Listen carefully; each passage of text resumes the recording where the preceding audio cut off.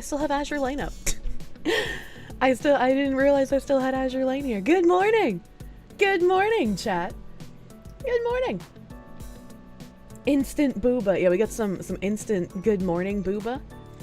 You might hear a couple of mouth noises. Chat, please don't hate me. I have a small bowl of fruit here, so hopefully I don't feel sick taking medication. And she flashbanged us. I didn't mean to, I'm sorry. I'm sure you appreciate the flashbang though. It's a good flashbang. Why does the bowl of fruit make mouth noises? Well, I mean, if I chew the fruit, you know, I'm not gonna like put a grape in my mouth and swallow it whole like I'm some kind of snack creature. You play too. Play is a very loose word when it comes to this game. I'm gonna be real with you. Let's queue up some of this shit. Get those off the screen. They scare you. Look at this gay guy. Look at this homosexual. Afraid of the booba. I have so many tabs today. Fuck it, let's do a cube analysis. Fuck it, bro. Fuck it, bro. Oh, a gold rigging analysis. Don't mind if I do. Alright. Unlimited tabbing. Didn't know VTubers could be based. Hello, Grom. Hello, Grom, dude. Welcome. Yeah? Yeah, you know, sometimes I have okay opinions. We're squimshing on a Tuesday. Yeah, I have a lot of news tabs I want to go through today. I'm fucking metric fuck ton, bro. According to the US debt clock, Doge has saved $109 billion so far. That's kind of a lot. I feel like that's a lot of money. I can't count that high. You missed me. It's only been one day. Okay, opinions for a woman. Sad Cabbage, thank you for that 11-month member, my dude, thank you. Bullfuggin' Shot, thank you for the 4-month resub. Eefness, thank you for the 10. Hello, all you 300-year-old lolly demon vampires out there. I hope you cashed your social security checks. P.S. I left you a pic of some apple risotto in the Real Life Pics Discord. Oh, shit. Oh, shit, you actually made some apple risotto.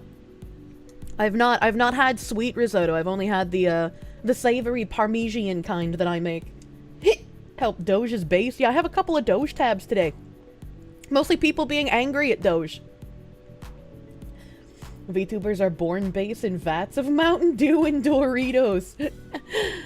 Samuel 191194. Thank you for that gift sub to Mr. Sazerac. Thank you, Samuel. Thank you. Banefield S. My beautiful script writing mans, thank you for that 48 frickin' month slub. I read horse slut and the slut kind of went into the sub. That's alright. You know, sub, horse slut, same difference, right? In all seriousness, hope you're doing well, crazy fox lady. Thank you! It has been quite a fucking wild ride. It has been a wild ride. I got an update to the non-chibi, to the Torah newscaster model, so I'm gonna have to refinagle all of that, which is good because I needed to refinagle the parameters anyway, since I thought I did them well and I did not. Hope they save more money, but it's a start, better than nothing. Oh, absolutely. Absolutely.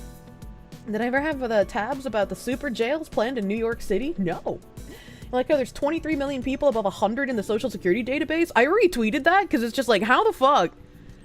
How the fuck are there so many people above 100, first of all? Second of all, some of them have to be, like, real vampires, right? Someone tried responding to me, like, well, if you're a vampire and you have to take out Social Security, you've done something wrong, but it's like, no. If you're a vampire, that's the perfect time to scam Social Security. Because no one's going to expect you to actually still be alive, and clearly they're not checking. New York is already a super jail. The residents just don't know it. True. So I wanna find one of the real vampires on that list, because that's my gateway to eternal life. Find me, vampire son. Not only that, they found that the offshore foreigners have been using fake social security numbers and IDs to basically steal tax money. Wow! Wow, it's almost like ever since I've been streaming, I talked about how illegal immigrants would come over here and take people's social security numbers. Wow, it's almost like that was like a very well-known fact for a gajillion years. I'm definitely not the only one who knew that.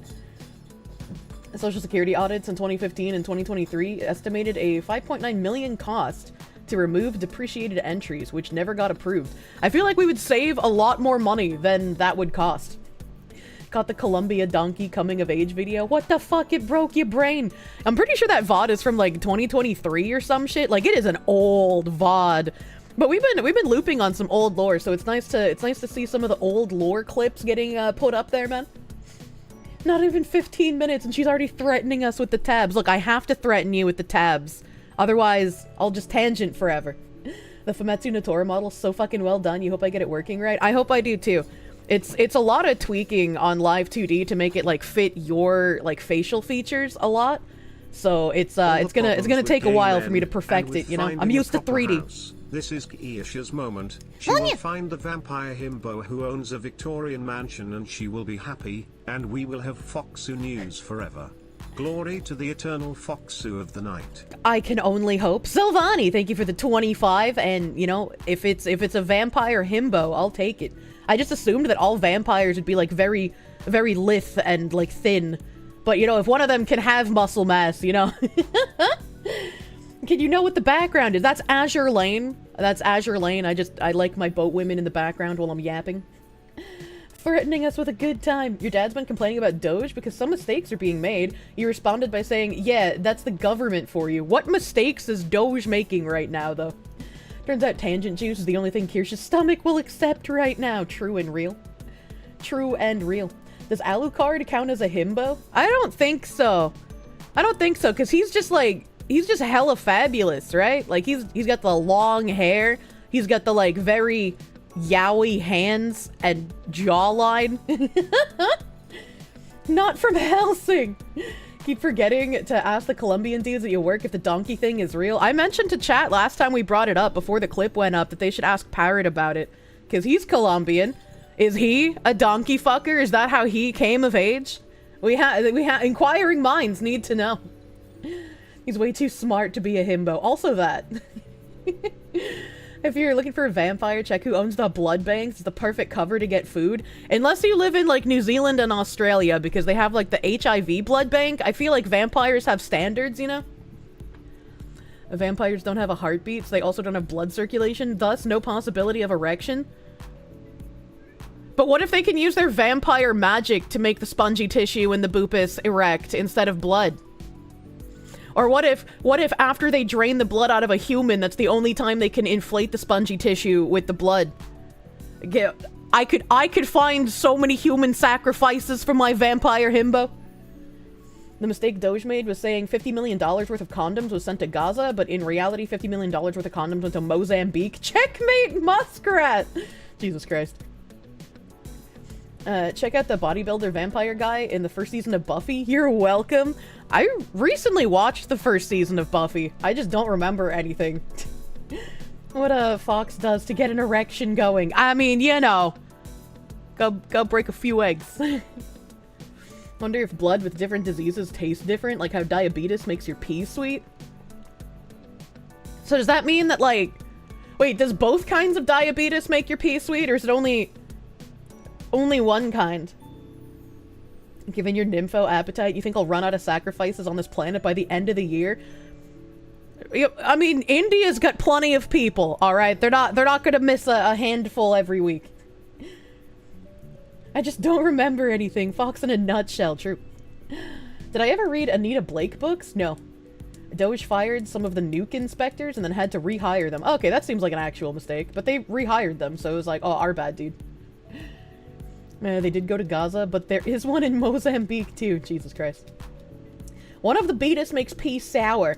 Okay, so I guess, like, if you're in a polyamorous relationship with two people who have each type of diabetes, depending on your feeling for the day, you could either have some, like, sweet lemonade or you could have, like, a Gushers drink, right? You want undead sperm. Going into cursed questions right out the gate. How did necrophiliacs do the dirty? We had a long conversation about that because I don't remember actually, but we had a long conversation about that ages ago, and that's how I found out that the majority of necrophiliacs are indeed men, but the most prolific necrophiliac of all time was a woman. You're assuming asparagus makes it sour? I don't know what asparagus makes your pee taste like, but I know it makes it smell disgusting. If both have diabetes, you could make a sweet and sour sauce. Oh my god, that's true. You make sweet and sour Szechuan sauce out of your diabetes polyamory women's pee. And the penis can stay hard for hours after death. Rigor mortis, I harden in response to being dead. Why are we tasting pee? This is a VTuber chat. I don't know, it just kind of happens. If a VTuber is streaming, the chances of drinking piss getting brought up are very, very high. Newsflash, a vampire reproduces through bites, not sexual reproducing. Well, what? Explain Twilight then. How did he impregnate the woman? Part 3, Dio is actually built like Jonathan because Dio stole his body. Well, that makes sense. And there's paintings of Jesus being crucified with a boner. You don't recall the fucking brain-damaged woman getting impregnated by the vampire guy and him breaking the bed with all of his sparkly skinned glory? And then when she finally had the baby, like, all of them were all worried that she was gonna die, and the only way to prevent her from dying was to turn her into a vampire. And so, like, he waited until the absolute last fucking second so she could have, like, all of the pain and misery of dying as a human for some reason, because I guess he hates her, I don't know. And then the weird Wolfman guy who was, like, vying for her hand in marriage for the entirety of the other books immediately imprinted on her baby, and he was like, yeah, I'm gonna fuck that when it turns 18. And I was like, what the fuck is going on in this book? Yeah, but I'm not proud of it. You don't remember because you didn't see it? I didn't see it. I read the books. I read the books, man. Hello, Luke and a lady. Hello. Wasn't Twilight written by the My Immortal chick? I don't know what that means.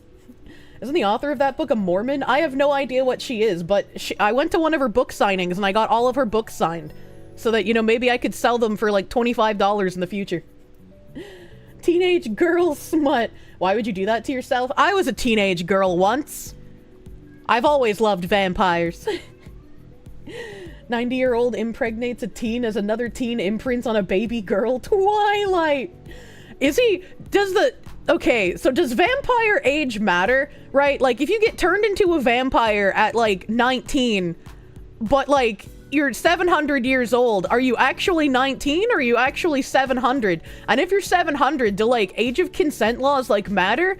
Like, is it fucked up of you to be 700 even though you're an immortal 19-year-old to then fuck, like, an 18-year-old? How does that work? Twitter says yes. Okay, well, Twitter thinks everything is pedophilia. They're just like, oh, this child-coded 24-year-old, you know? You're stuck in the body of a 19-year-old. 1,000-year-old vampire lolly. The cum demon vampire lollies. Thanks, Moist Critical. Wait, Kirsche, the mistress of all cursed knowledge doesn't know what My Immortal is? Isn't that like a song by Evanescence? Pippa Screech sounds redeemed. Oh my god.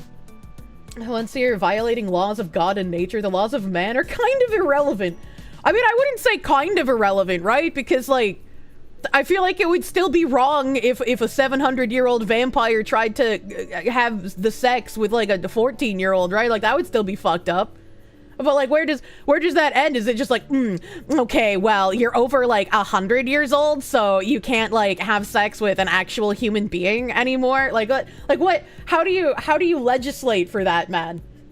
I wonder if there's anywhere that has, like, laws on the books for vampires because vampires were so intrinsic to, like, their local folklore that they just, like, needed to have something in the actual law books for it. Like, maybe there's, like, a law in Romania. Half your age plus 7, so for a 7,000-year-old, it would be 3,507.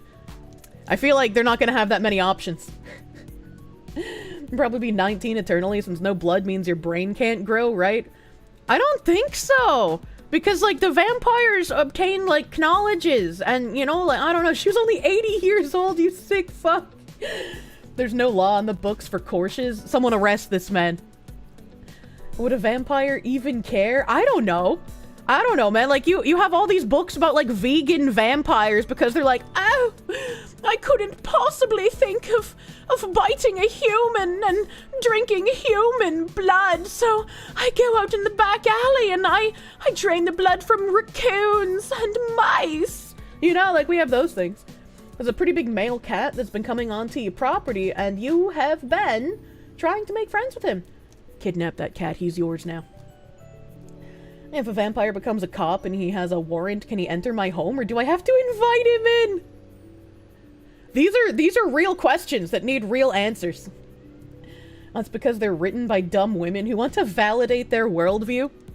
I love vampires because they're immortal and they're so strong they could crush me with just their pinky finger, but I can't let them harm other human beings. They can only produce harm sexually, not to satiate their hunger. What a weird fucking author. Feed the cat. Now you have a cat. My cat's freaking out too. I don't know why. A warrant is an invitation? It's not, though. A warrant is provided by the court saying that you can go in without an invitation. But does that supersede vampire law? Or do vampires still need to ask to be invited in regardless of the warrant? Because the court can't really give the vampire by vampire rules access to your home.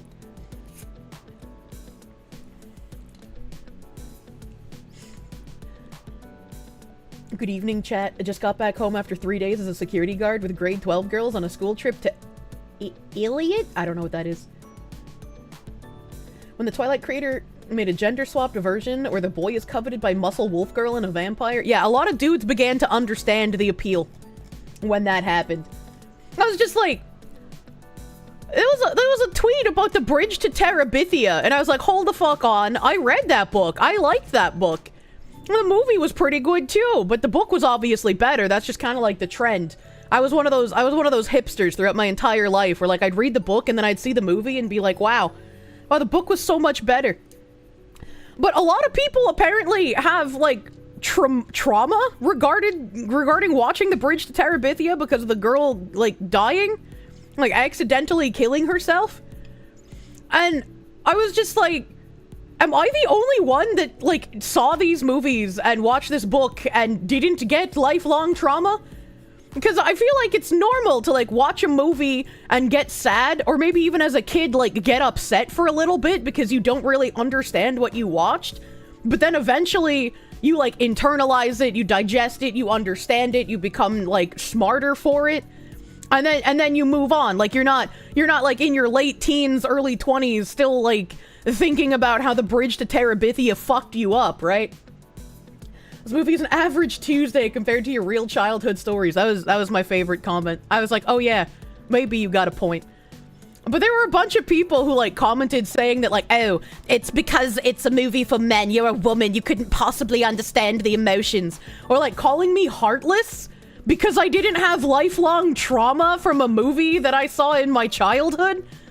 I was like, what? At what point do you realize that your hatred of women is so high that it has become comical? At what point do you realize that you are a parody of what, like, feminists think misogynists are because you've taken your hatred of women to such an astronomical degree? Like, that doesn't make any fucking sense, man. You remember Bridge to Terabithia? It couldn't have been that bad. It was a good, like, book. I, like, barely remember the movie, but I remember the plot points because I read the book as well.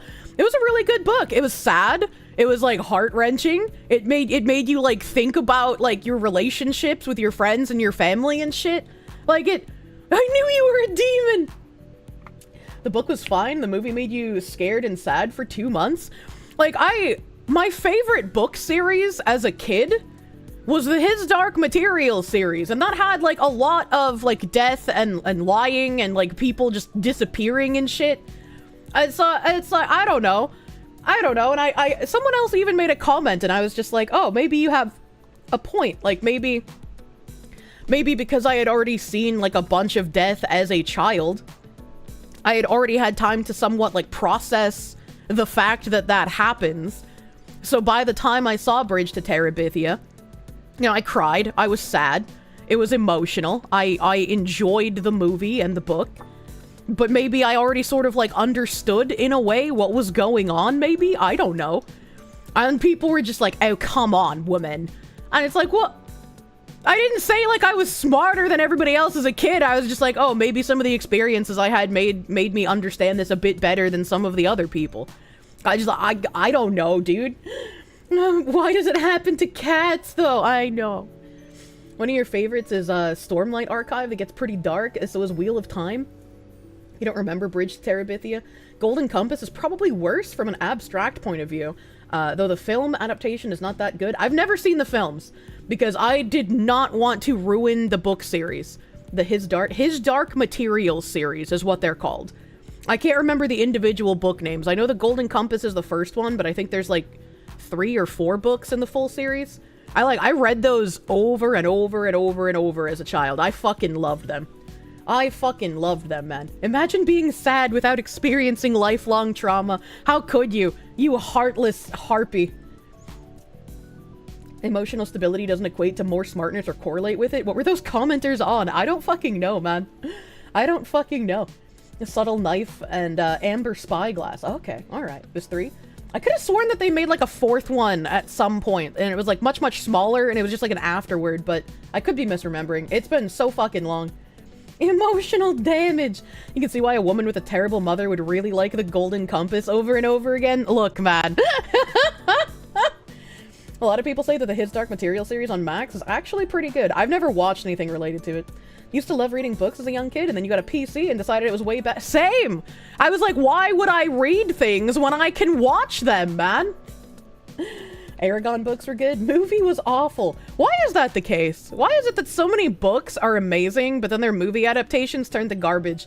Like, I never even finished watching the Harry Potter movies. The first one was good. The second one was good. I don't remember anything after that. And then I stopped watching them when they fucked up Cedric Diggory's death. That was when I was like, I'm never gonna watch another one of these.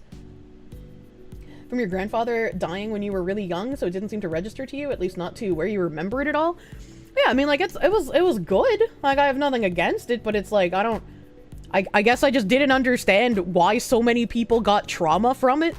Because, like, reading the comments on the original post, and then reading some of the quote retweets, a lot of people were talking about how they were, like, absolutely traumatized. Like, they brought their cousins, and their cousins were traumatized. Like, entire theaters full of children got traumatized, and it's just like, fucking... Bro, what? This is back when adaptations were not pure DEI garbage. Yeah, they weren't pure DEI garbage. They were just regular garbage. I'm only playing games. Thank you for the raid. Welcome, Raiders. Welcome, Raiders. They need to condense everything down to too much, and all the details are lost. I guess so. I definitely did not enjoy a lot of movie adaptations. The movie's for sensitive young men, TM. A woman possibly could not understand. You wish your trauma was from a movie? Yeah, same. Sparky, thank you for the 88 cents. Good morning. You watched the Terabithia movie? It was cool, but didn't really faze you because you were into movies with explosions, i.e. Obey Transformers. Like, I struggled. Like, I had issues when my mom showed me certain movies that I should not have been shown as young as I was. Like, when I was, like, a toddler, I was shown Beetlejuice. And that kind of, like, made me terrified to go to sleep for a while. And then also, when we were watching The Ring, The Ring fucked me up for quite a while because I already, like, was terrified of the noises that the TV made, and I was already terrified of the dark, so this just kind of, like, exponentially kicked those fears into overdrive. And it didn't help that during the movie, one of my mom's friends came home from working at a bar, and my mom colluded with him to scare the shit out of all of us watching the movie in the living room, because my mom's place was like the hangout place for all the neighborhood kids. So there was probably like 8 or 10 of us in the living room, and like I fucking jumped out of my pants. I'm surprised I didn't pee myself, and one of the gay guys like had to go to the bathroom and vomit. Your mom's an asshole. Tell me something I don't know. Did your mom show you Debbie Does Hollywood at 12? That doesn't sound familiar. Your dad made you watch The Godfather at the age of 5! He wanted you to learn early. The Thing was the scariest horror movie for you? Yeah. Like, Beetlejuice isn't even, like, a scary movie, but to a toddler, man? Dude, that sandworm was horrifying. When you're shown the OG Alien at 5, your half-brother was an asshole the whole time with the jump scares? Jesus Christ. Now she sleeps with the TV on, just leaving the door open for the TV demons. If I keep the TV on... that's less of a chance for the TV demons, right? Because if I wake up and I hear TV noises, everything's fine. But if I went to bed with the TV off and I wake up and I hear TV noises, it's time to panic. Your mother is truly the most wonderful woman to ever grace this earth. The ring scared the shit out of you, especially because your cell phone rung right after the movie showed the cursed tapes content. Oh my god. I bet my mom was sad she didn't show us the movie during the day so she could have done that. Older siblings whose idea of a good time is giving you a bad time. I don't know why that's the case, man. The only movie monster to still scare you to this day is the OG Ghostbusters Demon Dogs. I don't even remember what those look like. 8 years old, 104-degree fever, watched The Shining for the first time, really messed you up for the while? I don't know how The Shining didn't mess me up. Because I watched The Shining for the first time when I was, like, single-digit age as well. But, like, I mean, I'd cover my eyes during certain parts for sure, but, like, I didn't get any sort of, like, trouble sleeping from it. And I rewatched The Shining so many times, I was able to recite almost every single line in the movie. Like, I fucking loved that thing. You walked in on The Exorcist at 6 to the head-spinning scene? Oh, no. Oh, no. You watched Halloween and Elm Street at 7? For fun? Brother and you grew up on our movies? Your fight or flight has banned you from haunted houses. You've punched workers out of reflex. Yeah, I don't ever want to go to, like, haunted house attractions where people purposefully try to jump scare you. Like, that's not fun to me. Same here with The Shining when you were 6, and The Thing, you were too young to register that it was a horror. Now the dog scene changed her opinion on gays forever. You had a very hard time with horror movies as a kid because of how empathetic you were when watching films. Oh no. Oh no. Kier wants to be real jump scared by a real ghost in a real abandoned house. Yeah, it needs to be real, man. Tech, thank you for the 5. Character development. Kirsche went from fearing the TV demon to becoming the TV demon. True. This is character development. Insolent, they give the 10-month member. I saw Jaws when you were way too young, but at least it was by your own request. You were a stupid child. Also, Hostel fucked you up as an adult. Hostel didn't fuck me up, but I thought it was really disgusting. Like, I had been online for long enough at that point that I had seen enough gore that, like, seeing it in a movie for the sake of just being there felt really gratuitous. And I didn't really like the gore porn category of horror movies because they were less scary and more just like, let's see if we can put this much gore in a movie and they'll let us do it. Like, it just like, eh? But the scene in Hostel where the Asian lady gets her eyeball blowtorched out, that kind of lives rent-free in my head. I hate that scene. The first Saw movie was good. The Takashi Miike cameo is wild. It's just gross. You still can't watch gore horror. I just don't like it. It's not my idea of a good time. Gotta watch the fake trailer reimagining The Shining as a feel-good family film, Salisbury Hill soundtrack and all. What? Your uncle showed you Child's Play when you were 8? You slept in a room with Victorian dolls. I always hated dolls. Dolls were just always super fucking creepy to me. And I hated being given dolls as gifts. I have a couple of porcelain dolls that are like vacuum sealed in bags for storage so they don't get damaged. I don't think I'll ever take them out of the vacuum sealed bags. I do not like porcelain dolls, man. I don't know why people gifted them to me. Remember when Kirsche threatened us with tabs early because she didn't want a tangent? Well, I gotta do thank yous, man. Patrick Elsie, thank you for the $10 doodles. Saw the viral clip from Marco Rubio interview on Defense of the Nation. We do not hate the media enough. Sorry for the off-topic comment. Oh, don't worry about it. I haven't seen the interview, though. Boguslawa, thank you for the 2. First movie you ever viewed was Zulu. No trauma here. I don't know what that movie is. That actually doesn't sound familiar to me. The bag is an arcane seal. Never break it. True. The demons will come out if I do. Brain Dead is your favorite gore movie. I kick ass for the Lord. I don't think I've seen that one either. Yeah, best eye horror was I, the original, not the Western remake. I haven't seen that either. Haven't even heard of it. Buy action figures and statues for Kirsche. Now, action figures and statues would be okay, but not porcelain dolls. I don't like porcelain dolls, man. I don't know what I would do with action figures. Statues I would love, because they could be like home decor. You prefer suspense horror? There was this one with Liv Tyler, where half of it is the viewer noticing movement in the background. Oh, Jesus. Yeah, psychological horror is fun, but also, like, breaks my brain for a few days. David Grayman, thank you for the 10. You tried reading his Dark Materials, but you learned that the author was effectively a proto-Redditor whose motivation was hating C.S. Lewis and the Christian metaphors, which kind of killed your interest. Well, I'm lucky I read them as a child where I couldn't look into the authors and start hating them. Icanthus, thank you for the 10. You grew up listening to stories from your tribal elders, you're a Native American, and Red Wall, Animorphs, C.S. Lewis, and A Wrinkle in Time series. A Bridge to Terabithia was pretty tame. I remember The Wrinkle in Time as well. I also read some series about, like, fucking unicorns. I can't remember what it was called, though. Brain Dead by Peter Jackson. Same Peter Jackson who directed Lord of the Rings. Oh, interesting. Redwall is based. A Wrinkle in Time was great. Yeah. Drag Me to Hell for your birthday. The year it came out, you adored it. That sounds familiar. I feel like I might have seen that one. Evil Mandrake, thank you for the 13-month member.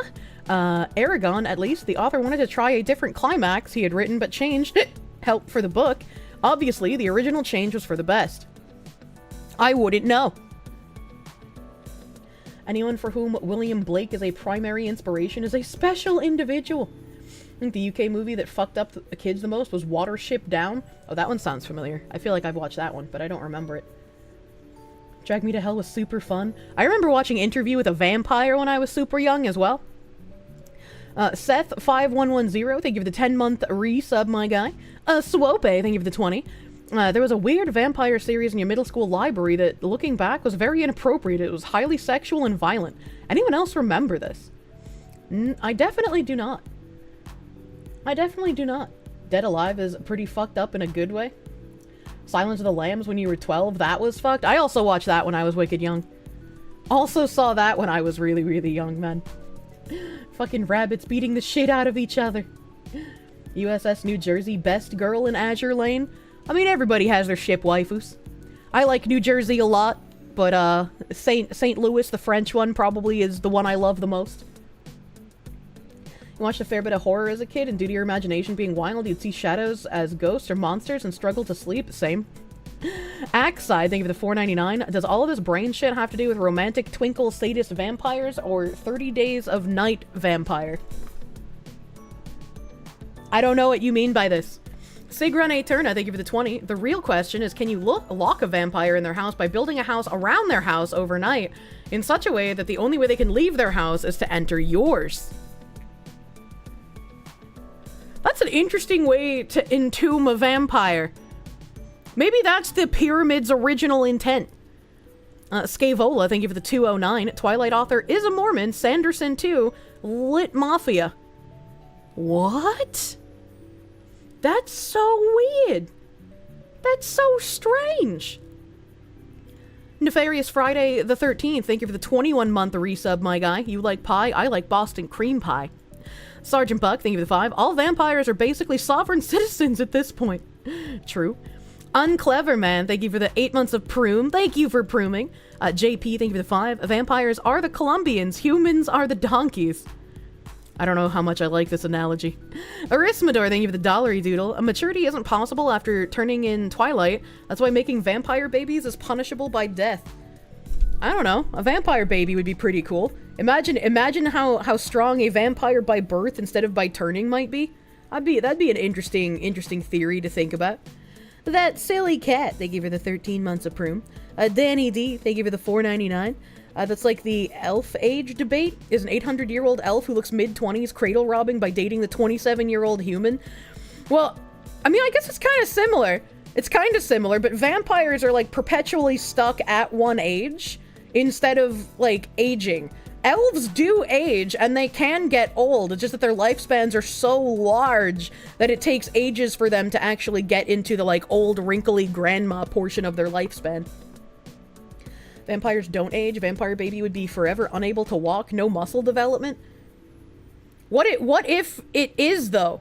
Because it's, like, it's got the vampire semen, but, like, the mother is a human, and so it, like, retains its ability to age. Oh, man, wouldn't that actually be terrible? Because then it would age like a human, but it would have vampire powers, so it wouldn't have eternal life. Man, that would suck. Man, that would suck. We need to stop the half-breeds from existing, because they're gonna experience human lifespan instead, and that'll just be depressing. Creates a wild creature called a dampire. A brain dead had a zombie baby in it. Oh god, do not fuck the zombies. A distraction 42. Thank you for the full fucking year resubs. Oh, thank you. I used to plenty more. I plan on being here for plenty more. Tora, thank you for the 522. You're gonna update the art and rig now that you have more experience with Live 2D. You just have to finish some work first. Also, today's your birthday. Oh, I thought you already sent an updated one. That's why I was mentioning it. Happy fucking birthday, Tora, dude. Happy fucking birthday. I hope you have a wonderful, delicious cake today. A cake of your most favoriteest choosing. Happy birthday. Get that zombussy. What is wrong with you? What is wrong with you? Elven women love getting piped by humans? I wonder why. Are elf dicks also kind of like too thin? And so the elven women are like, oh my god, the humans have so much girth. You don't want to imagine a tiny vampire baby running around and crawling on the walls? That's horrifying. Yeah, it would be kind of spooky. It would be a little spooky, man. Voodoo Satomi, thank you for the 19-month resub. Never change. I don't know how to. I'm too autistic. Placebo Shotgun 8, thank you for the 10.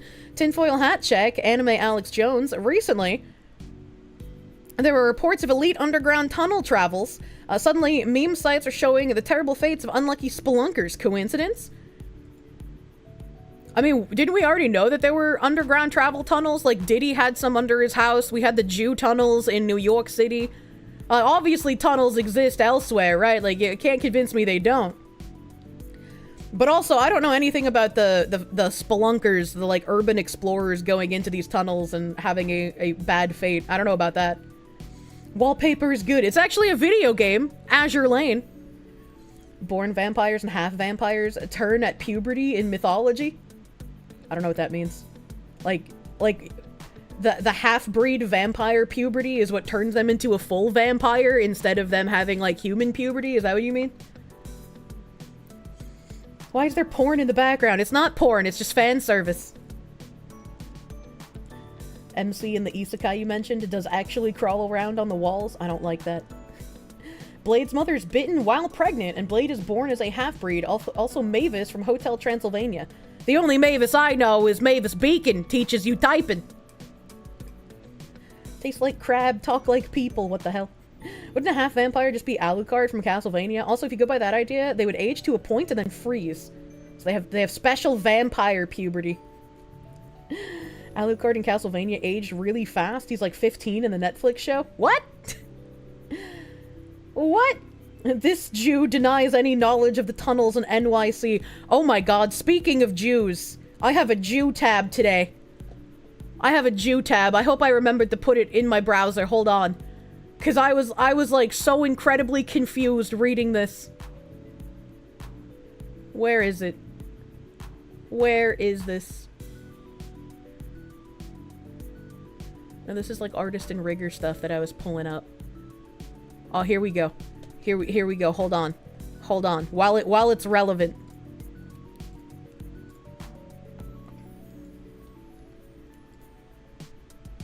Fucking show on my screen, you whore. Jewish man mistakes 2 Israeli tourists for Palestinians and opens fire on them in Miami.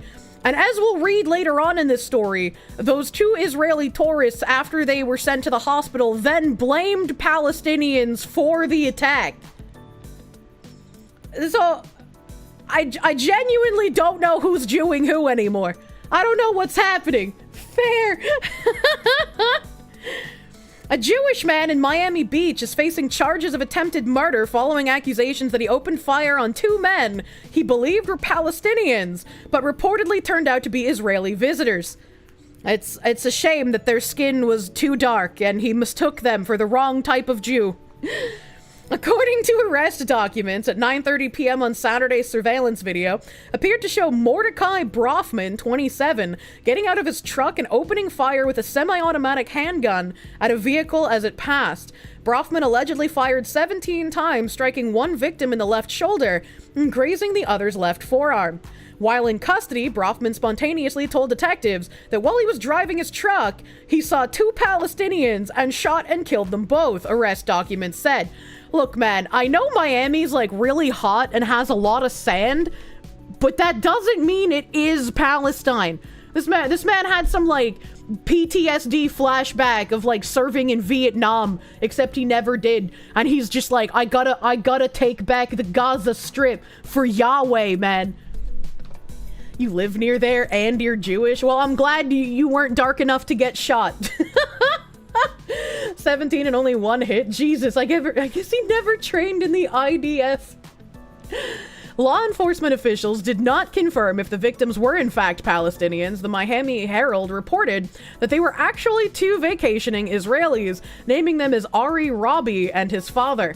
The Facebook posts after the shooting show Robbie at Miami Jackson's Memorial Hospital and his Hyundai with several bullet holes and markings.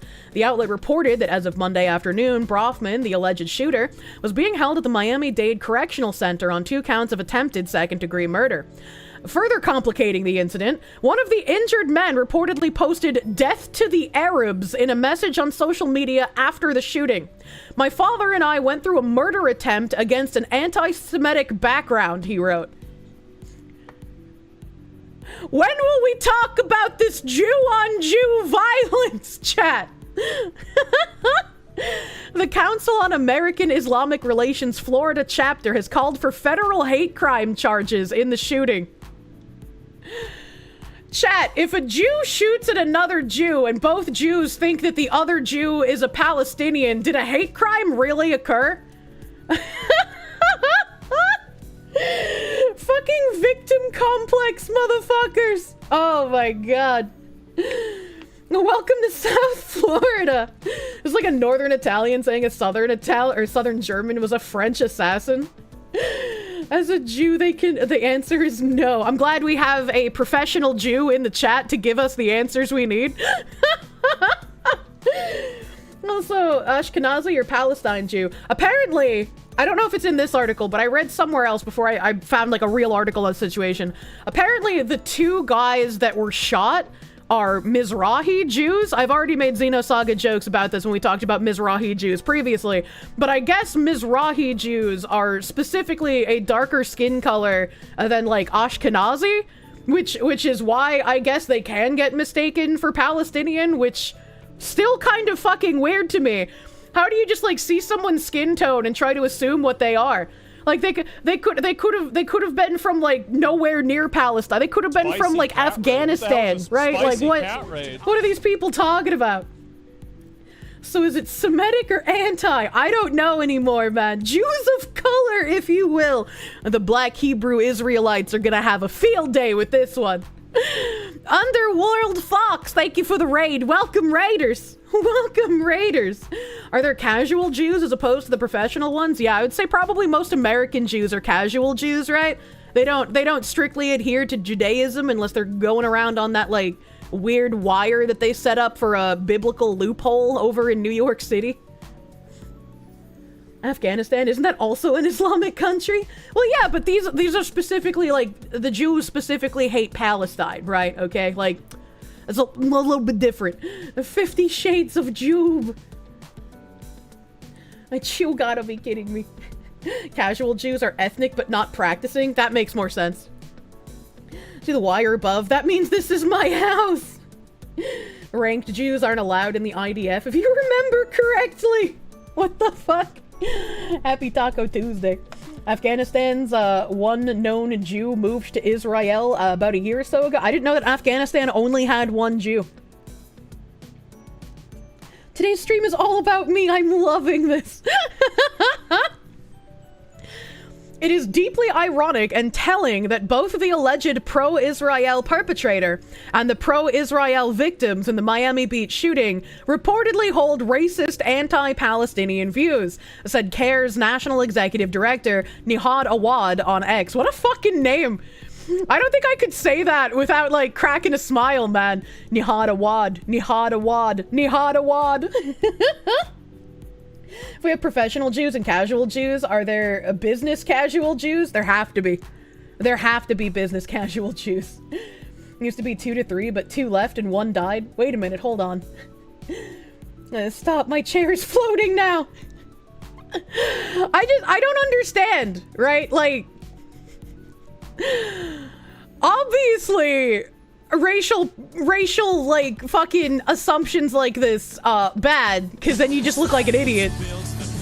But also, you can't really prosecute someone for a thought crime, can you? In the US. We're not Germany yet.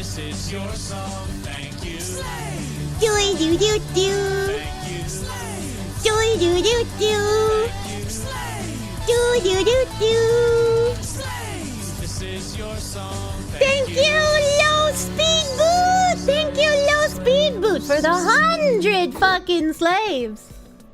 Good morning, Fox UU.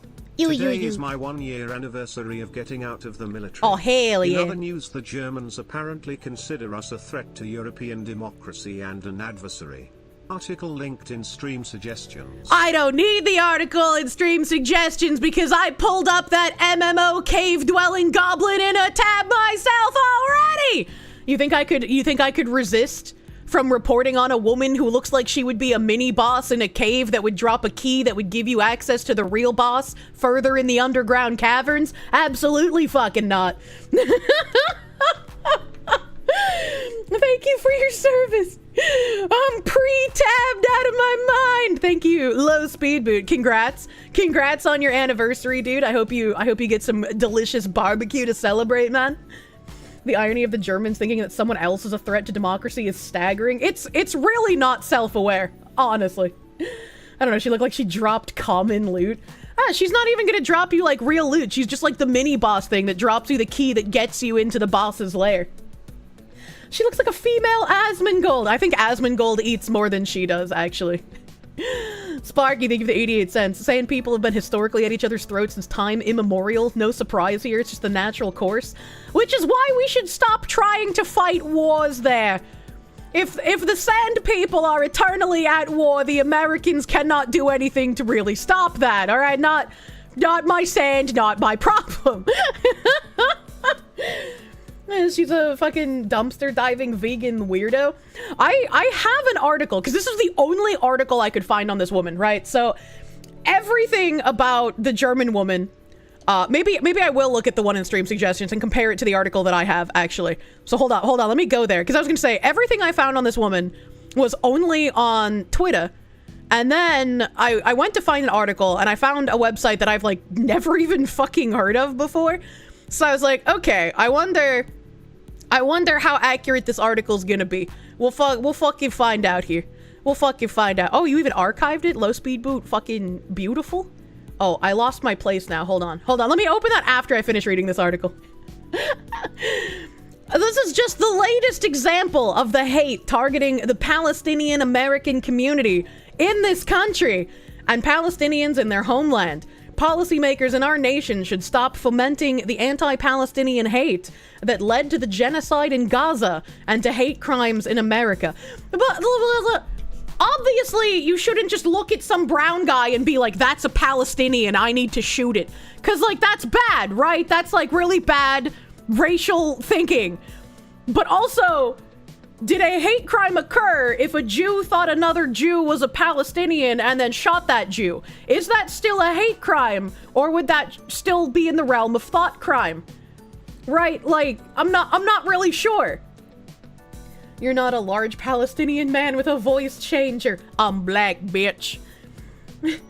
Everyone is terrible in this article. How did they manage to find so many shitheads? I don't know. But I agree. Everyone in this article is terrible. Care is grifting, always has been. It's not a hate crime because Jews can't commit hate crimes. Well, you know. It's a crime. Hate is implicit in any murder. But what if it was a crime of passion? This sounds like the kind of absurd comedy you'd find on Amazon Prime. I feel like I'm reading a fucking, like, $1 million extreme skit, man. Like, passionate hate. It's still a hate crime. If a white person hates white people, they're still racist. But these aren't Palestinians, is my point. Right? Like, if a white person says, I hate black people, and then kills a white person because they had a farmer's tan, and so they thought they were a black person, is that a hate crime?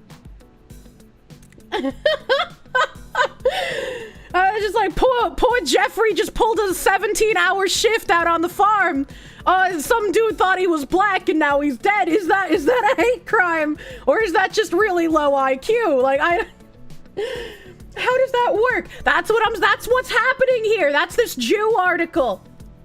The Jews aren't white, so they can't be racist, apparently. The very concept of a hate crime is a thought crime. It's a special modifier applied to crimes based on your thoughts. And I mean, like, in some cases, I kind of makes sense. I feel like the hate crime has been warped and twisted by opportunistic grifters who just want to play the race card all the time, right? But, like, if you're an individual, like, kidnapping and torturing and murdering people because you hate their race specifically, the hate crime modifier would, like, make sense. But because of, like, what every single hate crime has been, basically, for the last, like, time of my life, I just feel like people have distorted it to just be like, well, I want to cry that they hate me because of my race, instead of just admitting that this was probably a regular crime. No, take hate crime out of it. Is it a crime or not? All crime is hateful, specifically rape. The way hate crime is judged is entirely based on motivation is all that matters. It doesn't matter if the act is accurately motivated, only that the motivation was hate. It's like how self-defense can be justified as reasonable even if the facts don't make it so. Huh. If you take the hate action based on what you perceive, then yes, it's a hate crime. It doesn't matter if you're wrong about them. It's a little crazy. That's a little crazy. So you're saying that, like, a mentally ill Trantifa person who hates white people could go around, like, culling non-white people because they want to give, like, white people more of a bad name, and it would be tried as a hate crime because they're still doing it in the name of hate even if they're killing the wrong people? All crime is hateful, especially doing the Kirsche. True. Hate crime modifier, roll for initiative. I suppose, yes. Yes, but actually no. Thanks, Kier, you're welcome. People hate you for your race and can't help that I'm the superior one. Which one are you? The hate crime gets tacked on plenty where there's no proof of motive, just if the targets were a prized class. Yeah, that's what I'm saying. Like, so many just opportunistic grifter people are like, yeah, oh, they probably just hated me because of my race, or they do stuff like fucking Juicy Smollett, or that NASCAR driver that just, like, completely fabricates something. There was also, like, a Jewish lady who did a Nazi salute, and then it later came out that, like, she owned, like, multiple kosher delis in an airport or some shit. Like, it's almost always fake, because there's not enough people actually doing hate crime. Bubba Wallace. I forgot his name was something ridiculously stupid. You've met Nazis in college and discriminated you for being Jewish? You still don't believe in hate crimes? I mean, like, yeah, I get why people, like, wouldn't want them. And I feel like in the current way that hate crimes are applied by the law, I also disagree with, and I think it doesn't make sense.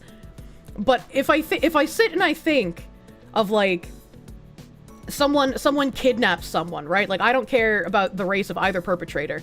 I guess since we're on a Jewish article, let's use that. Like, if a like, a Jewish person kidnapped a Palestinian and then flayed their skin off because they were a Palestinian, I would want them to suffer further consequences, right? Because, like, why?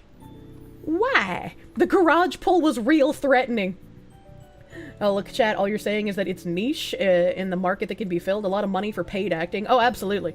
It's iffy. Yeah, it's very iffy, and, like, the problem is that I absolutely do not trust government or ideologues who infiltrate thus to not just twist a hate crime thing into their own language for their own ideological purposes, which is basically what the left has done for many, many, many years. Find the Nazi salute lady Palestinian protest found to be owner of the 2 kosher coffee shops and a Jewish hospital stories especially hilarious. Yeah, it's like fucking like really silly, man. Like, anytime it comes out that, like, someone did a Nazi salute or drew a swastika or wrote, like, death to Jews somewhere, I'm always like, okay, well, we're gonna find out that this was either, like, a black person drawing these things in the school bathroom, or we're gonna find out it was, like, that Muslim chick who lied about someone trying to take off her hijab, or it's gonna be like a Jewish guy who did it, you know, right? Like, it's almost always fake. So whenever, like, a hate crime hits the news, my first instinct is, this is fake. and then I read it, and I decide exactly how fake it is.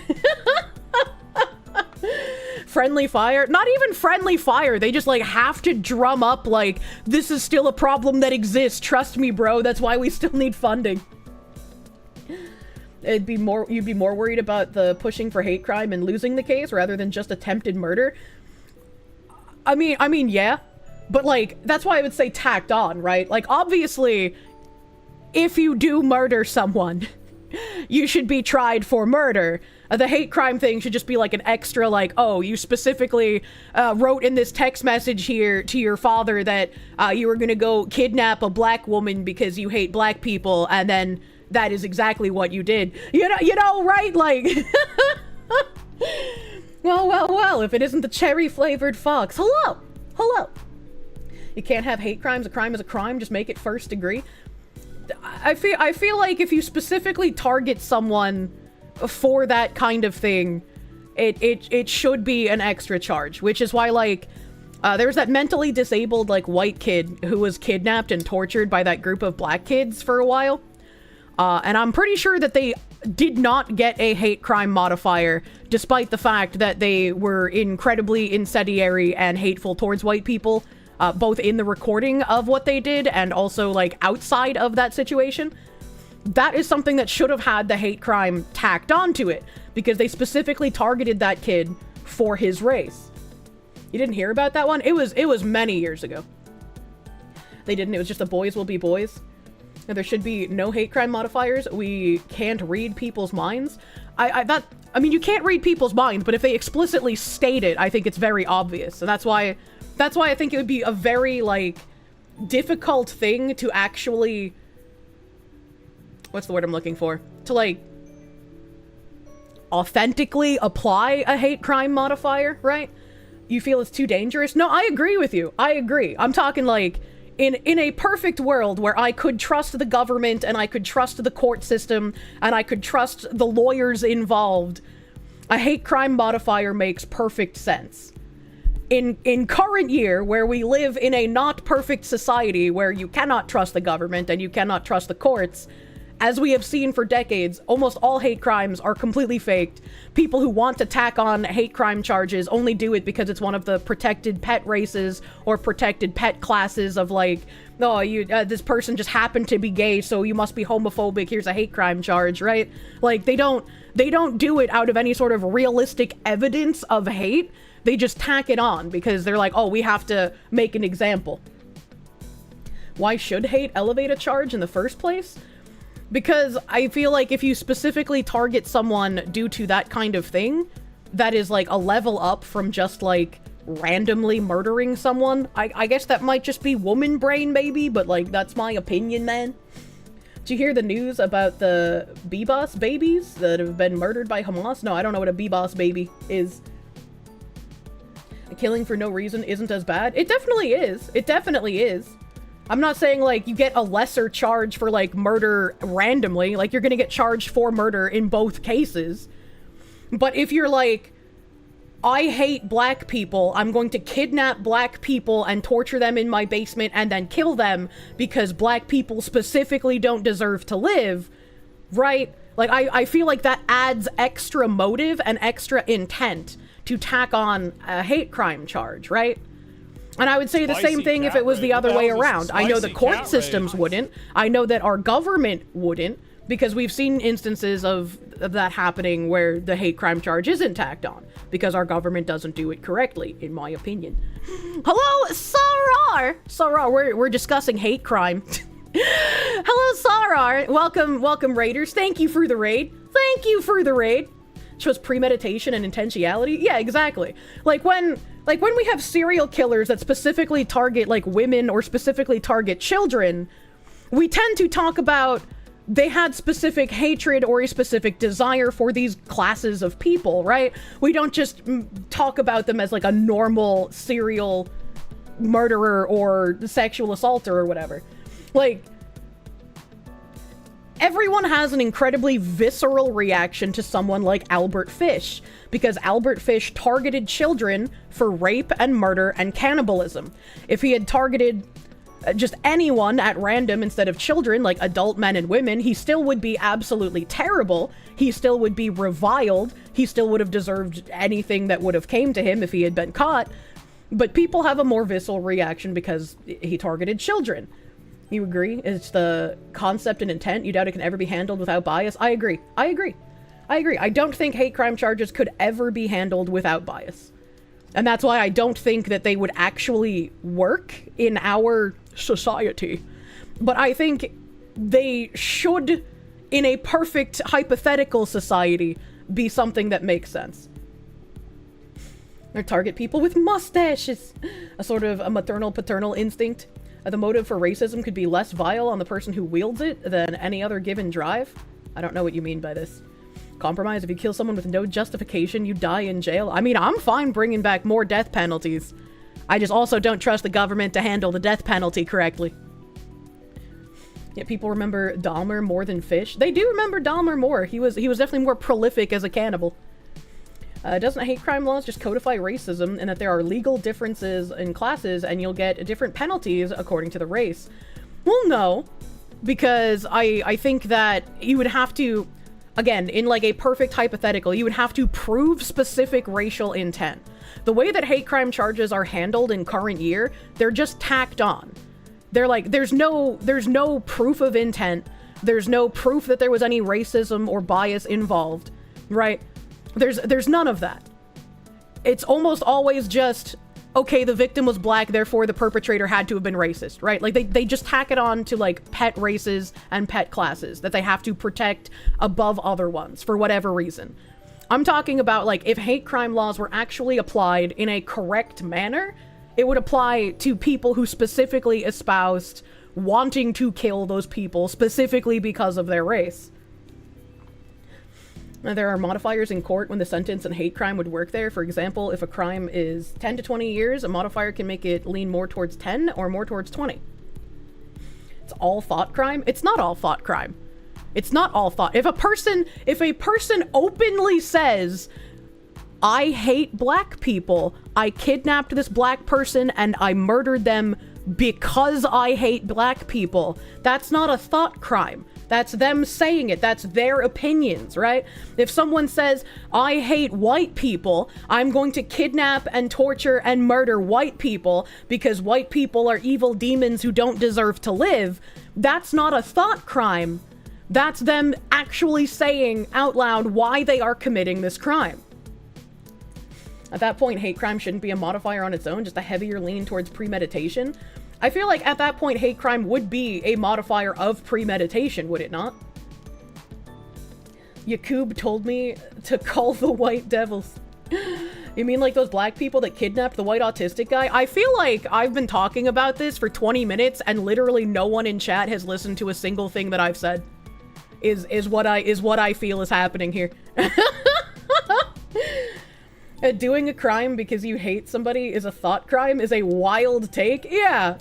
It's like, I think the way that hate crimes are currently handled, they're applied as a thought crime. I'm talking about if they were applied in a correct manner, which would make them not a thought crime.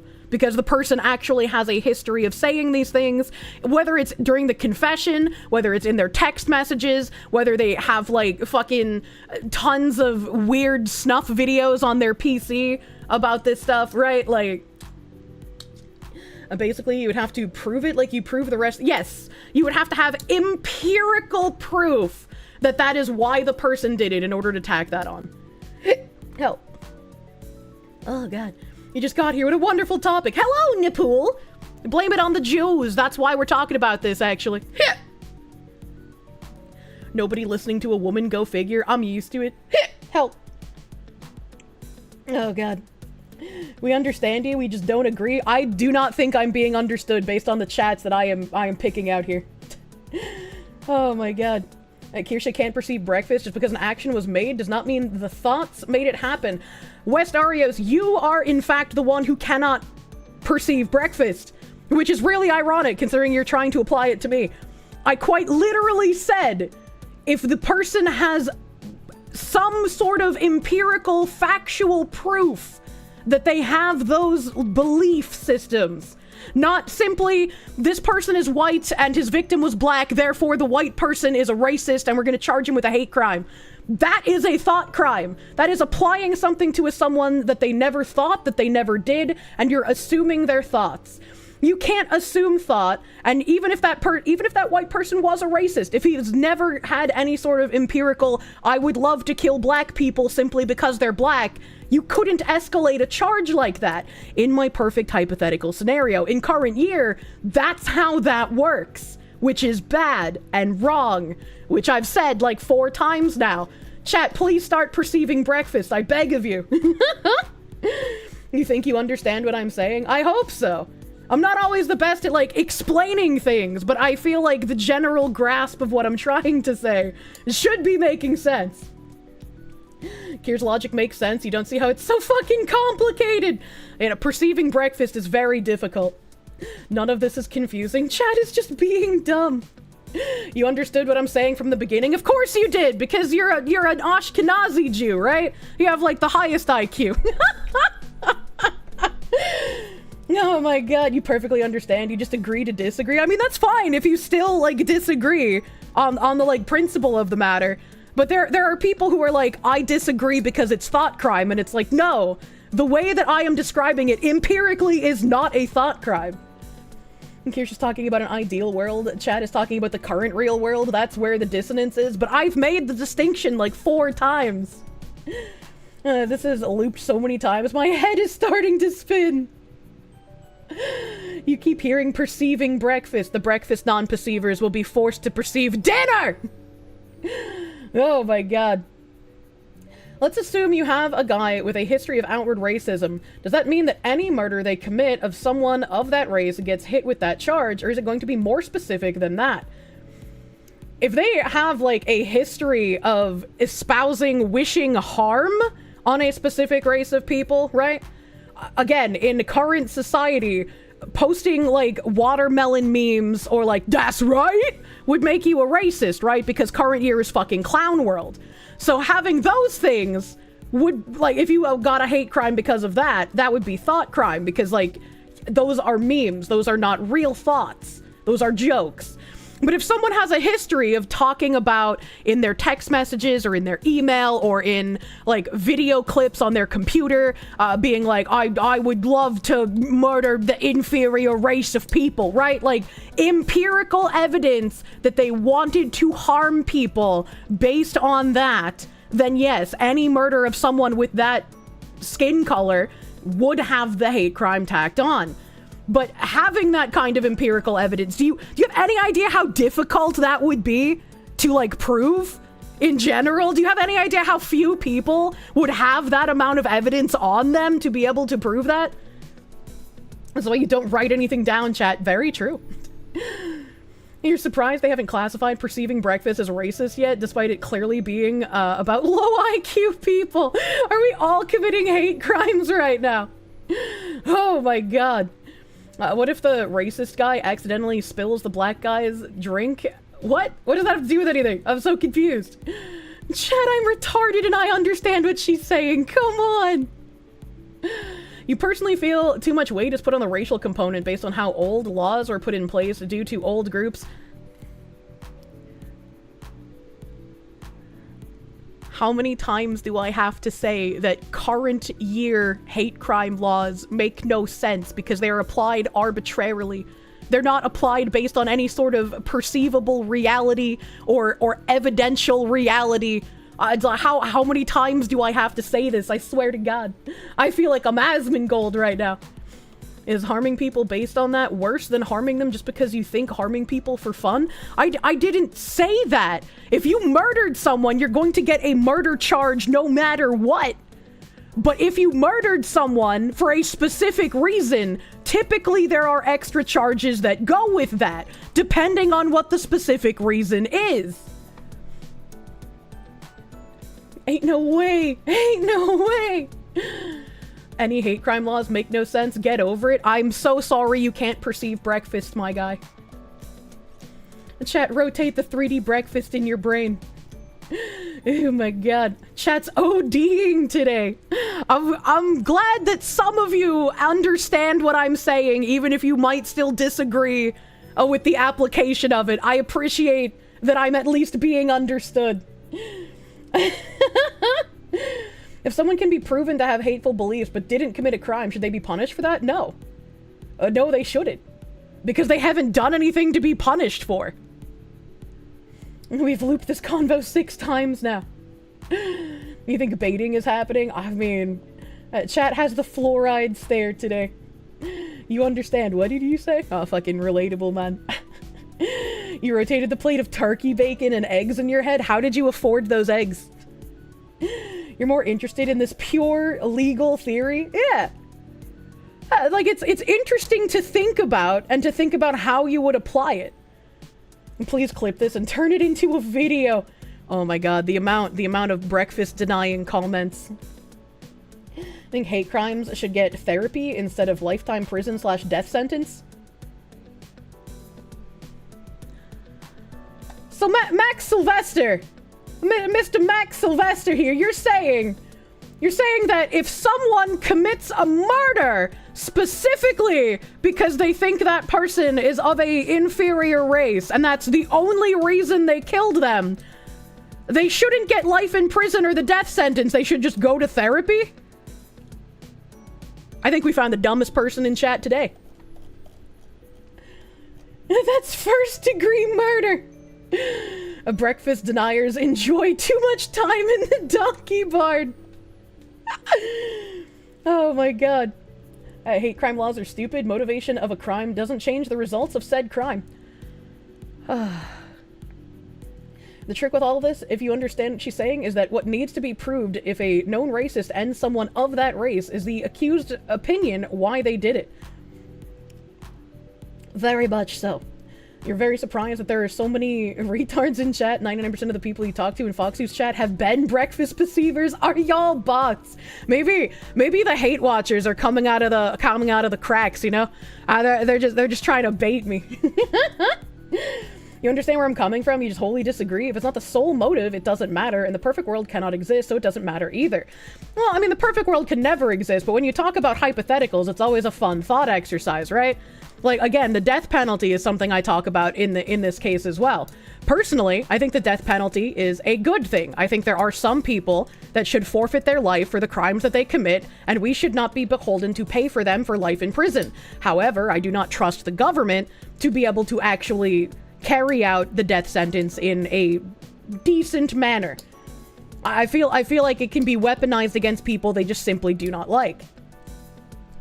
And so, like, talking about the hypotheticals and thinking about the hypothetical and separating it from what actually happens in our current clown world, I think both is a fun exercise to do and also an important thing to be able to do to discuss a hypothetical rather than what's actually in reality. I think being able to think outside the box in that case is just not only fun but important. Kill someone, get sent to therapy, definitely reasonable. In a perfect world, a hate crime is still a thought crime. I mean, not in the way that I explained it, but Your Honor, how can it be a hate crime if my client loved doing it? I'll accept that answer. You understand and agree with what I'm saying? And like you said, you've been discriminated against for being Jewish. You stand with my stance. I was like, again, like current year hate crime stuff makes no fucking sense. Because like everyone just uses it to get victim points. And it almost never makes any sense. Pakistani national, they give it to 2 Canadians. If they're not Pakistani, they're inferior. Oh my god. The pharmaceutical companies are intentionally working against supplying drugs for executions for death row cases. That seems a little weird too. You blame the Jew article for causing this segment. It's always the Jews! That's the only time I can make that joke and get away with it. Glory to Pakistan, comrade! Andrew Raditz, thank you for the 2. Good lord, the breakfast is right there. Maker, thank you for the 10. I have brain damage, but not to this level. Video Gamer 25, thank you for the 525. Think your opinion regarding hate crimes is fair. Basically, you're saying if there's hard evidence that someone says they want to specifically kill X race and then kill someone of X race, it should be first degree murder since premeditated. I mean, yeah, if you want to like just I almost accidentally killed my whole stream. I don't know how I did that. that would have been terrible. It's like, yeah, if you want to just like, I guess, tack on a higher degree of murder, and then nobody can get that kind of murder unless there's some sort of hard premeditated like evidence, maybe, but I feel like when we have all these different like tacked on things for murder already, again, in a perfect world where there is no ideological inference and there's no playing favorites and there's no protected classes and it's applied evenly, and only in the case of empirical evidence, I feel like it would make sense. Only in that case. Facts and logic. How are you kill? we need Ben Shapiro to murder with facts and logic. Caramel the Rabbit Person, thank you for the 12-month member. Thank you. The stream title is too real. I didn't even think of that. You are so fucking right. You're so fucking right. Trying to understand the other chatters, but you're not sure you get it. If a Muslim with a history of hating the West went on a spree, then would they argue it's a thought crime to call him a terrorist? That's, you know? Hot take, if convicted for a hate crime, a 10-gauge slug is only $239. Glory to Pakistan and Korshovo, and fuck the Orbistranians! Kodo the Fox, thank you for the 2. But how could it be a hate crime if I loved doing it? True and real. Gabriel Campos, thank you for the $9.99. It's not their hate that is criminal. Hate is motive, and motives are not criminal. What matters is the degree of intent and premeditation that should determine the degree of severity of a crime. And if their hate is implicitly part of why they killed someone or raped someone or whatever, that would add to the degree of intent, would it not? Because they have the explicit stated intent either in text or in a video or even in their like police confession after they're captured, right? Like it would be implicit part of their intent. Solution is obvious, to separate faces so they can't kill each other. Oh, racist. I have a tab for that! Oh, no! I was gonna go to the other tab, but I have a tab for segregation today, chat. I just got really excited. Hold on. Where is it?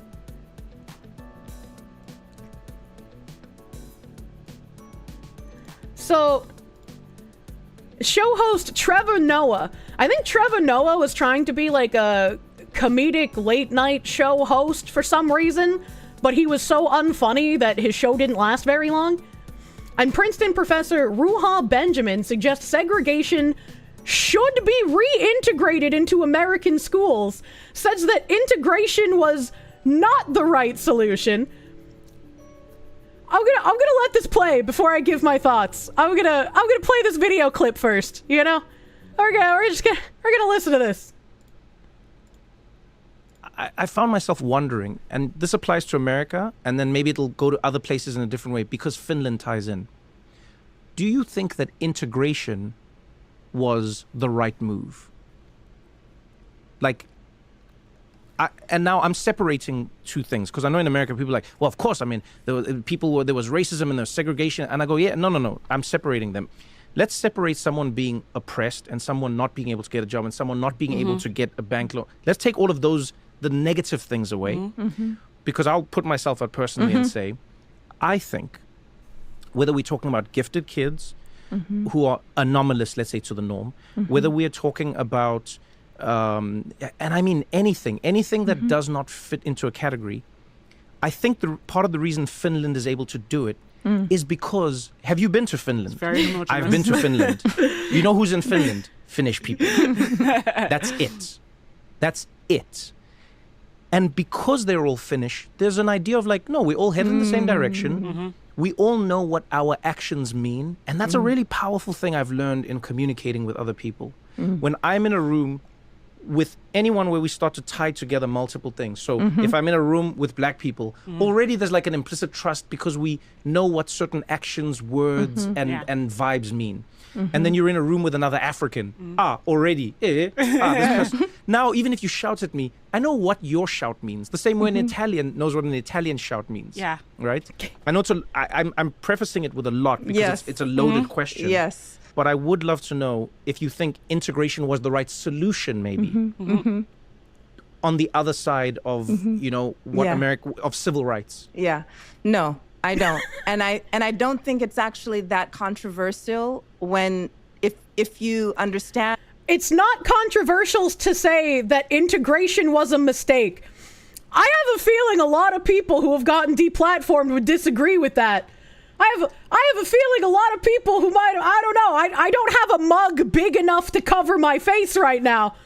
You know, I just, hold on, it's almost over, chat. And that segregation and integration weren't the only options. Like, those are, within those two options, it may seem like integration is the more progressive. Like, of course, we don't want segregation. But again, when you're being integrated into institutions, into a culture that's a supremacist culture, that's a culture that feeds off of hierarchy, that feeds off of insecurity, anxiety, why are we being integrated into that? I mean, I think she fundamentally misunderstands the society that they were being integrated into. But I mean, now that they're saying that integration was a mistake and that segregation should be a thing, is it going to be fine to say that? Is it going to be okay to say, like, well, maybe the mug man had a point and we can't live near these people? Is that going to be okay now too? One ticket back to Africa. If we were to fund like a return to Africa program, would that no longer be considered racist? If we used our tax dollars to be like, you give up American citizenship, one-way ticket back to the African country of your ancestral choice, would that still be considered racist in current year if they are now advocating for integration was a mistake? The melting pot idea of the United States has been proven to be an abject failure. Assimilation has never been possible. Yeah, and like people get really mad when I also use melting pot, but like I don't know what else to call it because that's like the only way that it's been called for ages. But it is not a melting pot because everybody just self-segregated into their own little areas. Integration was forced on the American people. There are photos of the army soldiers. Yeah, those were going around on Twitter recently as well. And you're watching me on the TV, so you couldn't say anything. You agree punishment for criminal action should be based on that actions, not thoughts. A thought should only be based on criminal action. One's failure in controlling those actions, yeah, it's just like, you know. The U.S. Literally tried deportation like that after abolition, and they all died horribly of tropical diseases they'd lost immunity to. Oh. Wasn't there a publicly funded Return to Africa fund, and when they got there, they said something about it? Liberia. I know Liberia was an African nation set up by freed slaves who wanted to return to Africa. Beyond that, I don't know anything about Liberia. Heroin spoon, crack pipe. Don't give up on assimilation. Newcomers need a culture to join into. I think assimilation on a small scale is possible, right? Which is why, like, some immigration was able to work, right? But I mean, even then, if you look at a place like New York City or Boston, everyone just segregated into their own little cultural sects. Like when you go to Boston, you have like Little Italy, you have Little Ireland, you have Chinatown. New York has like the similar concept where they have all these little enclaves that are all these different ethnicities that came over. And instead of meshing together and assimilating together, yes, they assimilated to American culture, but they still self-segregated. You have a Little Ireland. Yeah, of course we do. Of course we fucking do. The documents, how this returning back, not going as they imagine. The melting pot idea was contrived to encourage Irish and Italians to not live in ghettos. You can bring the Irish out of the ghetto, but you can't bring the ghetto out of the Irish. Little Ireland is just the entire Commonwealth of Mass, true and real. Oh my god. Fingers!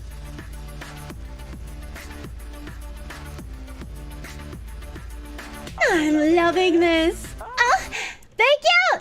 Thank you for the heckin' 2,000 biddies! A Maverick top bun, my guy. $0 is $20. I don't know what that means. I don't know what that means. Thank you, Maverick top bun for the 2K biddies.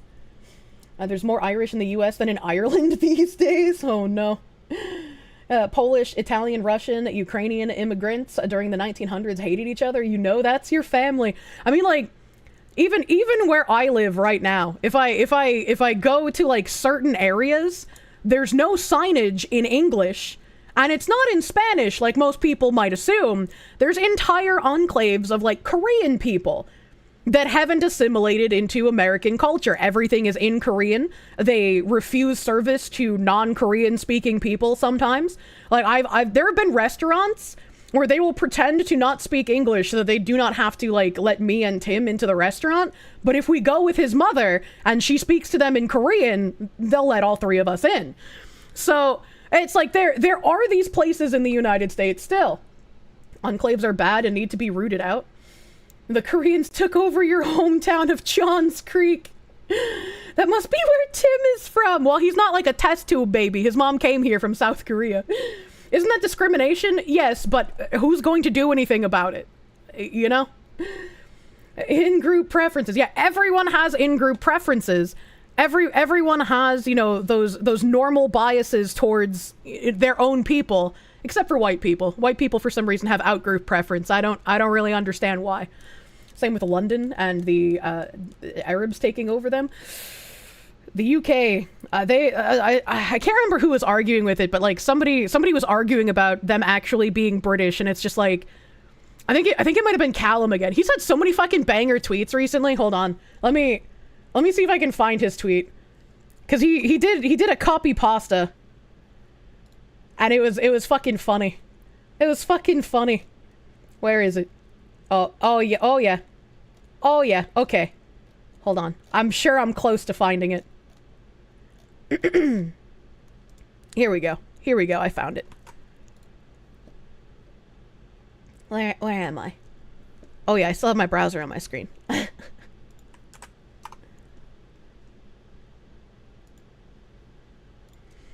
So, this lady said, "Today I've decided to return to calling myself English because I am. Born in England makes me English." And there's like a picture of her with peace signs in front of a microphone. And Callum said, "You will never be English. You have no Anglo. You have no Saxon. You are a Pakistani twisted by ideology and delusion into a crude mockery of nature's perfection. All the validation you get is two-faced and half-hearted. The Celts are utterly repulsed by you. Thousands of years of oppression have allowed Celts to sniff out frauds with incredible efficiency. Even foreigners who pass look uncanny and unnatural to a Celt. They'll bury you with a headstone marked with your birth name, and every passerby for the rest of eternity will know a Pakistani is buried there. Your body will decay and go back to the dust, and all that will remain of your legacy is a skeleton that is unmistakably Pakistani." Oh my god. The ancient texts! The Celts. So I go between saying Celt and Celt. You know, I don't know. My brain is a mashed potato, chat. Well, that's rude. Yeah, but I mean, it's true, so it doesn't really matter if it's rude. We don't live in Canada where you shouldn't say facts just because they're racist. The Celts are Celts, chat. What is this advanced racism? It's not advanced racism. It's not. If I go to Japan and I get Japanese citizenship and I give birth to a child in Japan, not to a Japanese husband, both myself and that child are not Japanese. We might live in Japan, we might adopt the customs of Japan, but we cannot be Japanese. Rat in aquarium analog. Nice rewrite of the woman pasta. I love rewrites of the woman pasta, man. And PewDiePie's kid is your favorite Japanese person. I love famous Japanese YouTuber PewDiePie. You're Australian. You've had Germans tell you that you look British. What does that make you? Australian? I mean, Australia was a British colony for prisoners at one point, so I mean... This is Intro to Racism. Advanced racism is when you start using Ben Franklin's map for what is defined as white. Oh god, if you play Oingo Boingo on repeat for 3 years, another country doesn't make you one of them. If you assimilated into the culture, you would be ethnically but not racially. Yeah. It's like you can be ethnically, you can be Actually, no, I don't think you can. I think ethnicity would be the same thing, actually. Ethnicity would be the same thing. Like, as an American with, like, Italian, French ancestry, I could not become ethnically Japanese. I could become, like, a Japanese national by getting a citizenship. Culturally, that's the word we're looking for. Could become culturally Japanese. Wasn't it the Dalai Lama that said something in that way, that English people should live in England and Pakistani should live in Pakistan or something like that in an interview? Maybe. I remember, like, at the beginning of the 2010s, the Dalai Lama said something and everybody was like, oh my god, he's racist! And it's like, well, no shit. Nationally and culturally, but not ethnic and racially. Yeah, that's what it is. That's what it is. If you don't intermarry, you're just an outsider. Europe belongs to the Europeans. Hey there, Europa. Placebo shotgun, thank you for the 5. Celts pronounced Celt, Irish, Scots, Welsh, Cornish, Monks, and Britons. Anglo-Saxons are Germanic. Through intermarriage means there's overlap. Well, the overlap. I don't know. I used to pronounce it Celt all the time, and then people told me I should be pronouncing it Celt instead, and now I just go back and forth. I don't fucking care anymore. I'm gonna flippy floppy on the pronunciations. You're gonna drink from my water spout, chat, whether you like it or not. Your belief in it doesn't make it any less real to me. Sounds like many people trying to re-implement the castes of India with or without the stacking. You have the Dalai Lama clippu? The Dalai Lama. How the fuck did you have that on hand? What the fuck? Boing. Drink from the foxy waters. Moral principle. Keep Europe for Europeans. Campaign to leave the European Union used one of your quotes in their posters. It said the goal should be that migrants return and help rebuild their countries. You have to be practical. It's impossible for everyone to come. Well, obviously. That should be just like a no-brainer, like fucking duh. Like you can't have everyone go there. Because if you import everyone, not only do the countries lose their identity and lose their culture, but they lose the reasons why people went there in the first place. Who the hell mixes audio like this? Thanks, I hate it. Nobody knows how to do audio mixing in current year. Should take these refugees and give them education and training. I'm going to eat a strawberry. Is return to their own land. And if these people want to stay in Europe, shouldn't they be allowed to? Oh, I remember this now. Limited number, okay. But the whole Europe eventually become Muslim country, impossible. Or African country, also impossible. There's nothing wrong with that, is there? I mean, you're a refugee yourself. They themselves, I think, better to their own land. So better. What does she mean by what's wrong with that? There's something inherently wrong with thinking it's okay for Germany to become a Muslim country or an African country. That should not be okay. Each European country should be allowed to have its cultural and national identity. And it's weird that anyone would think otherwise. Keep Europe for Europeans. You're a migrant, you're a refugee. You know, you had to flee your homeland. There are now millions of people, mainly from Syria, That's right. who are having to be displaced across Europe. What do you think the answer is to this crisis? Main effort should go their own country, bring peace. In Syria? Syria, Libya, or even Afghanistan. Generally, you see, people always feel, oh, one day we return.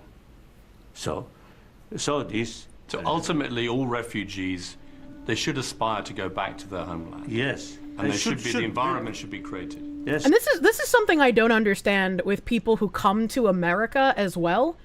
And then they have this, like, delusional national pride, right? Like, you'll see Mexicans waving Mexican flags, and you'll see, like, Palestinians waving Palestinian flags. You have these, like, Muslim enclaves in like, certain towns in, like, Minnesota and whatnot. And it's like, if you have such great national pride, why are you staying here instead of returning to your country to improve it? If you have such immense national pride, why would you not want to improve your country's standing? Use your skills to make a difference in your country that you apparently feel such great pride for. And it's like, it's fine to have pride for your heritage. It's fine to have pride in those things, but you should also have pride in the country that has given you opportunity and changed your life as well. Right? Like, they want to leech off of you. That's why. I mean, obviously, yes. Like, these people come to America hating America, wanting to leech off of the tit of America, and then laugh at all of us because we're getting taken advantage of and there's nothing we can do to stop it. Until now, thankfully, you know, Trump's administration is actually tackling some of these things. Again, I still think that if they're going to do mass deportations, another thing that absolutely needs to be fixed is removing incentive to come here in the first place. No free benefits, no free handouts, no free housing, no nothing. You shouldn't get free shit for coming here illegally. It's because they're posers. You generally agree, but what about people who were born as the sons and daughters of immigrants who only know America and have American ideology?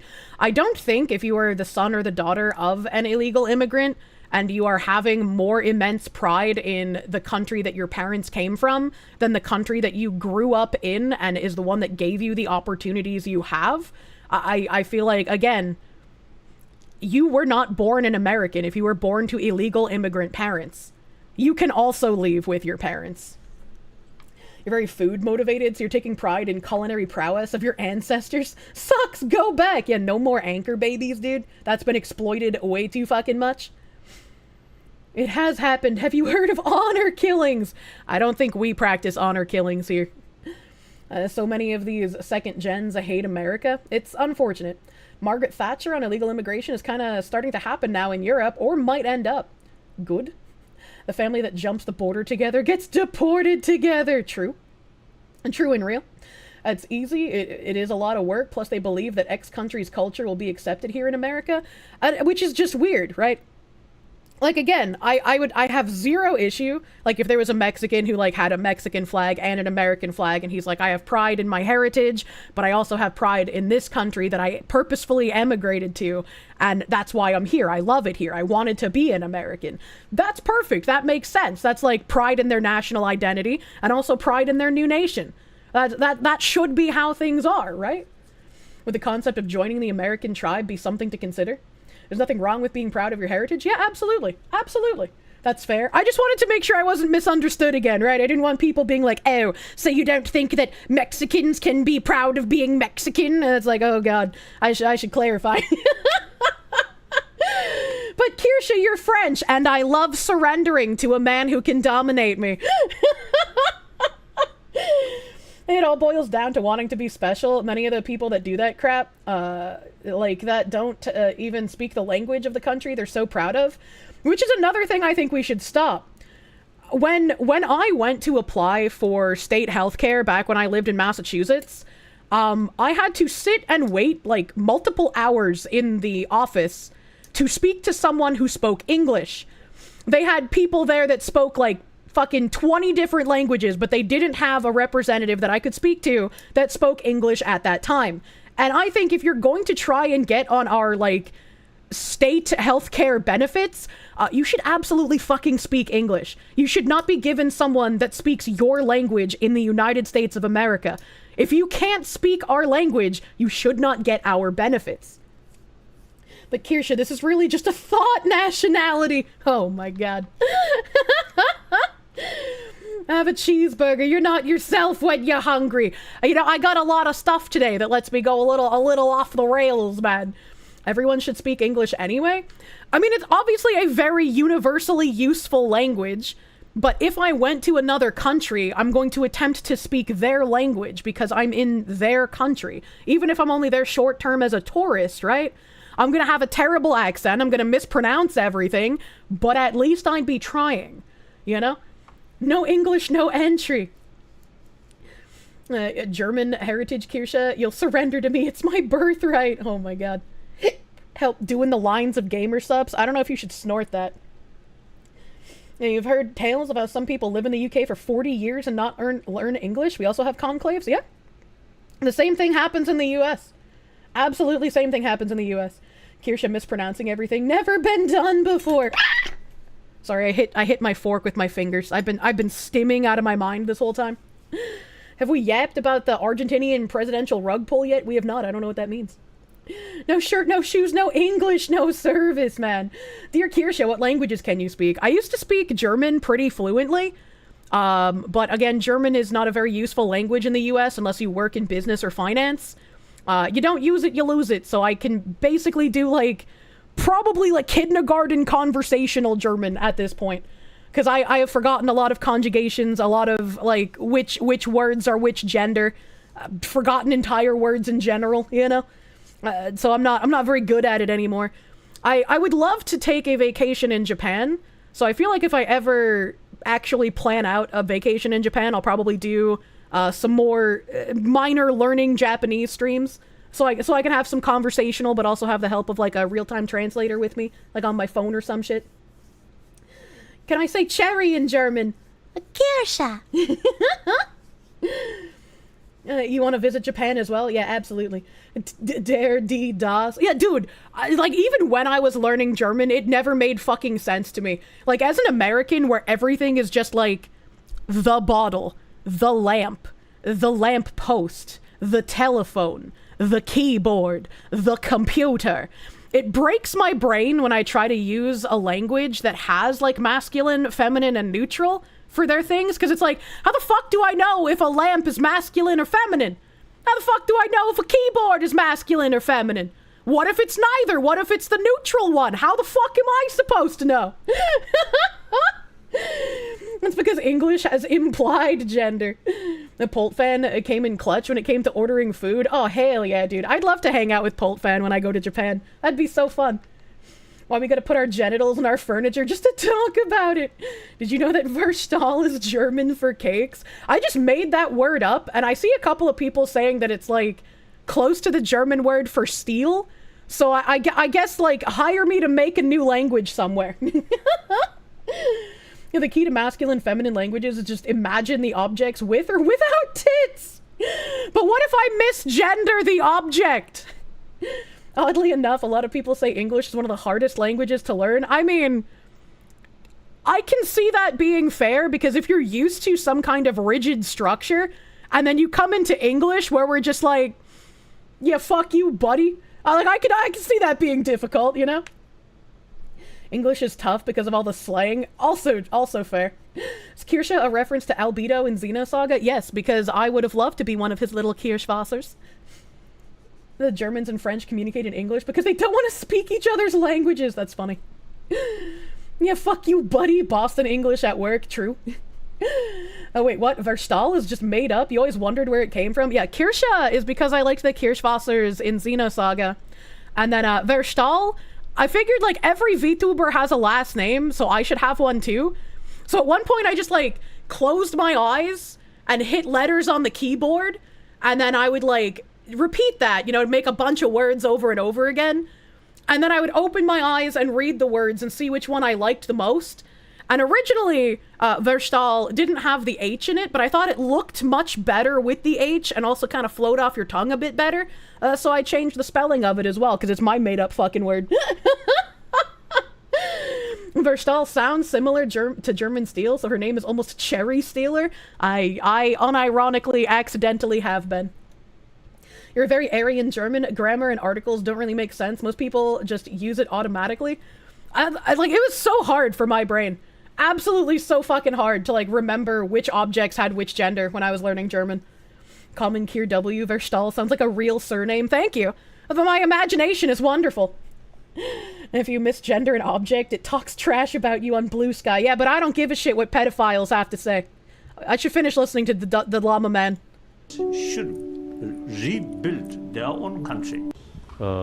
Refugees from other country to Europe, I think like Germany and some other European countries provide, help them.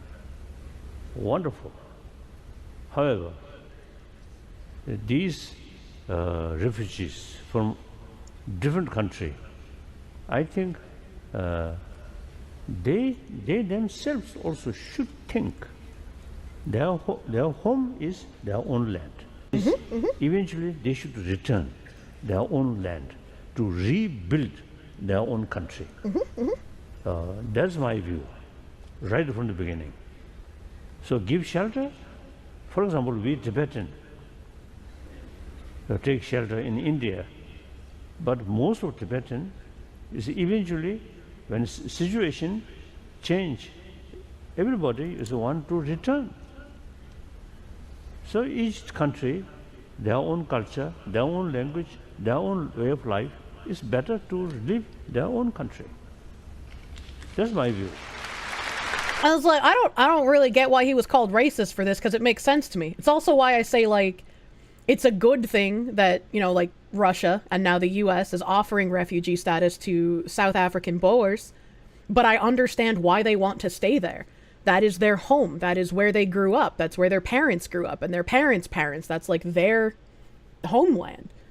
So like I'm going to be worried for people who are basically living under an oppressive genocidal regime, but also I understand that even in the face of that, why they want to stay and why they feel the attachment and why they want to improve the conditions there, not just for themselves, but for the future Boers who will live there, hopefully. And being called racist for common sense is just par for the course today. I fucking hate Clown World, man. Oh, I hate Clown World so much. It's the opposite of what the Pope says. The Llama Man is smarter than the Pope. Yeah, the Pope seems to have been ideologically captured for a hot fucking minute. It's a little weird. Oh yeah, let me go back and get that archive thing. Where you eat your papa, my buddy, ya puppy, baby, madame.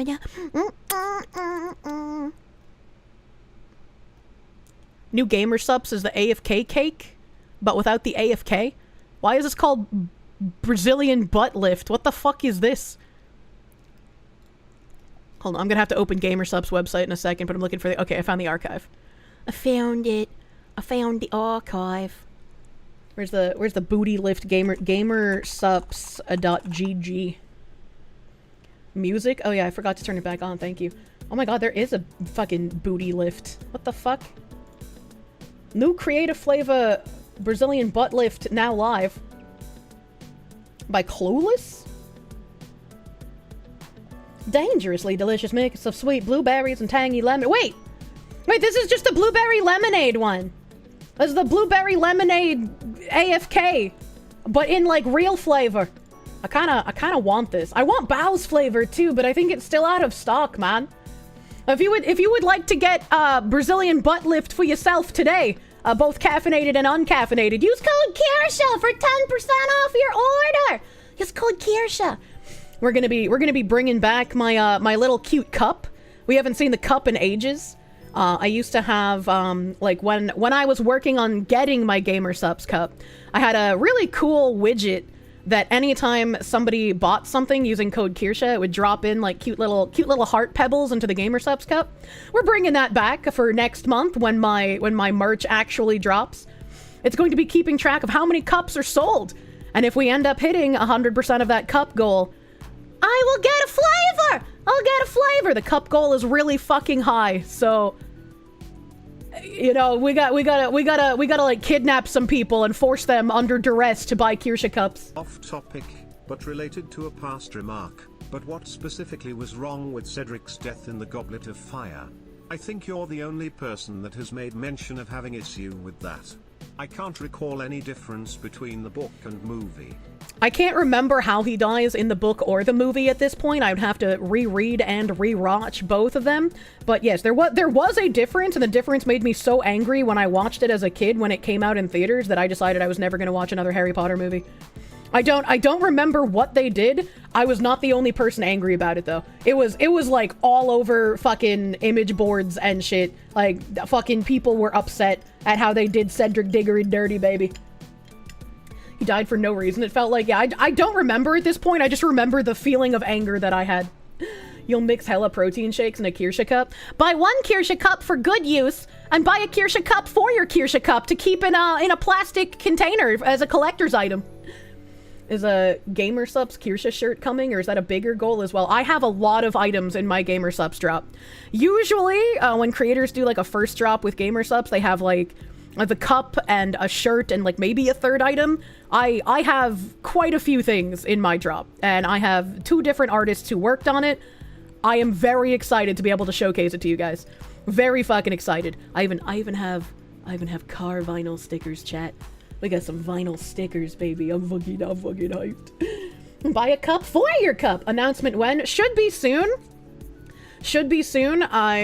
We have sort of decided on a date, I think, but I'm waiting for confirmation before I can say it. You need to order gamer subs soon? Hell yeah. Hell yeah. You've heard of the hat merchant. Now here comes the cup merchant. Buy a cup for your cup so you can put your hat for your hat on both the cups. I'm sorry, wallet-san. You're late to the convo? You thought I used Kirsche because your mom wanted you to be a stripper/hooker and you used Cherry as your name? No, it's because I love Xenosaga. That's my favorite game series, man. The suspense is killing you. I already have, like, 1 piece of each of my merch because they send it to me to, like, just double-check that I'm satisfied with everything. I'm so fucking happy, chat. I'm probably gonna ask for, like, an extra of my drop. Can you name your own gamer subs flavor? Yes, as a creator, if I do get a flavor, I will be able to name it as well as pick the flavor. Kier has the 1 piece. Need to design Kirsche camo wraps for guns. If you're in America, I have some fun stuff coming up for you soon too. I'm sorry, non-Americans, you won't be able to buy it. Wallet-sama gonna get destroyed. I'll try to space it out so it's not too soon after the gamer subs drop in March. I don't want you guys to feel the burn, as it were. Can we put the plushie in the cup with the patches? I don't think the plushie will fit in the cup. Oh, wait, what? Fuck, your wallet will be in shambles. It's not just the grips, chat. It's more exciting than that. I have a sneaking suspicion that my flavor will be some manner of cherry. Well, I want to be able to drink my flavor. A custom vector drop. Close, but no cigar. You'll buy all of my merch. I just hope that you guys will be as excited for this as I am. I have a lot of fun stuff that's going to be coming out this year, and I am giga fucking excited about it. You need to pay for your wedding this year. Please don't hurt wallet-san. Oh, you should take a picture of your wife in her beautiful wedding dress holding my plushie after your reception. You know, when you're at the after party. Are these going to be limited time? I'm not sure. I'll have to ask about that because everything is still very preliminary. You gotta work out all the kinks, baby. Is it a leg foregrip? Buy a cup for your plushie. Also a Medicare hat for your plushie. You're ready for bankruptcy? Oh no. Oh no. Kirsche 2A merch would be awesome. I really want some kind of like kill a commie for mommy kind of merch, but I don't know if I would make it like a patch or a poster or a shirt. But that's something I want to do. 'Cause commies aren't people. Pretty much all the gamer sub drops. All the gamer subs ones are limited time, yes. The gamer sub, like when my gamer sub stuff drops, it will be a 2-week pre-order like all the other gamer subs drops. So that one obviously will be 2 weeks. You have 2 weeks to pre-order any of the stuff in the drop that you want. And then after that, it will be gone forever. You'll never be able to get it again. Gamer subs does not bring back items once they are gone.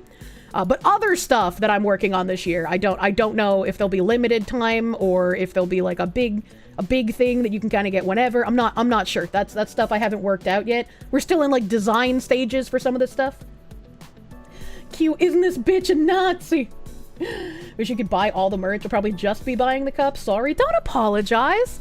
Like if you feel like you want to spend money on any of the merch, that's happy, dude. Don't ever apologize or feel like you're not buying enough of the merch. That's crazy. That's crazy. Inject the FOMO into my veins. I'll try to do my best to space out any of the merch that I do so it's not like fucking shotgunning you guys. And the best you can do is 1 Pruma a month, maybe the Daki. Well, thank you. Thank you. You don't buy anything ever or super chat because you don't want to encourage the Findom allegations. What the fuck? God Hates Taxes, thank you for the 5 gift members. Thank you. Video Gamer 25, thank you for the 225. Flavor Kirsche's Cursed Tangents, the JJK Cursed Energy. That's true. I really loved the fucking Jujutsu Kaisen flavor, so I could always just repurpose that. Because that was best fucking flavor, dude. I hate FOMO. Look, man, VTubers can't afford to just have all merch available forever. Kirsche's gonna steppy on the wallets. The one clip about Skewky and Sizz is proof enough for that. Jesus Christ. You want an acrylic stand? I had art in the works for an acrylic stand, but the artist just kind of quit and then gave me a refund. So I don't have any acrylic stand art in the works right now. And I've talked about Brian Allenson, who did a model for me for Okage. I was the sole reason there were like any delays with that model. Like, he was amazing. He's an amazing modeler, an amazing person to work with. He's incredibly fast, incredibly efficient, wonderful guy, wonderful modeler. But I think when I was working with him, I sort of realized that I have immense anxiety around commissioning artists and dealing with them. So I kind of want to wrap up like all of the commissions that I still have in progress before I go to Mythic Man and be like, hey, can you talk to these artists for me and start these commissions for me? So I was like, I felt really bad that Brian Allenson had to get me at like a really, really bad point. It's not an excuse. I should have been better at communication. I should have just been normal, but unfortunately, he got the shit end of the stick when I was just fucking anxiety riddled about artist stuff. Hopefully he gets many commissions and makes many monies, because that guy is amazing. Mythic Man, get the art, explode their boopus. What am I fiddling with? When I guess you guys can hear that. When I buy Mooncat magnetic polishes, they always include a really cheap, shitty magnet with the purchase. I have neodymium magnets from Amazon that I use for my magnetic polishes, but these magnets, I have 1, 2, 3, 4, 5, 6, 7, 8, 9, 10, 11 on the top of one of my candles because it has a metal cap. And they're like little wand magnets, so it's like a big rectangle at the end that's like sticking to the cap of the candle or each other. And then like the wand stick, and then at the bottom of the wand stick there's like a tiny little circle magnet, and I'm just like clicking the little circle magnets on each other. I'm stimming. That's a lot of magnet. Yeah, they just give you one for free every time you order any magnetic polish, so I have a ton of them. You want a laser engraved Kirsche on your BCG, on your AR? Hell yeah. Am I at least in good shape with Santa-san? I hope so. Do not play with your wand on stream. Do not sound with the magnets. I'm sorry, Kier. The Kirsche melted. It's not my fault. You can find it in the Kirsche memes. Do not melt the Kirsche unless it's for eating. Gamer Subs needs to come out with protein powder and shaker cups already. All of their cups are shaker cups. What do you mean? I'm sure you could put protein powder in the regular Gamer Subs cups and shake that bitch up. Shake that bitch up. The s'morsha. I want to eat a s'morsha in real life.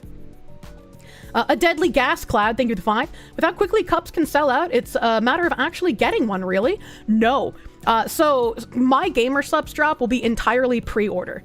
So like I could sell like 500 of them, I could sell 1,000 of them, I could sell 15,000 of them, right? Like the number is eternal because it's a pre-order period instead of stuff in stock.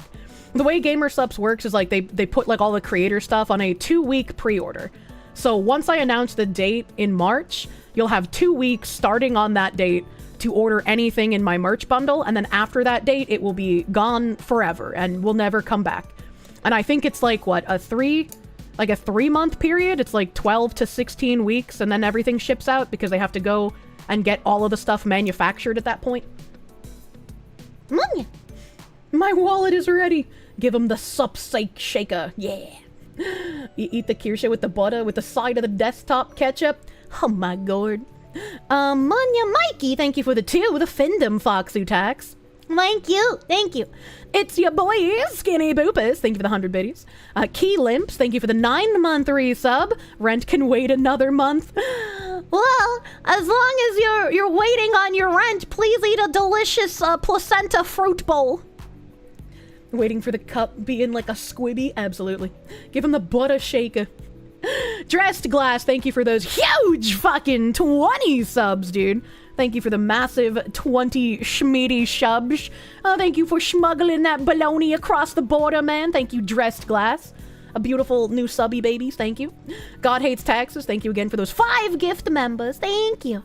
Adam, thank you for the 10. Super stoked about the gamer subs drop. You think we'll make it to getting a flavor? No problem. Believe in the honorable chatters. It's not that I don't believe in you guys, it's that the number is incredibly fucking high to get a flavor. Like, even with the like insane amount of collectors that just buy every single gamer subs cup because they want every single one, I don't know if I can hit the number necessary for a flavor. Maybe I'm like grossly underestimating things, but like, I don't know, man. We'll try our best. We'll try our best. Obviously, we need to go door to door for the Kirsche flavor. Yeah, become Kirsche cup door to door salesmen. People will like you more than the Latter-day Saints, probably. We're gonna try, damn it, absolutely. Butter dog. Dog with the butter dog. Put the butter on the dog. Butter dog. Dog with the butter dog. Put the butter on the dog. God, that song makes me so happy. Don't worry, Kirsche, you'll get to 100k one day. YouTube chat will lead the way. Follow me if you ain't gay, XDDD. XDDD! Why do you do this? Thank you, M-Bone, for the 69 butter doggo. Thank you. Big, huge. We will get to the 100k one day. One day. Maybe this year, even. Maybe this year. You'll see my tootsies. Kirsche, is the flavor goal like the cup goal, where it's a monetary number using your code, or is it only your specific cups sold that count? It's only my specific cups sold that count. I have to sell a specific number of my cup, and my cup alone. Dog with the butter. Holy mother of bunny! Yeah, it's a bunny lady. Kirsche really loving all the Doge memes these days. Goes well with the butter. It does. We need to get the butter dog to Elon stat. Maybe that will distract him long enough to stop fucking random women. Mario Trielo, thank you for the 5. Having worked in food service for 15 years, the amount of foreign grandparents who use their grandkids as translators is insane. Grandkids were always embraced, and you've even seen some of those kids years later who forgot the language from spite. Oh, fuck. Butt Pounder 420, what a fucking name. Thank you for the 10. What should be done about the Korshish question? I don't think we can talk about that. Tora, thank you for the 522. Sorry for being confusing earlier. You did deliver a small fix. You just meant you'll do a proper upgrade later. Oh, okay. I get what you mean. Thanks, boy. Thanks, buddy. Thanks, guy. I don't know where I was going with what I wanted to call you, but boy came out and then I felt bad because, like, that's a weird thing to call you. I'm sorry. Get Gundo to help pimp you out and get that flavor. I've never asked anyone to help pimp me out, man. Yo, boy, what did she mean by this? Oh, God. Oh, so, like, no multi-orders, only single cup orders? No, so, like, every order of a cup counts. So, like, if you buy 1 cup, that counts as 1 cup. If you buy 5 cup, that counts as 5 cup. Every cup counts. Cup lives matter. But it's only my cup. Like, you can't buy someone else's cup. That won't count. Has to be mine. My cup goes towards my flavor, as it were. A good boy, Kirsche, not Findom. Thank you for clearing the cup. Everyone's a buddy for you. A boy derogatory. What size are your cups, this fucking guy? Spider God, thank you for the 35. Oh, I remember talking about that. Thank you for the 35, Spider God. Zachary Rawlick, thank you for the 5. I'm telling you that I accidentally made my name a sex joke. You thought it was intentional. My nature is truly immutable. My brain should truly be studied after death for science. Ryan, thank you for the 2. The Euro are not responsible for their lessers. I don't know what you mean by this. Sigran Eterna, thank you for the 5. English is 3 languages in a trench coat, just like me. Peg Owl, thank you for the 199. Cherry Steel sounds like a porn star name. Yeah, but I don't do porn. I just make retard noises. If you got a flavor, would it be AFK? So we can get big prunes. I wonder if I could get them to do like a caffeine, a non-caffeine, and an AFK? Or if the AFK would be a separate thing. Because Silvervale's AFK is a different flavor from her regular flavor, right? I'm not crazy, right? We love you retard noises. Yeah, you finally caught up. Can't wait for the boogaloo against the Marxist. Same. Somebody else, thank you for the 627. Dutch folks are just English because we don't want others to bother learning our insane language. More exceptions to the rules than rules. Anytime I think of Dutch, my brain immediately goes to Danish, and then I immediately think of that one video where, like, even the Danish people can't understand each other. Someone managed to actually find that comedy video that I talked about, and I played it on stream, like, years ago, but I have since forgotten what it's called, so I have lost it all over again. Dutch is drunk German. I just remember playing League of Legends with a Danish guy, and him teaching me about the nobody can fucking pronounce the red berries and cream, man. Why did they have to make red berries and cream so fucking hard? Cherry True Steel. Fearsome chatter, or fearsome critter, the cherry steel. Oh my god. The Dutch word for tree is boom. What the fuck? Emperor Creatine, thank you for 2. They're eating their apples there. I love apple. Winter Fox 2A, thank you for the 986. So basically, Germany is already starting to slip back into its angry painter phase with its recent laws. Sorry, a hiccup was gonna happen. Are you hearing it right, or is it blown out of proportion? I haven't heard anything about Germany slipping back into angry painter laws. Haven't heard that. There's 2 you can't stand, intolerant of other cultures, and the Dutch. Or there's 2 you can't stand, people intolerant of other cultures, and the Dutch. They're eating the apples. They're eating the pears. Gonna eat all those apples. Pineapple cherry invasion would be a bang of flavor. Oh my god. A failed Austrian painter. Didn't see the 60-minute review? I didn't see the 60 minutes thing. But that does remind me. I did have that weird lady tab to bring up. Where's the weird lady? Hold on, I can't even find which tab I was using. Weird lady. So there's this weird lady who looks like a mini boss you would fight in a cave in an MMO, and she would drop a key to get to the real boss underground. Merit Schneider calls Elon Musk's X a threat to democracy and urges a ban in Switzerland. Merit Schneider, a Swiss National Council member from the Green Party, recently criticized Elon's X, formerly Twitter, as a threat to democracy, suggesting it should be banned in Switzerland. Schneider is an outspoken vegan activist, claims that the platform promotes conservative viewpoints, which she argues poses a risk to democratic values. What a strange thing to say! Not even calling them Nazis, she's just like, yeah, all conservatives are actually just a threat to democracy, by the way. She looks like she's straight out of Innsmouth, she does. She looks like an Innsmouth creation.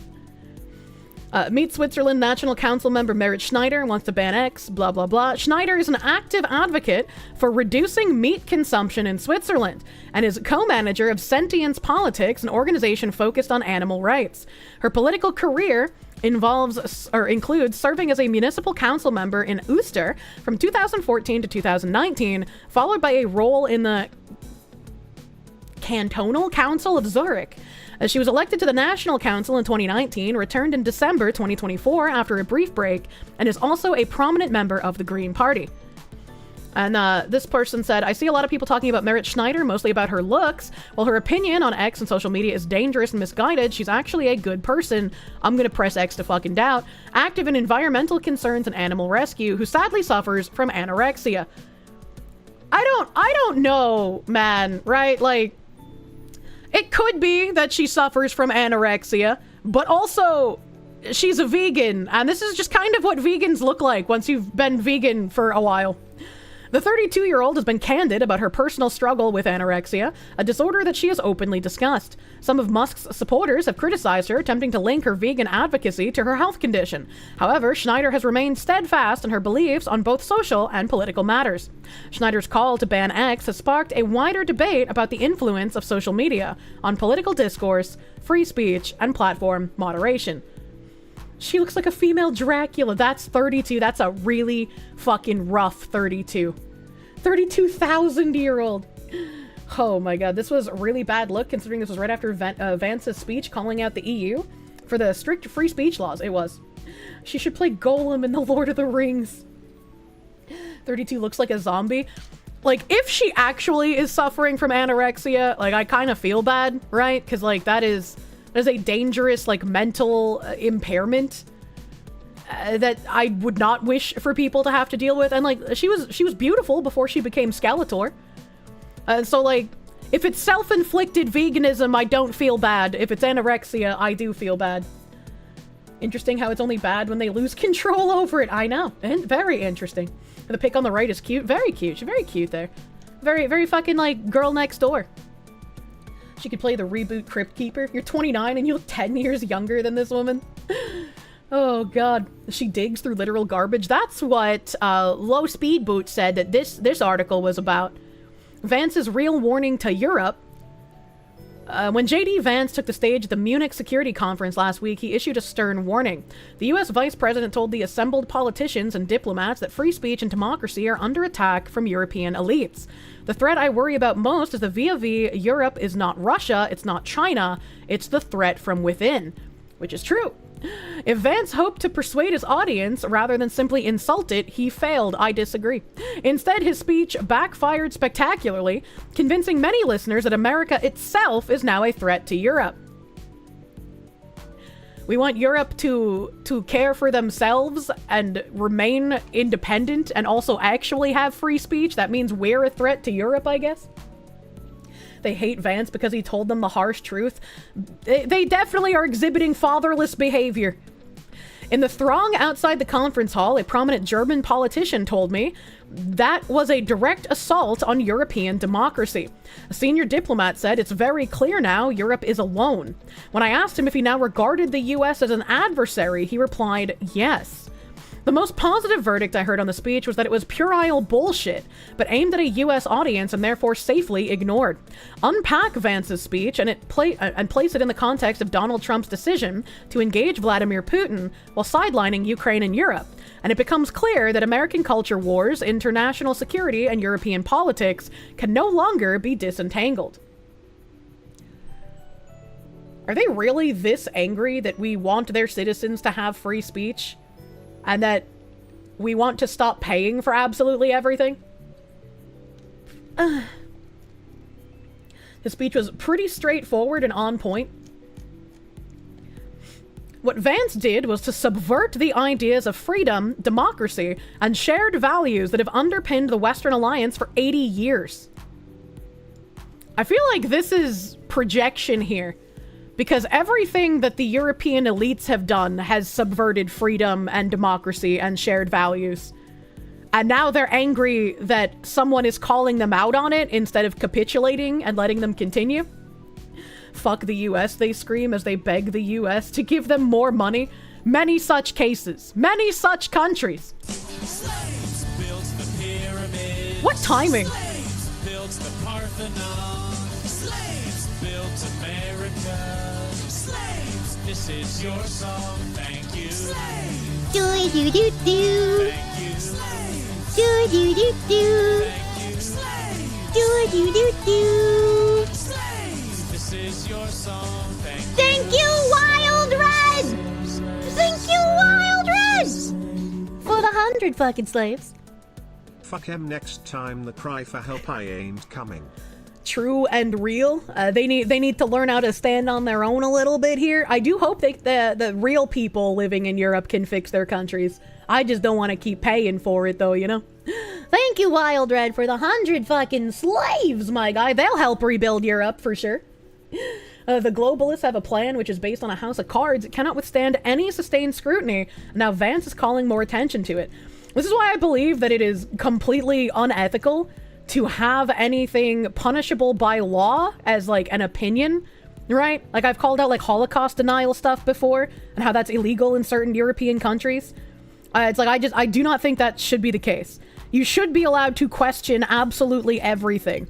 And if the facts, you know, hold up to scrutiny, then it shouldn't be a problem that people question things, right? Like, if there's something that you are empirically not allowed to question, punishable by law, punishable by jail or fines or whatever, then that means that that thing probably needs some questions asked about it. Like, it reinforces people who might get a bit too conspiratorial sometimes, because they'll stop living in the, like, okay, well, these things don't make sense, and they'll go to the, well, why do the people in power not want us to talk about these things that don't make sense? Now, they'll also don't have faith in their people to come to good conclusions. The Count Dankula thing was a clear example of the entirety of Europe going to shit. Yeah. Imagine being prosecuted for your dog doing a fucking Nazi salute. Like, actual insanity. Actual insanity. Truth should never fear investigation. Zuli, thank you for the 10. Is there really a point in continuing to be in NATO? It was originally made as a defenses against the USSR, but that has been gone for nearly 30 years now, and it's causing nothing but trouble. I don't really see the point, to be fair. Keep using the word democracy. I don't think the word means what you think it means. Also, the USA is a constitutional republic. They like using the word democracy because even as a constitutional republic, right, like we have Crazy Fox like lady democratic VTuber values. Kirsche. Hi. Isn't this bitch a Nazi? Damn it, woman, I wasn't going to buy this anymore this month, but here we are in this stream with these topics. Damn it, vile woman! Thank you, JK the Slacker, for the 88! Hi! Thank you, JK, for the fucking huge 88, dude. Thank you. Dr. Faust, MD, thank you for the 1985. A 60-minute segment with the German police on their hate speech laws coming out a day after this is the cherry on top. Europeans are going to be in for a rude awakening. It's definitely going to be an interesting time to watch. Again, I really want people to fix their countries as much as I want to see my own become fixed, right? Blast you, vile woman. So, like, yeah, when they use democracy, and these people, obviously, the ones that are pushing massive immigration without checks, people who are pushing the like, well, just don't talk about statistics kind of stuff, pushing the DEI nonsense, pushing ESG, all of these people are using subversive language typically when they talk because they are trying to espouse the values of Marxism. They're trying to create like a globalist community, a globalist culture, a globalist economy. They don't want things to be individualized. They don't want people to have personal freedoms.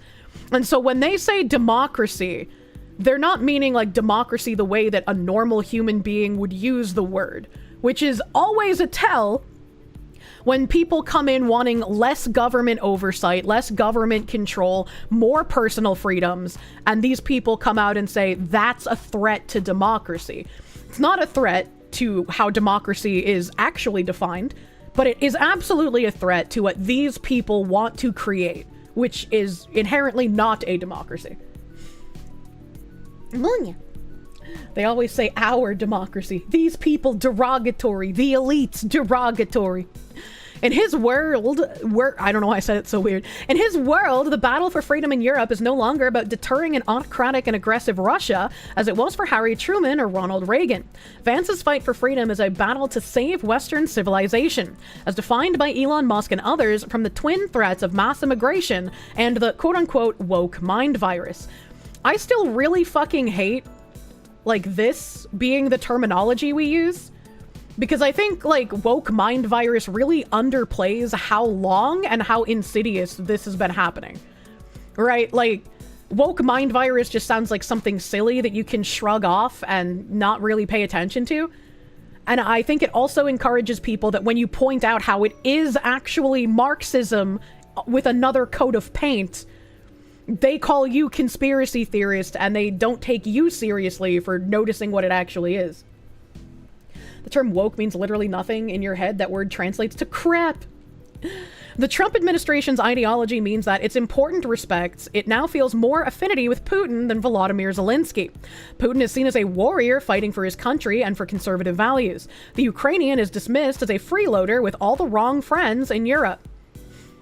Is that the case? I mean, I know a lot of Americans are just like, I just don't want my tax dollars going to foreign wars because, like, not my sand, not my problem, right? But, like, Russia's still a communist shithole. The Trump administration regards the European far right as its true allies, and appealing for the likes of the Alternative for Germany, AfD party, to be welcomed into government. Vance is calling for Europe to turn into a larger version of Viktor Orban's Hungary, a soft autocracy with a soft spot for Putin's Russia. It was telling that in Munich, Vance found time to meat Alice Alice Weidel, the AfD's co-leader, but not with Chancellor Olaf Scholz. I am not a, professional on Hungary, right? I don't know the ins and outs of the country. I don't even know if it's actually an autocracy or if this guy is being an ideological pawn, right? I do not know much about Hungary. But what I do remember about Hungary is that during COVID, Viktor Orban wanted empirical power. Original Kirsche versatile bang black footwear blue dress braid clothing double bun dress footwear frills hair bun high heels jewelry necklace snow brown open sandals shoes tied hair topless twin braids TWN tails animal ear fluff animal ears animal tail anus areoli blue airs blue hair blush. Augustus Sinclair White, thank you for the 25. I don't understand your AI prompt. I also heard an anus. I also heard an anus in there hidden. What the fuck? What the fuck? Back to what I was saying. I do remember that during COVID, Viktor Orban asked for empirical power to institute policy that he felt would be necessary during COVID without having to go through the checks and balances of the government. And he was granted that by their Congress or their parliament, whatever the fuck they have, I can't remember. And everybody was like, oh my god, Hungary's turning into a dictatorship. We all know what happens when the leader of a country doesn't have checks and balances and he can just do anything he wants at any time. And trans people are in danger. Because, the trans activists always have to make everything about themselves, even though Hungary had instituted a policy of allowing transgender people to alter their driver's licenses and birth certificates. Despite the mass amount of people in Hungary voting against that and not wanting it, the politicians in Hungary still instituted it anyways. But after, when Viktor Orban felt that the COVID crisis had mostly been, tampered and mostly been tamed and he didn't really need his executive powers anymore, he rescinded them. And even as I was watching this, I was like, yeah, that can be dangerous that he wanted these executive powers to bypass the checks and balances of the Hungarian government and just do whatever he wanted. And then the government let him do that, right? They allowed him to have that power. They signed the paperwork to do that. So the fact that when he felt like he didn't need it anymore, he rescinded those orders and brought the parliament or whatever the fuck they have back into the process, I was like, that I feel like seems like the sign of a good leader, right? If he had the executive powers for a time he felt that they might be necessary and then rescinded them back to what the powers were before, that seems like a decent leader to me. He's the best leader Europe has right now. Yeah, I'm mostly uninformed, right? I don't know a whole lot about Hungary, but the little I do know, he seems like a decent leader. Actual responsibility? Yeah, it seems like actual responsible leading. Also, I really like the fact that Hungarians could, basically be mercenaries at their border and protect their border wall and remove all of the fucking migrants who were trying to come in. Based Hungary, honestly. He could have been Hitler and chose not to be, surprisingly. This makes him a Nazi. A fun fact, the UK actually set police to arrest people for going outside during COVID without having the emergency power pass through Parliament for 6 months. What the fuck? What the fuck? It's not surprising that actual fascism is happening in Europe. Oh, Dragon Master Zero, thank you for the fucking 20, dude. Thank you for the thick 20. Didn't even leave a message, just slapped me with some schmeat and left, dude. Thank you. Thank you. He wants the best for his citizens. He's encouraging birth rates by reducing the tax load to have folks make babies, which is also a good thing to do. To be honest, if you're not a doormat in the EU, you're far right. Unfortunate. When I saw that so many of the European countries' defense secretaries were women, I was like, oh god, you guys are fucked. The schmucks in the US just wanted to evolve the emergency power into something more permanent. Yeah, it's fucking weird, man. Back to the article. Before considering the implications for Europe of what Vance said, we should pause to note its deep hypocrisy. Trump attempted to overthrow the 2020 US presidential election, and his vice president presumes to lecture Europeans about respect for democracy. Look, man, there was a lot of funny shit going on in the 2020 election. There was a lot of weird ballot fucky-wuckery going on in that election. But apparently, if you question it, you're a weird conspiracy theorist Nazi. I don't know. Vance's arguments were classic Russian-style whataboutism, deflecting attention from the Trump administration's assault on the U.S. democratic institutions and looming betrayal of Ukraine. I would say the only way you could pose this as a betrayal of Ukraine is basically that Ukraine had to decide between being a Russian puppet state or a United States puppet state. And obviously the United States could sweeten the deal by offering quite a bit more money than whatever Putin would have been willing to offer in exchange for being a puppet state. And so the fact that the US lumped so much money in on them would probably be the betrayal in the first place, because we shouldn't have done that. I don't want to fund foreign wars. Whataboutism is the bread and butter of these cretins, what the heck? With anecdotes about alleged persecution of anti-abortion activists in Britain, whether he believes any of this is purely psychological interest, is it the strategic implications for Europe that matter? What? Aren't these, like, not anecdotal? Weren't these, like, things that actually happened? Am I crazy? Am I insane? Kier, do you really think we'd make Ukraine a puppet state? You'd expect us to just let them do what they want as they don't fund enemy states? No. No, I would absolutely expect them to become a puppet state. We did lead them to war by funding their coup with the Ned.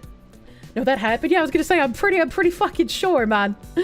Bro, there was literally a woman arrested for silently praying in her head near an abortion clinic. I can't with these snakes. Don't believe your lying eyes. Especially when you're witnessing things with your lying eyes in a literal 1984 dystopian country. It's definitely not real. Trump clearly intends to cut a deal on Ukraine with Putin over the heads of Zelensky and the Europeans. Why the fuck do the Europeans matter in this? It should be, if Trump wants to mediate a peace deal, it should be between Putin and Zelensky. The Europeans, like, fucking, what do they have to do with anything here? What idiot wrote this article? That's what I'm wondering. This was linked to me in stream suggestions, and I thought it had to do with this lady, because this is the lady we were talking about, but it hasn't brought her up yet. That could have tragic consequences for Ukraine, which may soon be asked to accept loss of territory without security guarantees for the future. The alternative would be to try and fight on without American help.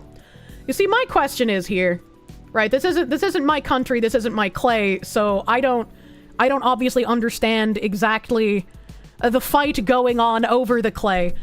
But when we look at Trump going to the Panama Canal and being like, yeah, our president was a retard and he sold this when he shouldn't have, and he sold it way too cheap and we're not getting anything out of the deal, so we might just take the Panama Canal back. To my knowledge, there was like a section of Ukraine that one of the, like, Tsars, I think, of Russia, maybe, I might be forgetting, basically just signed it away for, like, literally no reason. He was just like, yeah, here you go, fuck it, you can have it. Because it was like to get back at like a previous leader or some shit. I remember us talking about this before. SARS, I don't remember, man. I don't remember who it was. Some leader of Russia, like, signed over a section that Russia's been fighting over in current year of Ukraine. Stalin gave Crimea to Ukraine for nothing? Yeah, that's what it was. Thank you for the remembrance. Oh, thank you for the reminding. Representatives of the Bolshevik government. So it's just like either Gorbachev or Yeltsin, since they were piss drunk. Yeah, I remember the piss drunk story. I remember it being like some Russian, like, leader was fucking super drunk and then just, like, signed over part of Russian clay to another territory for just, like, no reason whatsoever. Please, Tsar, do not redeem. Oh, the Tsar was Ukrainian that did it after Stalin. So it's just like, if America's doing that to the Panama Canal, I can kind of see the rationale for Russia being like, yeah, we kind of gave that to you by mistake. We kind of need to work something out, dude. I don't agree with the war. Obviously, I don't like war. I don't want Russia to, like, invade countries. I don't want people in either Ukraine or Russia dying. Death bad, hot take. But, like, I don't know. It just seems to me like again, this is coming from someone with no attachment to it, so maybe there's a lot more nuance. There probably is that I'm missing out on. Right? So it's just like, I don't know. I can kind of see, like, why there's a bit of fighting over it, but it should have probably stayed to legislative fighting. Khrushchev gave Crimea to Ukraine in the 50s, but Crimea was autonomous before and after that. Back then it was under the USSR. It was like signing some land from one US state to another. This is now a Yasuke simulator coming out the same day as Assassin's Creed Shadows. What the fuck? In the Yasuke simulator, am I able to rob the native Japanese in their own homes? Is that how that game works? Also, Russia wants more than just Crimea. Yeah, again, I am very ignorant to a lot of what's going on there. So it's like I could just be making a really dumb statement here. Death bad, no way. Moritz Strit Matter, thank you for the €249. That's Yeltsin. Gorbachev is sober. Okay, all right. I can't remember all of these names of people. I'm sorry. You can't drive stance out El Camino as well. I don't know what that means. It's simple. Putin wants to recreate the Russian Empire. He wants the Baltic states as well. Yeah, but like, do they have to be Russian clay? Couldn't he just make like allied pacts with these countries, right? I feel like that would be better, right? To be friendly rather than like fucking hostile takeover. I don't know, man. I think Russia's doing terrible things, but you fail to see why you need to waste tax money because of it. Yeah, exactly. And destroy shrines too. Oh boy. The Russians are destined to fight against every country that borders them for eternity. It's the Slavic way. No. Don't think you understand how much they hate Russia? I mean, I know that there's a lot of them that hate Russia, but there's also some that like Russia. Right? Like I've seen like interviews of people being like, yeah, I would like to be rejoined with the motherland. Maybe they're plants, maybe it's like fucking propaganda. I don't know. I don't know, man. It's complicated. They still see them as a part of Russia. You say let Russians restore the Russian Empire? I don't know about all that, all right? We have enough problems with Marxism as it is. We don't need to restore that. Most of eastern Ukraine is ethnic Russian. Why should the US care about Russian adventurism in Europe? We've been subsidizing Europe for 70 plus years. They can deal with it on their own. Yeah, that's basically like my stance. I don't want war and I don't want people to die. But more than that, I don't want the US and my tax dollars to fund any of it. Do not. Estonians are professional Russian haters. They also have beautiful traditional garb. I love looking at like Estonian traditional dresses and shit. They're very pretty. They made it sound like Russians migrated to Ukraine and then wanted to rejoin the motherland and their new property to join with them. I have no idea. I think what's happening over there is terrible, but why are we sending so much foreign aid when so many Americans are struggling and that money could be better spent improving America? Because our politicians hate us and would rather spend money on other countries. Estonians also have amazing internet. Maybe I should move to Estonia. The implications for the rest of Europe are also alarming. Putin wants NATO troops removed from the whole of the former Soviet Empire. European officials believe that Trump is likely to agree to withdraw US troops from the Baltics and perhaps further west, leaving the EU vulnerable to a Russian army that NATO governments warn is preparing for a larger conflict beyond Ukraine. Look, I know Putin's getting kind of old and he might be losing some of his faculties, but there is zero fucking chance you can convince me Putin is sitting over there on top of his bear saddle being like, countrymen, you know what we need, comrades? We must invade Europe. We will take European clay for Russia. I refuse to believe Putin is that retarded. Like, there's just no fucking way. He has to know what happened when Hitler tried expanding Lebensraum like that. It was his fucking country, right? Like, Putin is a dove compared to some guys in Russia. Oh my god. Reminder, the Baltic states were part of Poland, Lithuania before they were taken over by the Russian Empire, and they spent most of the 19th and 20th centuries fighting against Russian imperialism, whether under the Tsars or the commies. Also a fair point. He's just been playing Red Alert 2 and didn't finish the Allied campaign. After failing to invade Ukraine, my brothers, let's invade all of Europe! I mean, he kind of has a point there, right? Like, if they go to Zelensky and they're like, okay, my Ukrainian brothers, comrade, we will leave Crimea and other Ukrainian clay. You can keep your clay. However, we must use your borders to invade Europe. Their armies are weaker than Ukrainian army. Surely we can take over the European countries instead, comrade. Zelensky, I will make you the sweetest deal. We will give you half of Germany. We will split up Germany like back in the glorious empire days, and you can have East Germany, Zelensky brother. The small country, I take you. Man, too many of these politicians need to rewatch war games. The only winning move is to not play. You'd like to see them try to enter Polish lands if they think the Ukrainians dislike them. They seem to have forgotten the pure and glowing hate the Poles have for them. But what if the Polish and the Russians just, like, bond over their mutual hatred of homosexuals? Even pre-NATO Sweden would withstand a Russian assault at this point. I don't know. I don't know, man. Sweden would be like, ew, I get to fuck a different kind of men besides the Arabs now? Ew, how exciting. You think the Poles hate Russia more than the gays? You're probably right. You're probably fucking right. The Polish hate Russians more than they hate homosexuals. Oh my god. Russia's doing pretty good for standing against something propped up by the rest of the world. And doesn't anyone learn from history? Every empire who tries to invade Russia fails and signals the start of its downfall. Oh my god, thinking about it, you've never met a straight Swede. Same. You couldn't help but picture a mix of Captain Sweden and Mr. Slave when I was doing that voice. That's exactly what I picture when I think of Sweden. Poland is being EU-ified with migration. Can't elaborate. Oh, I know. As we speak, NAFO in the chat ought to remember it. Poland is European Texas. I'm glad that Poland also tried resisting as much of the migrant crisis bullshit as they could. Does anybody know if Kirsche cubes will be back in stock at any point, or they were limited time? The plushies are always limited time. Plushies are always limited runs. Current Poland PM is an EU puppet. Oh, fuck. Help. They're trying to replace the president now, too. If Ukraine is Russia, then Russia invaded Russia, and obviously Russia then fucked up because they invaded Russia. What the fuck? It's clear the US can no longer be regarded as a reliable ally for the Europeans, but the Trump administration's political ambitions for Europe mean that, for now, America is also an adversary, threatening democracy in Europe and even European territory in the case of Greenland.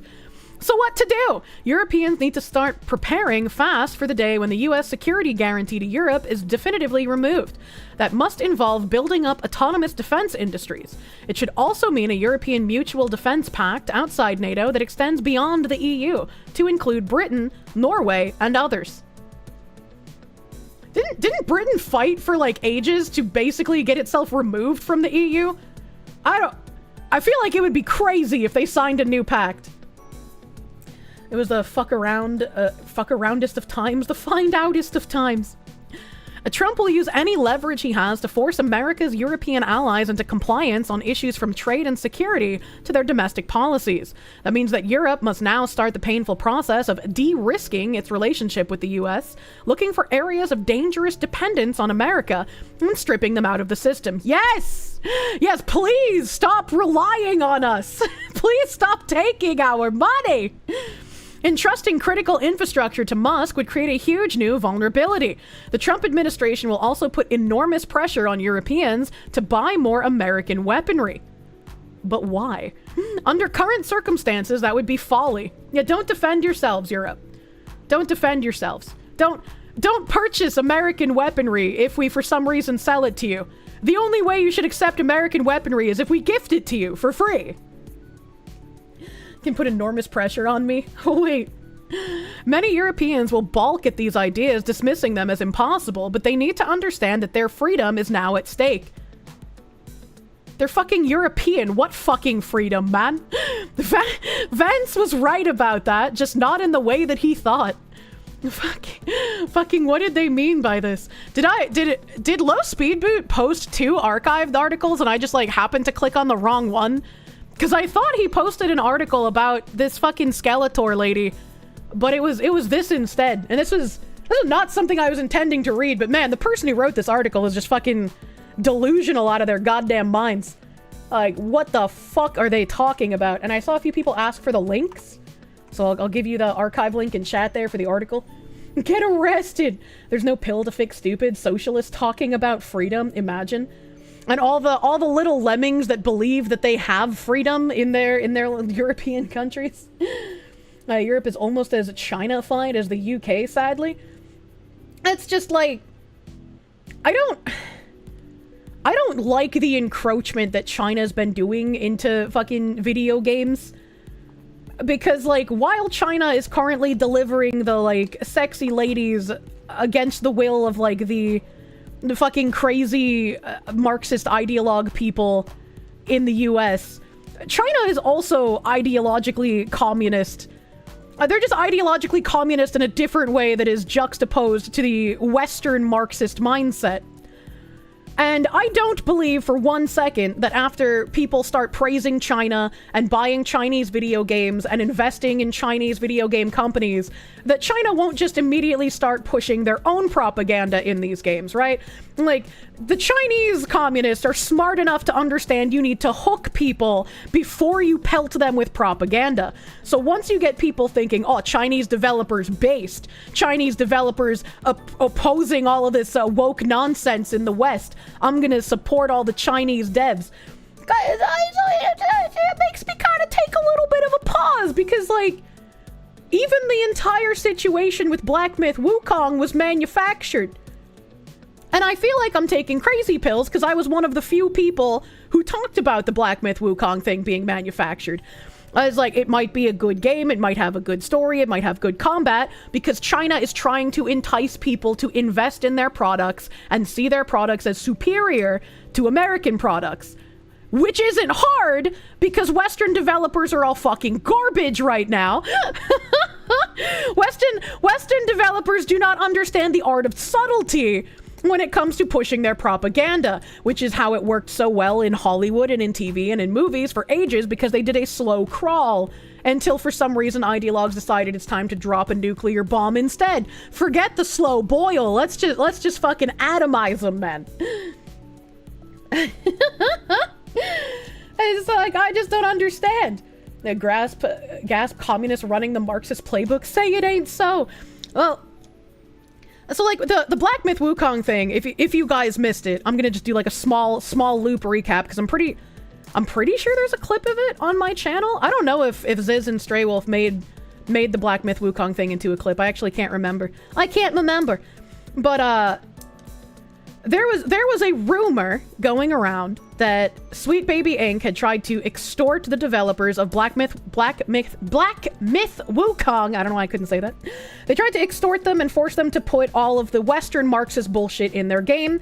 And obviously the Chinese developer was strong and said, "No, fuck you, Sweet Babu!" And this was reported by a random person on, like, the Chinese social media equivalent to, like, Facebook. And the guy that reported it was also known for consistently putting out fake news with zero sources. And lo and behold, his claim about Sweet Baby and the Black Myth Wukong developers had zero sources, and there was zero way to even tell if any part of it was correct. And so, unfortunately, a lot of people just lapped that up, because any kind of anti-Sweet Baby sentiment is something that should be celebrated to a lot of people, instead of thinking about, well, why would Western communists be trying to force their communist ideals on the Chinese communists?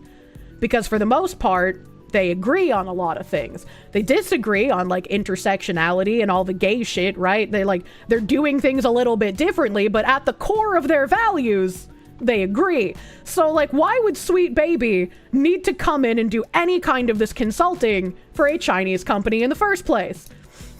And instead of taking this, like, and questioning it, a lot of people just said that it was true and real. And especially because this, like, Chinese person came out and made this fake story at the same time as a lot of Western journalists were trying to demonize Black Myth Wukong for being, like, anti-feminist or whatever, because, like, some of the developers had, like, quotes mistranslated because journalists are fucking scum.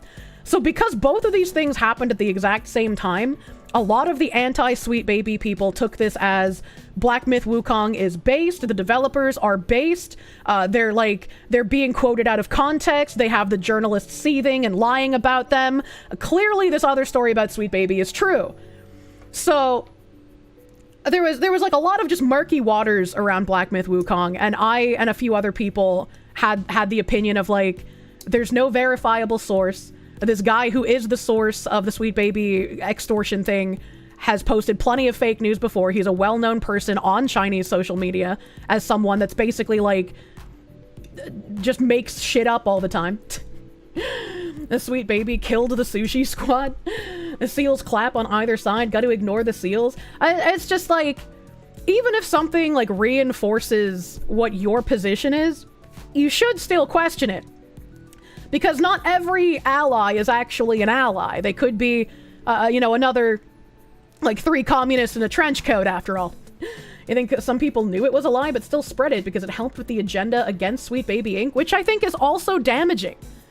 Right? Like, there's plenty of reasons to hate Sweet Baby Inc. There's plenty of things to point to say, this is a bad company. They're not the only problem. The companies that fund them are also a problem. There's many other companies like Sweet Baby Inc. that operate in the same way. You have to look into who owns these companies, who's funding these companies, and you have to cut things off at the head.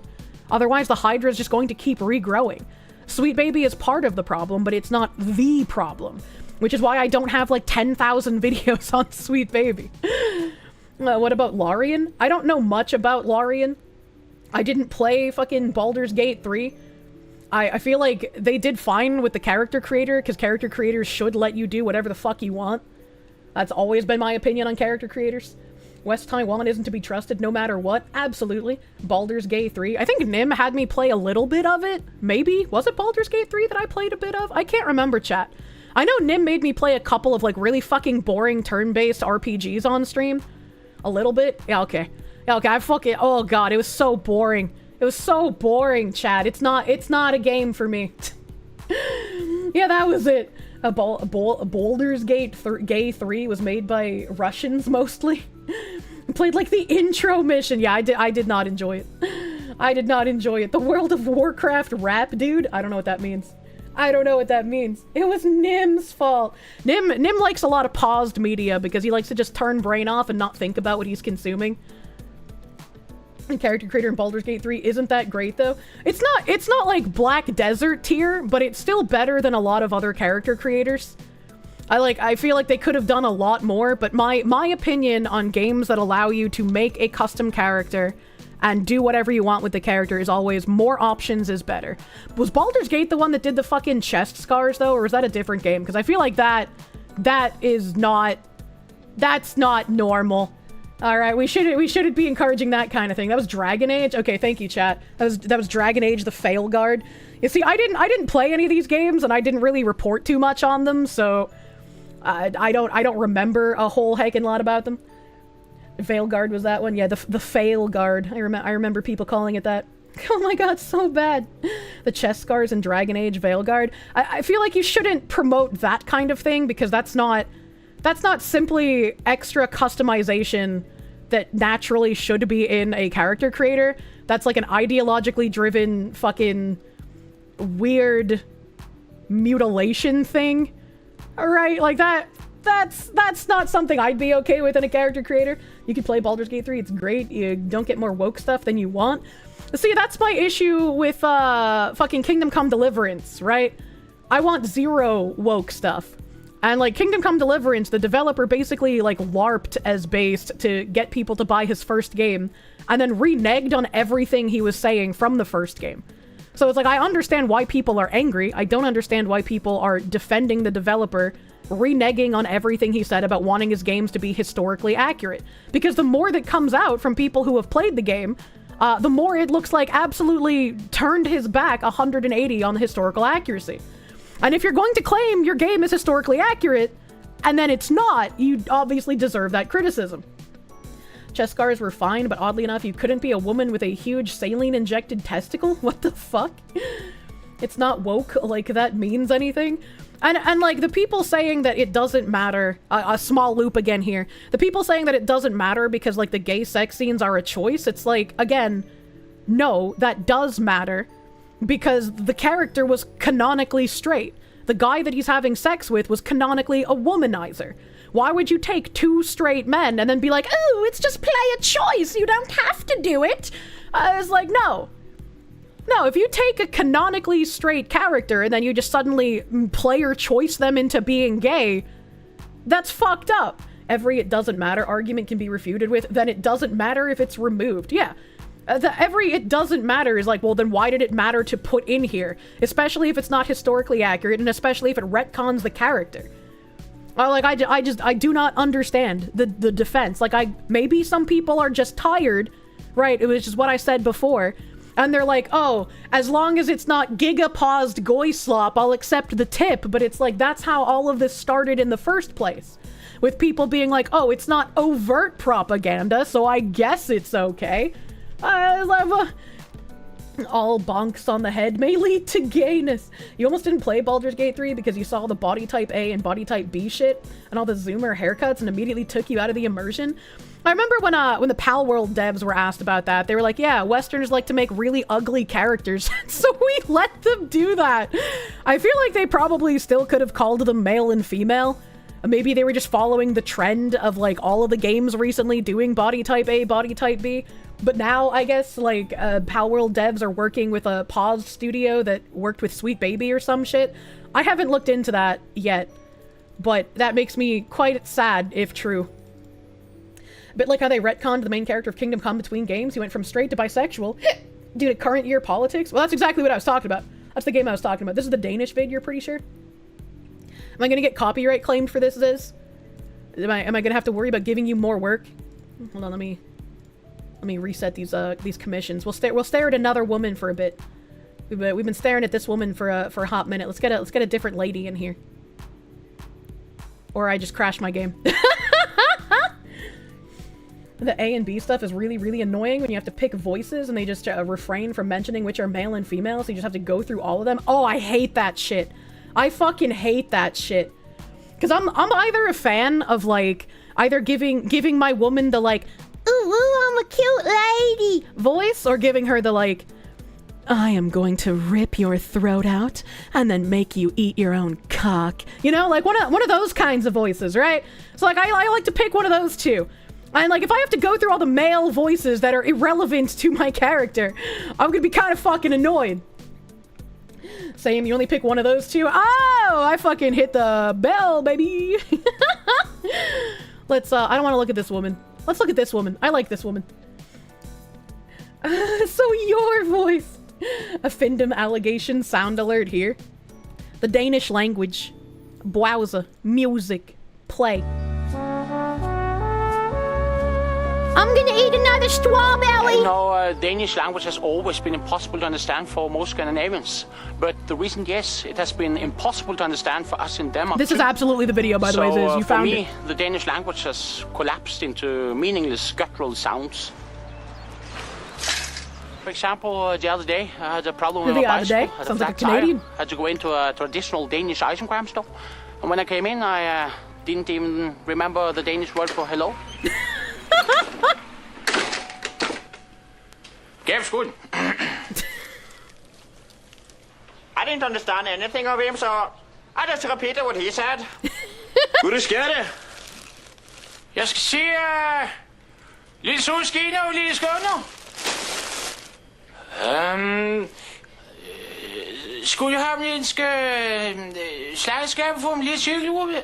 According to Family Guy, this is also how Italians communicate. What did he just call him? Sugelcola.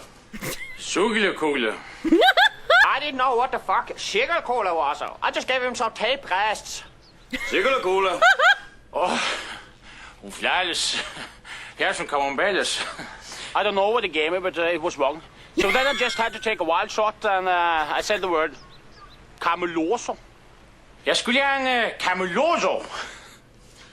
Oh, cameloso. I didn't know what cameloso was. In general, I must say, it's not easy to run a nice and calm store and nobody knows things are called. So, no problem, cameloso. Italians have more hand gestures. True, we do. It's basically like a slap fight where none of the hits land. Flimser du? Cameloso? Cameloso. Cameloso. Cameloso. He gave me a file, but then I had no choice. I just had to take it. Then I got a bit desperate, and I really tried to reach through to him, but he just became afraid of me. Vi forstår hinanden ikke. It's putting a curse on him. You work as a milkman? Yes, I sell and deliver milk, yes. I want a milkman. Skal det være som mælkedag? Mælkedag? Ja. Tak og sukke tak tusind. Så, tusind tak. Det skal gå, det skal gå, det skal gå, det skal gå, det skal gå. The icing man has been claiming that you fooled him into order 1,000 liters of your milk. Yeah, maybe. And so fucking what? I mean, to make a fortune out of this communication problem. But I mean, who's to blame? Who's to blame? I need money. I have 3 cows to feed. Og du skal komme og du skal danke og mere for tilbage, når du skal se glasses. What did you just say there? Now you just ordered 1,000 liter milk. I knew the file costed 86 crowns, but the Danish number system is very complicated, so I just said something. Det er katten, pressen, 14 sorts, og halve solo. Yeah. He said the price, but I had no idea what the number is at. I just held out the clump of money. Hey, det er jo låsen. Ja.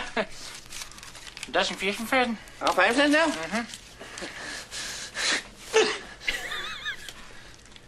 På længslet. På længslet. If nothing is done, the Danish society will collapse. It's not a question of if, it's a question of when. We need help. Please help us. I want to direct an appeal to the United Nations and the international community. Please help us. We need help now. We're desperate. No, we don't need any help. Of course, this is going all just so fine. The whole communication. Leave us alone, please. Let's handle this. I can do it. I can make a new language for them. That can be my job. No help. We don't need help. You need 1,000 liters of milk. True and real. Let me repost this because I saw people asking for the link to this video as well. There's the video link. Can barely understand them in English. I know, it's like some weird mix between like Canadian and Irish. Scandinavian humor, 99% of it consists of mocking the other Scandinavian nations. It's like the Newfoundlanders in Letterkenny. It is. They talk super fast. She speaks in the mysterious ways of coconut, and I will teach the Danish to also speak in coconut. This will solve their national communication crisis. When English is the easier language to learn. Kier's new language would just come out like coconut flailing, repeated over and over again. What's horrible is you understand all of them perfectly. I'm sure that would be even funnier if I knew any Danish, but you know. Lead the Danes in the black suit. Which language has a mix of German words in them again? A bunch of languages, not just one or two. Not just one or two. What else? What else are in the titular tabs today? Oh, we already watched the Trevor Noah one. We already watched that. I got a Lily Tang clip you here. Got some Lily Tang action. Fucking based New Hampshire lady. A DEI, CRT, woke mind virus, social justice movement is neo-Marxist revolution to destroy the Western civilization. Don't buy into this new form of racism. The radical leftists are the real racist. Defund them all. I don't know what I could do, but I would love to support this woman if I move back into New Hampshire, man. America is going through a neo-Marxist revolution in the name of social justice, in the name of anti-racism. Everything's racist. Math is racist. True. AP class is racist. True. And Chinese people look like me are potentially white nationalists. Are you kidding me?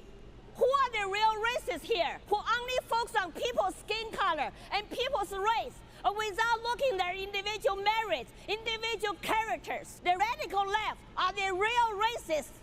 America is going through a neo-Marxist. Oh, it started replaying. I couldn't tell where the final cut was. It's funny because it's real. It is. She's so fucking short. She's Asian. She can't help it.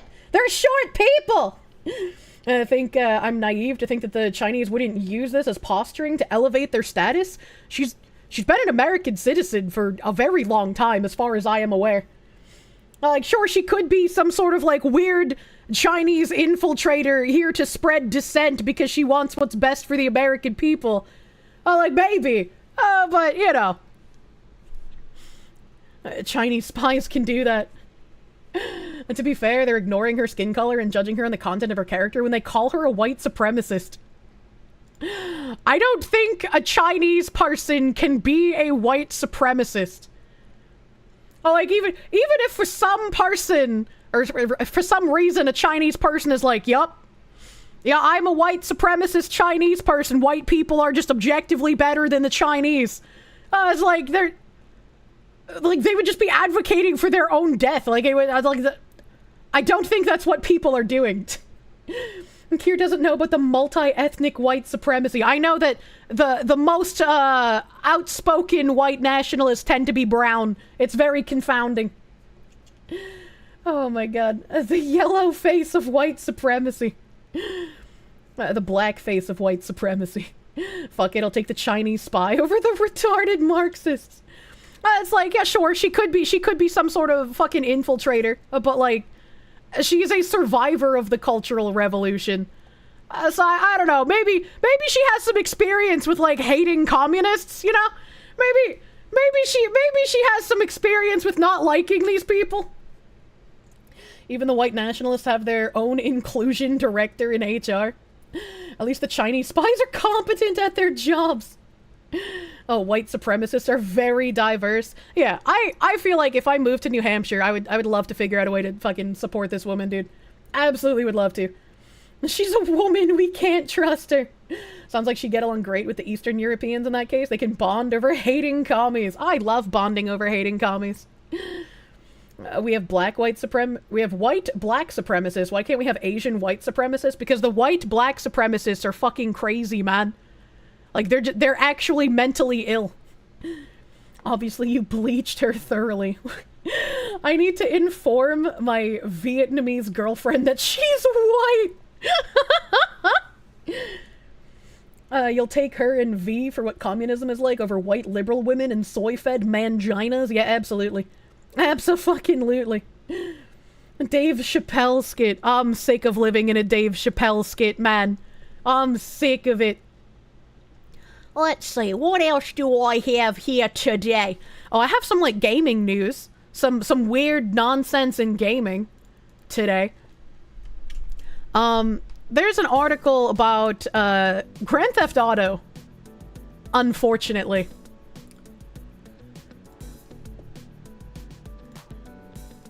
Rockstar Games talks with top Metaverse creators with an eye on making Grand Theft Auto the next creator platform. Fucking Grand Theft Auto is already a live service game. Why would they want to make it into a content creation platform? That seems a little strange. Oh god, oh fuck, not Metaverse.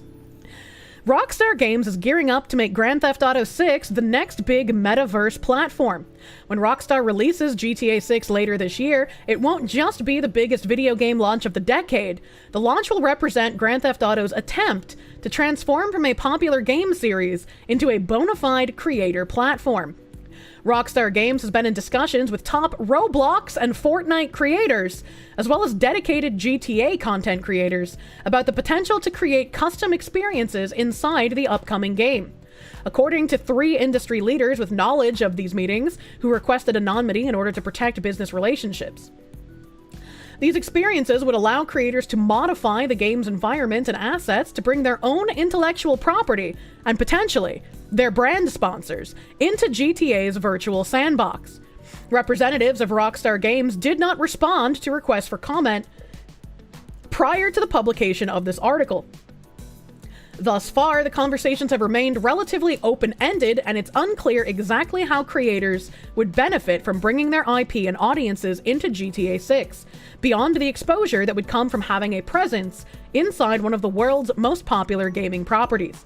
Creators and other metaverse platforms, who often refer to themselves as user-generated content, or UGC creators, can make money by getting a cut of virtual item sales or through revenue share programs. All right, I have multiple questions here.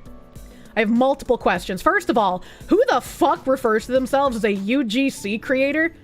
As someone who is a content creator, I have literally never heard this term. Are they like just completely siloed off into their own little section of the internet where like I've just never heard of them? I just like, I don't understand. They're really trying to go all in. I just don't understand. It's Roblox, people. Jesus Christ. I don't pay attention to Roblox because it's basically all like child predators. To you, it sounds like Steam Workshop sort of deal, which it doesn't sound that way to me. It sounds like the setting up sort of like the unique Fortnite maps or the unique like Roblox worlds, sort of like the worlds in VR chat, where like content creators can create an entire space, an entire world, an entire area just for themselves and have space for their sponsors, which Steam also came out recently and said that they would not be allowing video games on their platform that have in-game advertisement. How would Steam handle in-game advertisement if the advertisements weren't put there, say, by Rockstar themselves, but were user-generated advertisements by users and content creators creating their own space and then having advertisements in that space? UGC creators are an ignorant executive's wet dream. $100 for Ready Player One Sorrento's ad spamming dream. UGC is user-generated content, so a game modder. You heard that Rockstar has actually been talking to both the Roblox and Minecraft people about this. If it's not going to affect the entire game, and it's going to only affect, like, as a user mod, right? Like, if I played Cyberpunk 2077, and I removed all of the Fuda Dick Girl advertisements in the game with advertisements for my Gamersups merch drop, and it would only show on my stream, and it would only be edited in my game, I guess that's not a big deal, right? Like, that's fucking, who cares? It's only my game that's affected, right? But, like, you would probably have to get some sort of permission for this, which is why Rockstar is talking to these creators about it. You muted and unmuted and immediately heard Fuda Dick Girl. Oh my god, Steam was down for 5 minutes, almost had a heart attack. It's Tuesday, isn't it? Steam does its little fucking update shit on Tuesday. No, this is going to be bullshit that will affect most players. See, that's what I think. I think this is going to be bullshit that will affect most players. And this is going to be a way to get around things like Steam saying that, no, you can't put your game on our platform if you're going to have in-game advertisements. Because if the user-generated content is how the advertisements are getting in there, then that's probably like a little bit of a loophole. Will we get to give everyone spooky ghost costumes? It's been down for like 10 minutes every Tuesday for like 10 years now, and yet every Tuesday I'm still surprised when it happens. That's why I stopped trying to schedule Resident Evil 5 on Tuesdays. This is Fallout 76 Creation Club or whatever it was called all over again.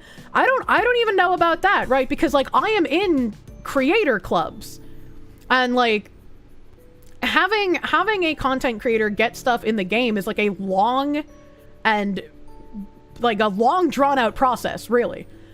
And so for them to make it like everyone can modify the game and everyone can put these special environments and include their brand sponsors, like if it's a user side mod, I don't think that's a big deal, but if it affects everyone in the game, I think that could be a problem.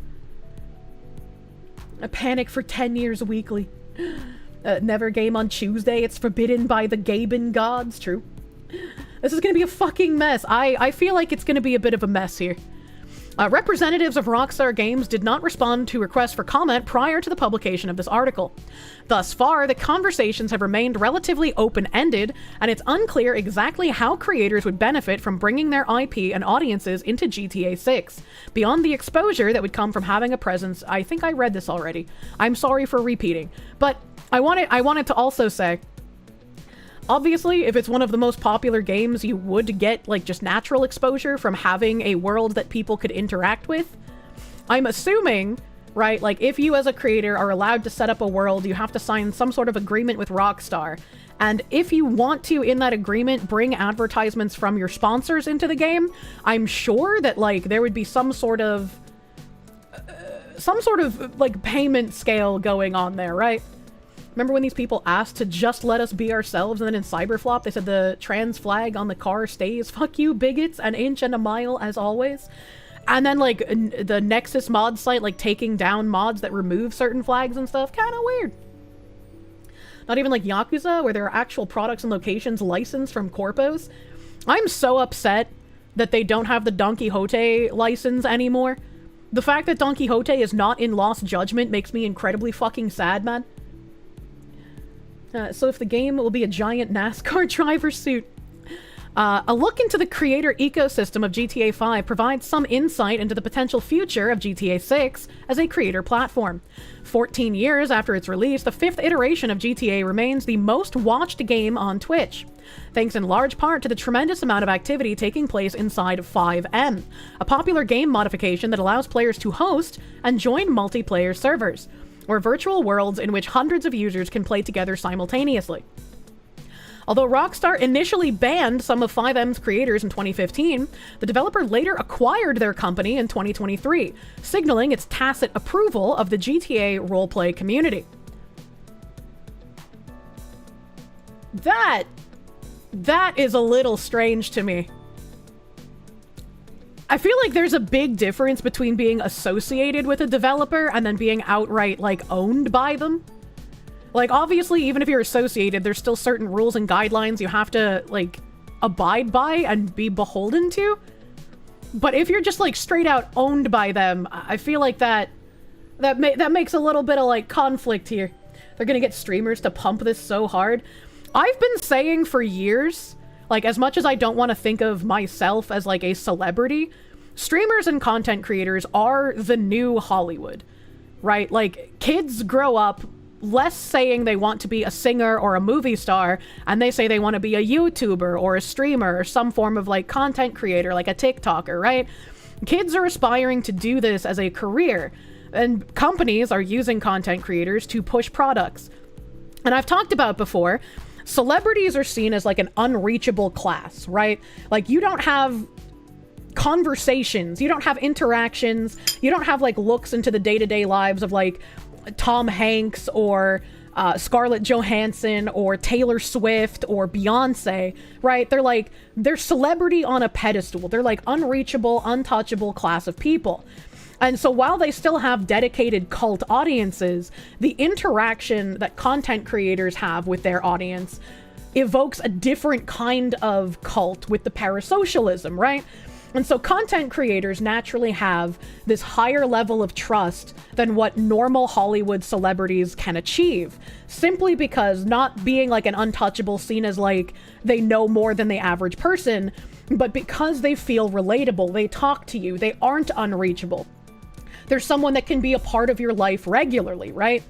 And so this implicit extra trust that content creators cultivate with their audience is inherently part of their brand. And the more that content creators are hypocritical, or the more that they push products that are bad for their audience, like established titles, or like Kamikoto knives, or things that are just inherently a scam, the more that trust erodes and the less profitable that content creator is going to be eventually, right? Some content creators can be found to have pushed these things and have had very little, like, lashback. I was forgetting English words, but it's like the more that they're hypocritical and contradictory, the more trust that they start losing. And this is why I've always taken it very seriously, and also partially because I'm autistic. I don't like being taken out of context, and I don't like people lying about what my beliefs are. Like, if people hate me, I prefer them to hate me for things I've actually said and done, not like weird straw men they've made up in their minds. And so, like, I get probably a little irrationally upset when people lie about me, because it's like, I want to maintain that level of audience trust. I want to do right by my audience. I don't want to just shill any and everything. And I've given up a lot of profitable sponsors because I feel like it would be asking too much from my audience. I feel like it would be against my principles to do stuff like that, where it like requires my audience to spend money on something that I disagree with. So I take a very like careful approach to how I do sponsorships. And when I'm going to do something for like a sloppa mobile game that doesn't require you to spend money, I try to let you guys know well in advance, like, hey, I'm going to be playing some sloppa. You know how I feel about these, you know? It's free to play, it's free to support, but don't spend money on these kinds of things. It's not worth it. Hate me for who I am, not who you think I am. And so, like, we've also read with Enthusiast Gaming and with some of the Bridge context that they've also noticed that content creators are a way to push ideology. Content creators can absolutely be bought and paid for and push the ideals that they want. And because of the extra trust that content creators implicitly build with their audience as opposed to Hollywood celebrities being the untouchable class, it's much easier for content creators to convince their audience of something that might not be wholly rooted in reality. Which is, again, a lot of people think that I should summarize articles or skip around in articles and not read the whole thing. I want to read the whole thing. And KB documents everything I read on stream in the articles read on stream section in my Discord. I want all of my sources to be seen on screen. I don't want to take the articles out of context. I want everyone to have access to my sources. One of my biggest qualms with like watching Timcast was that like, yeah, I could go look up the article myself, but he should have them available somewhere for people to click on. My Oshi would never lie to me. Not on purpose anyways. Like, I will try my best to always be as honest and vet the sponsorships I do to the best of my ability. I'm sure I will make a mistake with a sponsor at some point, because I'm not perfect. I will probably make a mistake, but I try best. Context is good. Kirsche keeps telling us about this breakfast thing. Clearly gaslighting because we can't see. Showing the dirt over the briefed lead. Yeah. Like, I want everyone to have as much context as possible. And so, like, that also makes me really happy when people are like, yeah, I listen to Kirsche as, like, you know, a radio talk show, like, when I'm driving to work or while I'm long-haul trucking. And it's like, yeah, I'm like fucking brain-damaged anime woman Rush Limbaugh. You just throw me on the radio and I'll fucking yap. I'll read the articles, man. Remember, she hates us. A YouTuber you watch once did an established title advertisement, but his ad read for it was basically, it's not legally binding and not a real title or anything, but it's a fun little thing to buy, like buying a star. It's probably as morally as you can advertise established titles. I would still feel bad about doing something like that. Like, I get the, you know, get the bag mentality. I get that, and like, I guess if you can scam money out of a scam company and not have your audience lose anything for it, that's probably better, because someone is gonna take that offer from the scam company, right? I can't remember who I watched, but I remember someone being like, if someone is gonna take the bag from the scam company, it might as well be me. I remember hearing that, but it's just, I don't know, I would feel kind of bad. 103.7 AM, Foxu Radio. I can't make car crash noises. Get the real gaming news here. It's your first time and you're enjoying it. It's good and fun to listen to. Thank you. Thank you. Lies can't be accidental. It's a deliberate attempt to deceive. Just being incorrect or wrong about something isn't a lie. Yeah, which is why when, like, the established title scam was, like, made public, all of the creators that came out and they were like, hey, dude, I didn't vet this enough. Like, I'm sorry that I shilled this to you guys. I shouldn't have. I'll do better in the future. Like, those seem like genuine apologies, in my opinion. At least she was able to make the autism noises perfectly. Dankula was vindicated. Yeah. Oh, yeah. You found out Angry Joe was taking sponsorships from game companies to play a game and have fun playing them so his fans would pre-order. And only after they wasted their money, complained the game was trash. Maybe if I wasn't paid enough. It's like, when you take a sponsor, you can't... Like, once you're under that contract, you can't tell your audience to not spend money on it. And you can't, like, really bash the game. Like, you can point out, like, oh, this could be better, and oh, like, these graphics aren't as great as I thought they would be. Like, you can kind of criticize it, but you can't be like a bitch, right? Like, you can't go hard on it like you might if you weren't under a contract. And so that's why, like, before I sign anything, I'll be like, hey, chat, we got a Sloppa mobile game sponsorship coming up, which we will have one soon. You guys won't have to do anything. It's not even like an audience participation thing. This time it's just gonna be me playing it. So it's like, you know, if you want to try it, go for it. I know next to nothing about the game, but I don't have to do much. You don't have to do anything. It's a win-win kind of situation. The downfall of iDubbbz comes to mind. His erosion of content may not have been selling out, but his 180 was insane. Yeah, I really hate the Trolls Remorse mindset as well.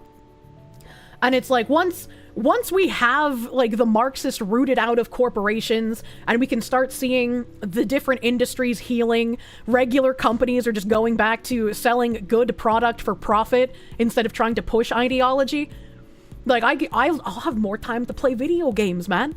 Like, I'll still want to talk about the day-to-day news. I'll still want to talk about regular news shit like I always used to. But I won't have to fucking harp on Bridge. I won't have to fucking harp on DEI.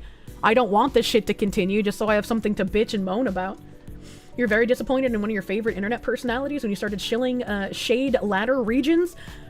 Whenever Raid Shadow Legends comes up, I always say every content creator should absolutely shill for that. They pay so fucking well, and it requires zero money from your audience to do it. It's like maybe 15 minutes to an hour of gameplay time, maybe a little over an hour, depending on what level they want you to get to. It's like free to play, free for audience engagement. Don't spend any money on it, but it's like it pays very well for the creators, and it doesn't do anything bad. Kirsch's curse knowledge will never stop. Yep. They pay so well because the entire game is trying to liberate your wallet of cash. Yeah, that's why it's like, don't spend money on these things, man. Don't spend money on it. Just play it for free. Support your content creator. Fucking uninstall that shit, man. The Rady Shady Lady, kid tested, Fox approved. Yeah, I will answer the call pretty much every time they knock. Unfortunately, you also have to take into account, like, audience fatigue when you do sponsorships. Because if you do too many of the same game, obviously your audience is going to be like, oh god, not another one of these. And rightfully so. Rightfully fucking so. So, like, last year, Raid came to me 3 times, and I did 1 Raid sponsor in the beginning of the year, and 1 Raid sponsor at the end of the year. And then when they asked me to do another one, I was like, you pay well, baby, and I love you, but I just can't do it, alright? I can't do another one. You know, my audience is probably a little tired of the game at this point, so I'm gonna have to pass. Right, like you have to have a little self-awareness for, like, how much schlop you can serve at a time, you know? Hope Mech Arena paid a good. It did almost all the it did. It was like the best paying, like, game sponsorship I've had to this day, if you exclude my, like, years-long contract with Gameforge, right? And companies funding DEI are not the root cause. Feminism is. Fighting DEI is cutting back the overgrowth, but it's a worthy fight. It's not just feminism. Feminism is also just a, like, arm of the Marxist ideology. Feminists are just, like, the easiest to use as ideological pawns, because once you have men and women fighting, everything just kind of falls apart. It's your boy, Raid Shadow Legends. One of my, like, earliest Raid Shadow Legends sponsors, because I've probably done, like, at least 5 or 6 for them at this point, if not more. But one of my early ones, the entire stream was just me reading meme Raid Shadow Legends ads in different voices. Help.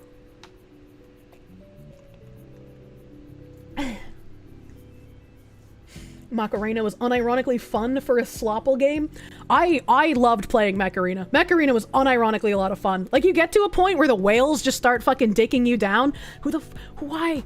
I want to say who the fuck is whaling on Macarena, but I was having so much fun I spent, like, you know, $500 million on the game.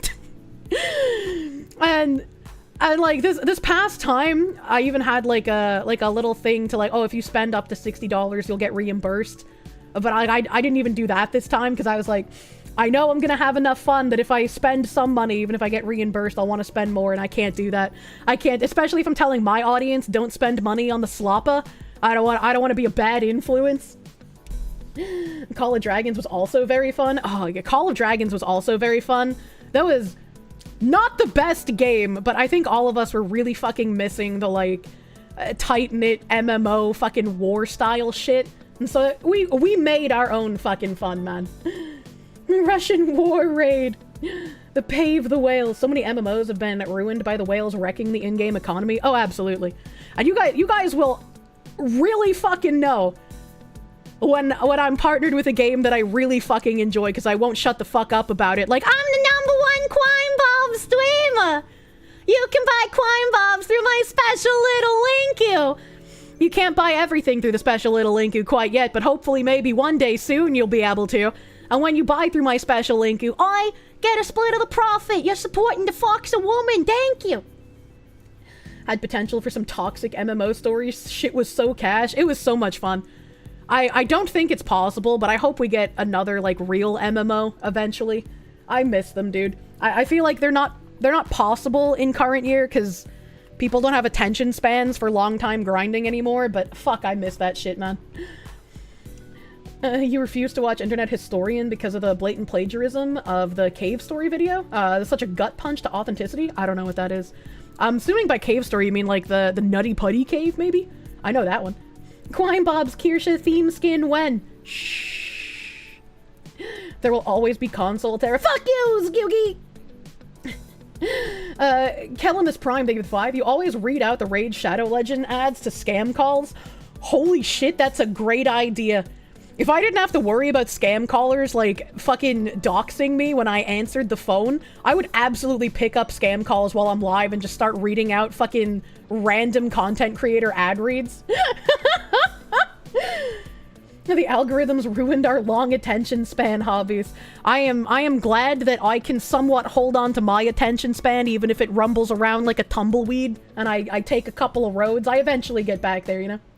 Kirsche is the #1 Quine Bob streamer by default. True. Quine Bob's copy pasta when? We have the song copy pasta. I like the song copy pasta, man. Can I just use a burner phone and a voice changer? Well, then I won't get scam calls, you know? Ryan, thank you for the 2. Isn't League coming out with an MMO? Maybe. I don't know where the development on that shit is. I have no idea what's happening with it. You gotta tell the scam callers about Tiananmen Square. They're not Chinese, though! Brian Winters, thank you for the 199. We don't talk about what I've spent on War Thunder. Bro, Azure Lane, I don't even want to imagine what I've spent on Azure Lane, because I've been playing it for like 6 years now or some shit. I've been playing Azure Lane for so fucking long, and like, I know how some people feel about gacha games, so like, I respect your opinion if you think that no gacha game should ever get money, but in my opinion, I like giving money to Azure Lane for skins for my waifus, because skins are the only things that are, like, quote-unquote needed to buy, right? And if a gacha game is not doing the, like, disgusting FOMO monetization tactics, where they, like, come out with an event every 2 weeks that you have to spend hundreds of dollars on in order to get every unit, like, I'm glad that Azure Lane you can get absolutely everything for free. And I think because you can play the game normally and get everything in the game just by playing it, that those developers should know that because they're not syncing to, like, the disgusting normal gacha tactics, that I want to support them. And I might just be one person out of a sea of millions, and I'm sure there's people that spend way more fucking money on the game than I do. I'm not like a giga whale, I'm like a little guppy here. But I still like giving money to developers that try to do right by their players. I don't like the censorship shit that the developers in Azure Lane have been having to capitulate to. I understand why they have to do it in China, not my country, not my problem. But I don't like seeing the censorship in the West. And especially with the recent skins that aren't even insane in comparison to some of the ones that are still in the game. Having them taken off of the game because, like, people complain to the Play stores is insane. A guy who used to play World of Tanks with once admitted to spend over 10,000 in that game. Jesus Christ. China is asso! True. True and real. Why don't you get a burner phone, then go to like 8 malls and sign up for every single free giveaway and shit, and there, as Mavis, the 93-year-old woman, gets so many scam calls on that number. Jesus Christ. Jesus Christ. And garbage localizations. I will always say, Counterside was another gacha game that I absolutely love. Absolutely love Counterside. It has an amazing story. It made me fucking cry, chat. Normally gacha games, Azure Lane included, have like fucking basic bitch ass stories that I don't even pay attention to. Counterside story I was so like fucking enthralled with. I actually cried during one of the fucking story cutscenes, dude. That game made me so emotional. I cried tears, okay? Counterside has not only a good story, I like the combat, I like how it's like a different than like chibi combat that most gacha games have. I like that Counterside is also incredibly free-to-play friendly. Again, it's like you basically only have to buy skins in that game. You can get every unit just by playing it. Counterside also had an amazing translation that wasn't fucked up by woke localizers, right? They had their own in-house team do the translations. So like Counterside is another game that I just was amazingly enthralled by. I just did not have enough time for multiple gachas in my life, and I had been playing Azure Lane longer, so my loyalty laid there.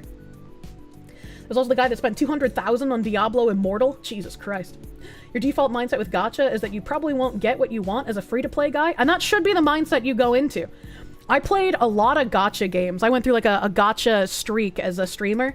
So gacha games were like my bread and butter for a while I was figuring out what the fuck to do since MMOs are basically dead. And I would play the gacha game on stream, and I would buy like the monthly card, the new player bundles, which would usually be between like 99 cents and $5. And then I would buy, like, usually there would be like some sort of extra special pack for like, hello, new players to the game. So I'd buy like those things. And then I would, at the end of the month, basically give my opinion on how free-to-play friendly the games were, based on, I even spent just a tiny bit of money, like a one-time payment. And typically, most gacha games did not meet any kind of threshold for being free-to-play friendly. Arknights was not free-to-play friendly. Alchemy Stars was not free-to-play friendly. I played basically every gacha game that like was releasing. And I remember one game I actually spent money to roll on a waifu because I really fucking wanted her badly. It was in a Revived Witch. It was the only time I like ever spent money to roll on the gacha in a gacha game. And I think I spent like, I can't remember if it was like $60 or $100, but I felt so fucking bad. Both because I was still a small streamer and I didn't make much money. And secondly, because it just felt gross to like give money to a game that like encouraged that kind of spending. So as much as I liked like the art style of Revived Witch and I had fun playing it, I stopped playing it because of that. You're sleepy. Can you nap on my tail? Absolutely. It's very soft and fluffy. Good for sleeping. ZZZ Rodent Waifu, best waifu. I never played Zenless Zone Zero. Arknights is free to play friendly for getting through the story. Shut the fuck up. Shut the fuck up. There is no such thing as free to play friendly for getting through the story because you can use all your free units that they give you while you beat the story. No, you're playing a waifu collection game to collect waifus.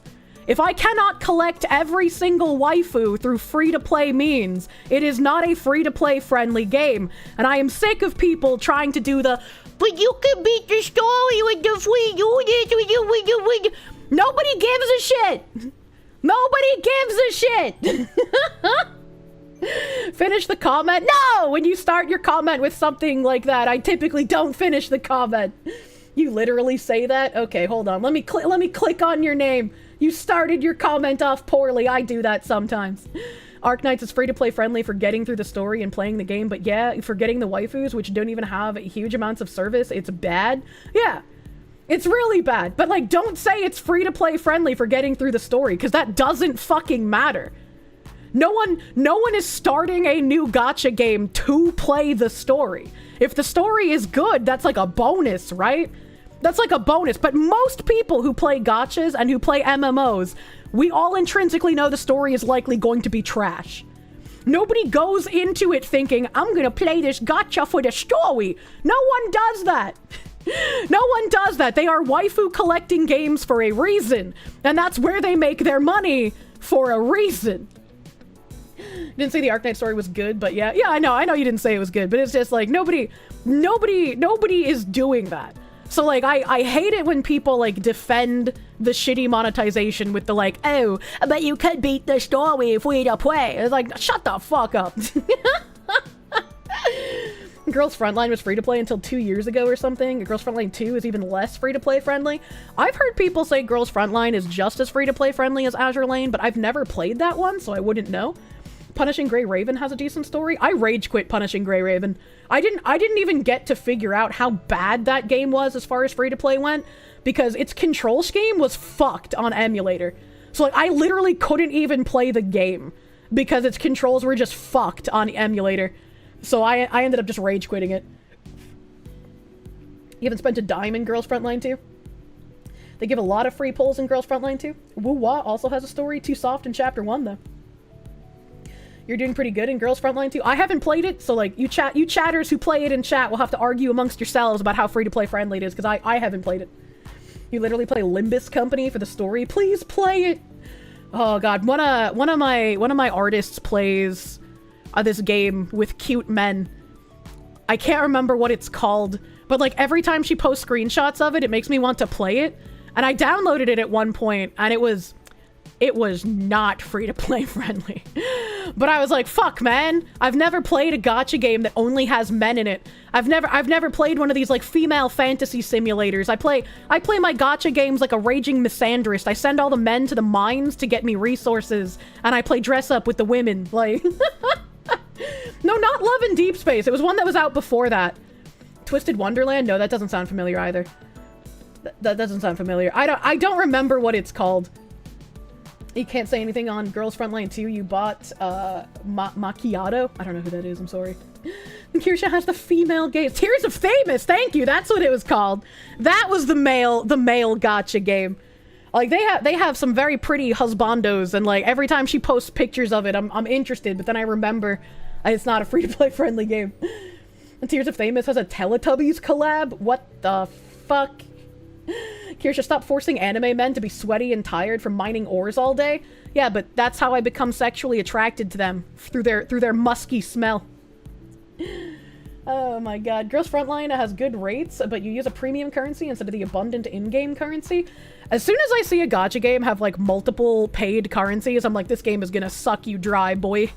They only have multiple currencies to obfuscate how much you're spending, and so you feel you don't feel the wallet hit quite as much. And she likes her men with coal face.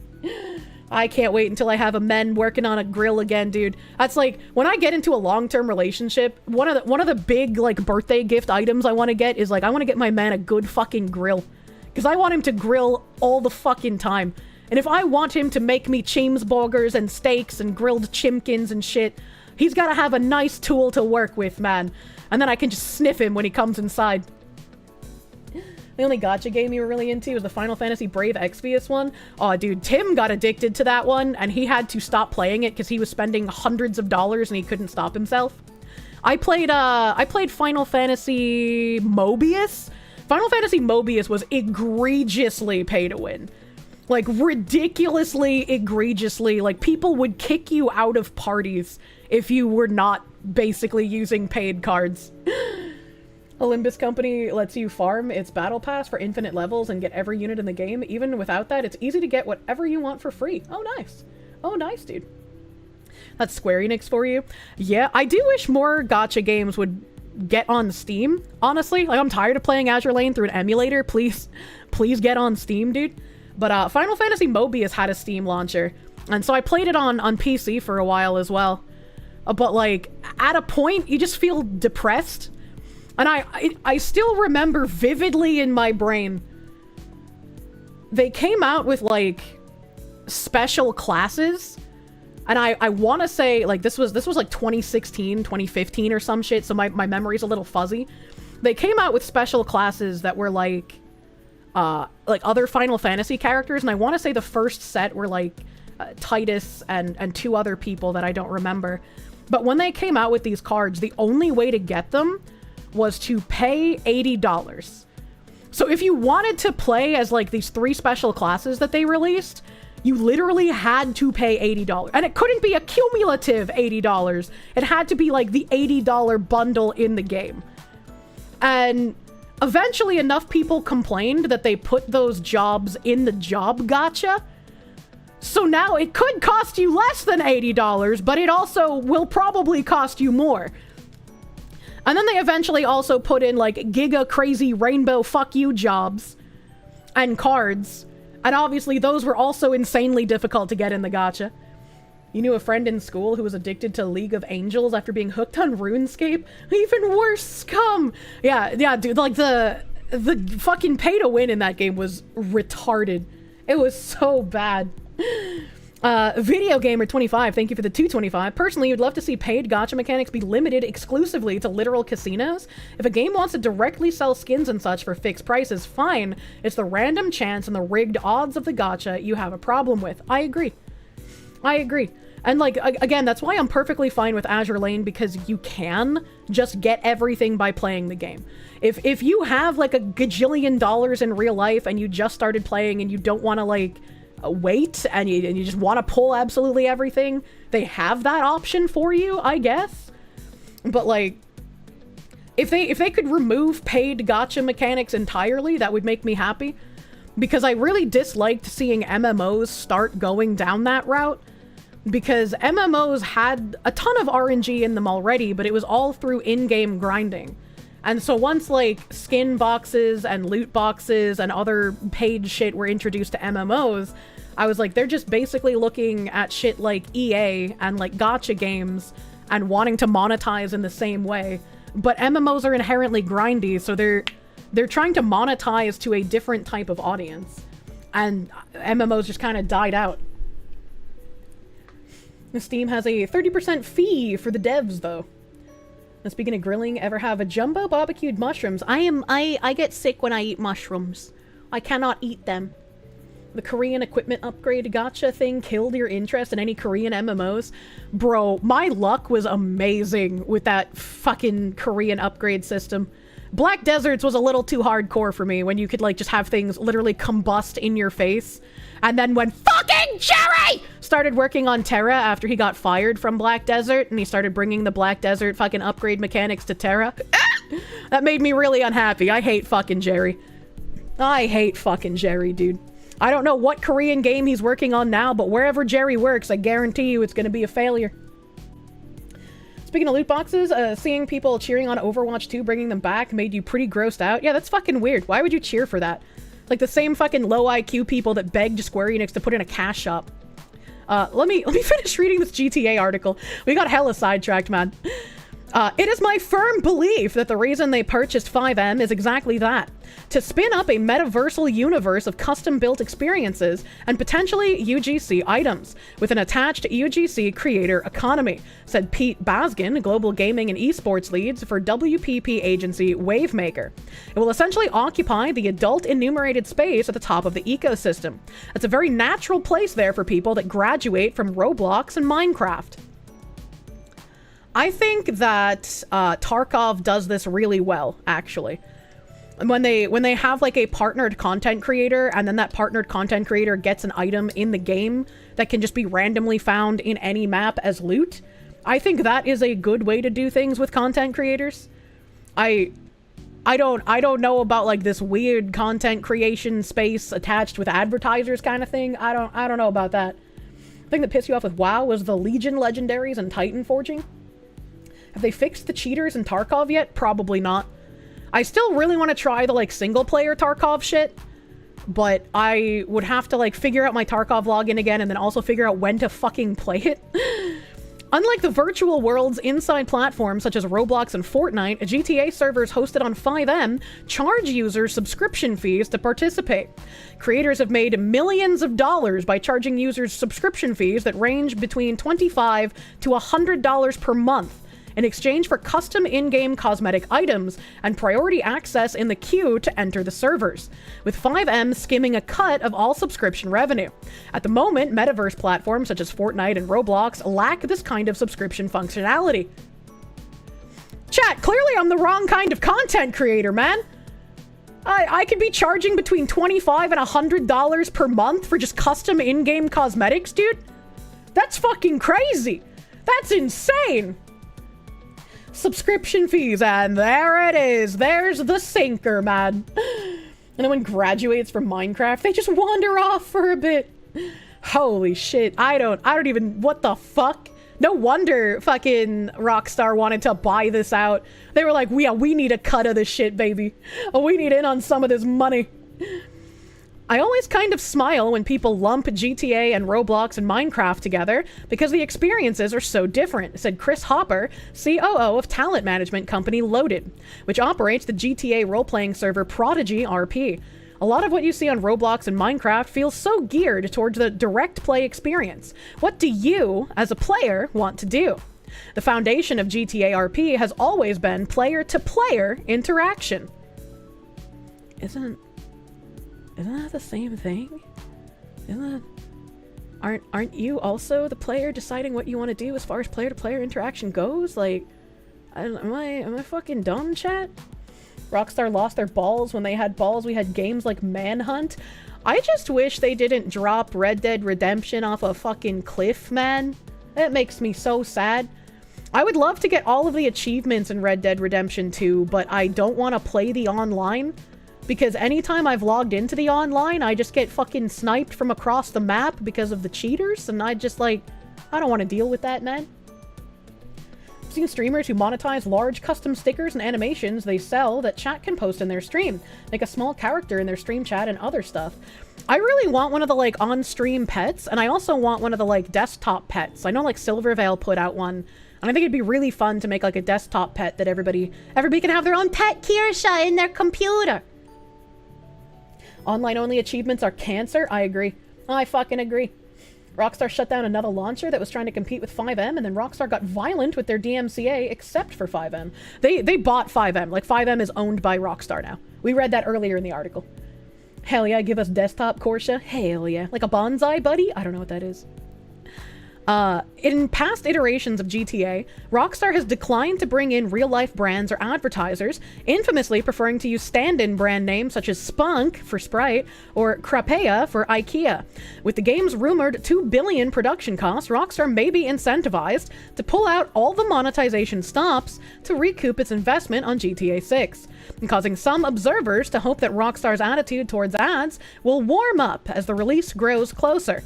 If Rockstar embraces user-generated content, it's a game changer, plain and simple, said Chad Mustard, COO of UGC gaming studio Jogo.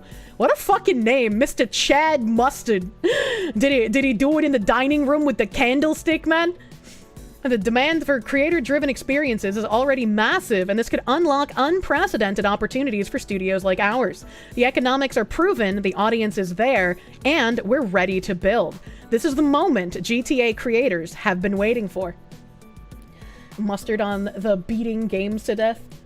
For some reason, when you say it, it sounds so wrong. Why does mustard sound wrong when I say it? They won't use ads, them using fake brands as a part of the parody.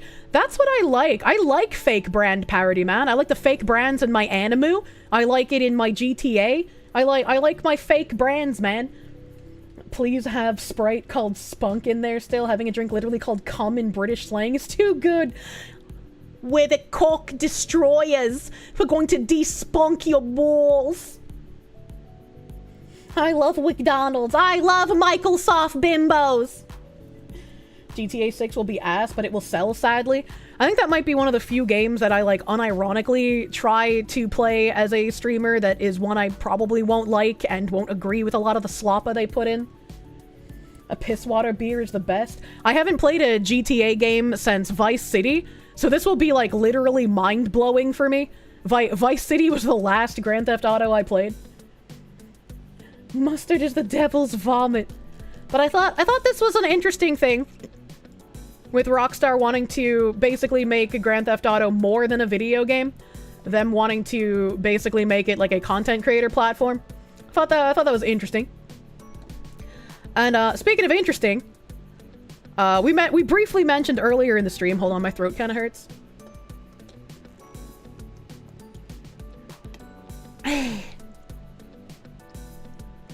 I was not hydrating efficiently, sorry chat. No. We briefly mentioned the, like, social security numbers and how they are super fucking fucked. And how Doge is wanting to go in and figure out why the social security numbers are fucking fucked. And why there's, like, tens of millions of people above, like, age 100 collecting benefits. And so I thought this was a cute little article.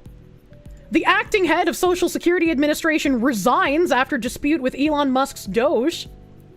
The Social Security Administration's acting commissioner reportedly resigned over the weekend after a dispute with the Department of Government Efficiency over the Elon Musk-led group's effort to access sensitive government records. Michelle King, a career federal worker who had been with the SSA since 1994, quit over the Doge disagreement Saturday and was replaced by Leland Dudek. The Washington Post reported on Monday. Isn't Leland the name of a character in fucking Dr. Tran, man? Also, if she's worked there since 1994, how much of this is her fault for being incompetent? SSN was never supposed to be used for anything other than IRS IDs. They're stupid beyond belief as a major form of ID. And give us public-private key SSNs already. Fix data leaks.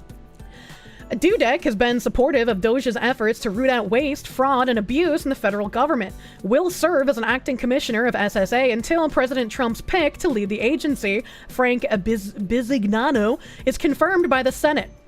Doge staffers embedded at the SSA reportedly sought access to sensitive files in the same manner they have at other federal agencies, such as the Treasury Department, since Trump established the cost-cutting initiative.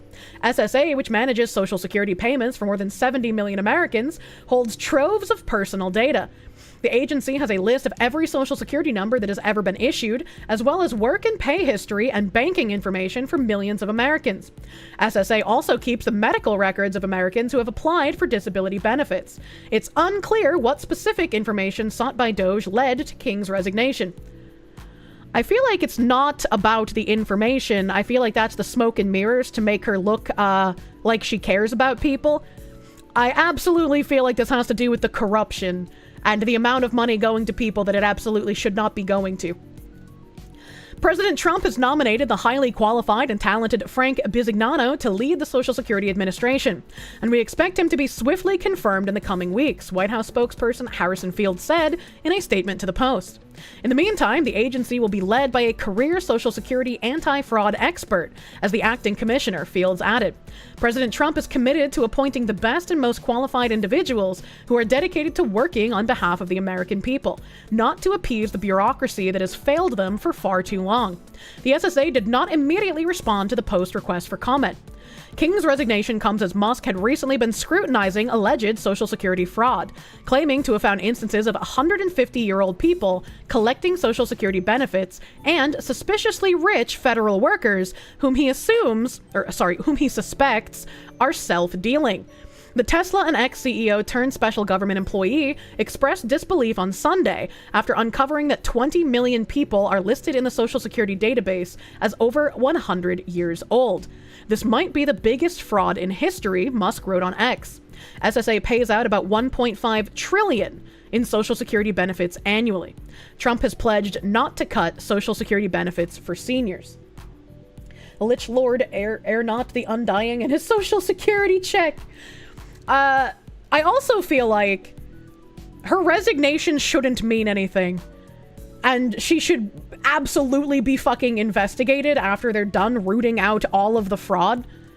Because it's great to root out the fraud and save the money and be like, look, we got rid of all of these slush funds, we got rid of all of this embezzlement, we got rid of all of like these people skimming off the top, right? Like it's great to get rid of the corruption and to get rid of the money laundering, but the people who are responsible for it absolutely should pay penalties. If there's no penalty for what they've done, that doesn't really send the message that there was anything wrong with it, right? And it can just go back to how it was before as soon as Trump isn't in the presidency anymore. Imagine cutting even 20% of that after finding a bunch of fraud. Yeah, exactly. A trillion with a T, baby. Unless folks have an example of what happens when you do it, they'll always come back. Yeah, absolutely. Resignation was giving her grace to not go after her sort of deal. I don't think that should be the case. I absolutely think that they should have an investigation into her. She's been working there since 1997. So she probably didn't set up the fraud, but she was absolutely a part of it. When has that ever happened? Nothing ever happens, and I don't expect anything to happen to her, but I wish it would. I wish there would be an investigation, right? I wish she would get investigated, and I wish people who perpetuated the fraud would have actual repercussions for it. She has to be prosecuted. Stepping down does not give immunity to this. Did anyone hear about how searches on Google in the Washington D.C. area for banks, lawyers, and stuff? Yeah. We talked about that briefly the other day, and I was saying how much I hope fucking house prices in New England also start falling. It's not in the D.C. area, but close enough, right? Close enough. What else do I have in my titular tabs here? Oh, I found something really weird, and I hope more hotels don't start instituting this, because I feel like this is a really shitty policy. I feel like this is a fucking super shitty policy. So I found this. I don't know what View from the Wing is. Thought leader in travel. I've never heard of this website, but Gary Leff writes, no DoorDash, no leftovers, no exceptions. This Marriott Courtyards policy tells guests to eat here or go hungry. Is it reasonable for a hotel to ban guests from bringing food onto the property? This seems at least like a policy that would need to disclose to customers before they book. A Marriott Courtyard has a sign posted on every floor that outside food and drink is not allowed. Like a movie theater, if you want to eat at the hotel, you have to buy your food from them. You can't carry in food or leftovers from where you went to dinner, and you can't order DoorDash either. And here is a Reddit post on the Marriott subreddit. Outside food not allowed. And this image here. Let's look at this image. Please no running around or horseplay in the public areas or corridors. All food and beverage must be purchased from the hotel. Outside food and drink is not permitted. Sounds like they're giving customers to Airbnb. It's just like, I would never book at a hotel that had this. Because just like this guy said, like movie theaters, the prices of food and snacks and drinks at hotels are massively fucking inflated. It's so expensive to buy anything from their fucking snack bars, dude. And like that's also why I was surprised when I had that stay at the Four Seasons that you guys gave me as an anniversary gift. When I went to the actual like restaurant in the Four Seasons, I expected it to be grotesquely expensive based on it being the restaurant in the Four Seasons. But it was actually like reasonably priced. Like it wasn't absolutely fucking insane. It was like $40-something for like the filet mignon, right? Like that's a reasonable price for filet mignon. And so I was like, huh, that's impressive that it wasn't like nickel and diming me like I would have expected from a hotel. They don't have food, let them eat shit. That drives up the cost of food, and it means you'll often wait longer to eat. You probably have to order once you make it back to the hotel instead of ordering before you return, and you can't just drive through somewhere on the way. It's an inconvenient and costly policy, and I imagine one that's tough to enforce. And I mean, again, not only that, but like, they're trying to encourage people buying the food at the hotel through like punishing them for buying food elsewhere. Like it's a fucked up policy. Too bad for them. Sneaking food into places has become an innate instinct at this point with how movie theaters are. Oh yeah, abso-fucking-lutely. $40 is a third of your 3-person household's weekly food bill. Proctor, man, I don't live like out on a bird farm in the countryside on a deranged 1984 island, okay? $40 is like a normal price when you go out to eat for a filet mignon. That's an expensive cut of steak. A new hotel policy. No clothing with pockets. Look at those buildings, too. It's one of the generic identikit bunkers. Yeah, I hate those fucking buildings, man. They look so ugly. As someone that delivers pizza, there's a local hotel that doesn't want us going in their building because we are a security risk. Yeah. Like, at a lot of hotels, they only allow delivery people to go to the front desk. They don't allow them to go up to the rooms. When I was like in the DC area, and the hotel like actually let the delivery people go up to the individual rooms, not only was I shocked and surprised, but I accidentally gave the wrong room number, so when they took a picture of my food being delivered, I noticed the room number was wrong, and then I had to take the elevator to a different floor and go to the door that they dropped it at to get my food. And there were actually, unfortunately, people in that room, so I was like, oh boy, I hope they also didn't order food and they think I'm stealing it if they look outside the door.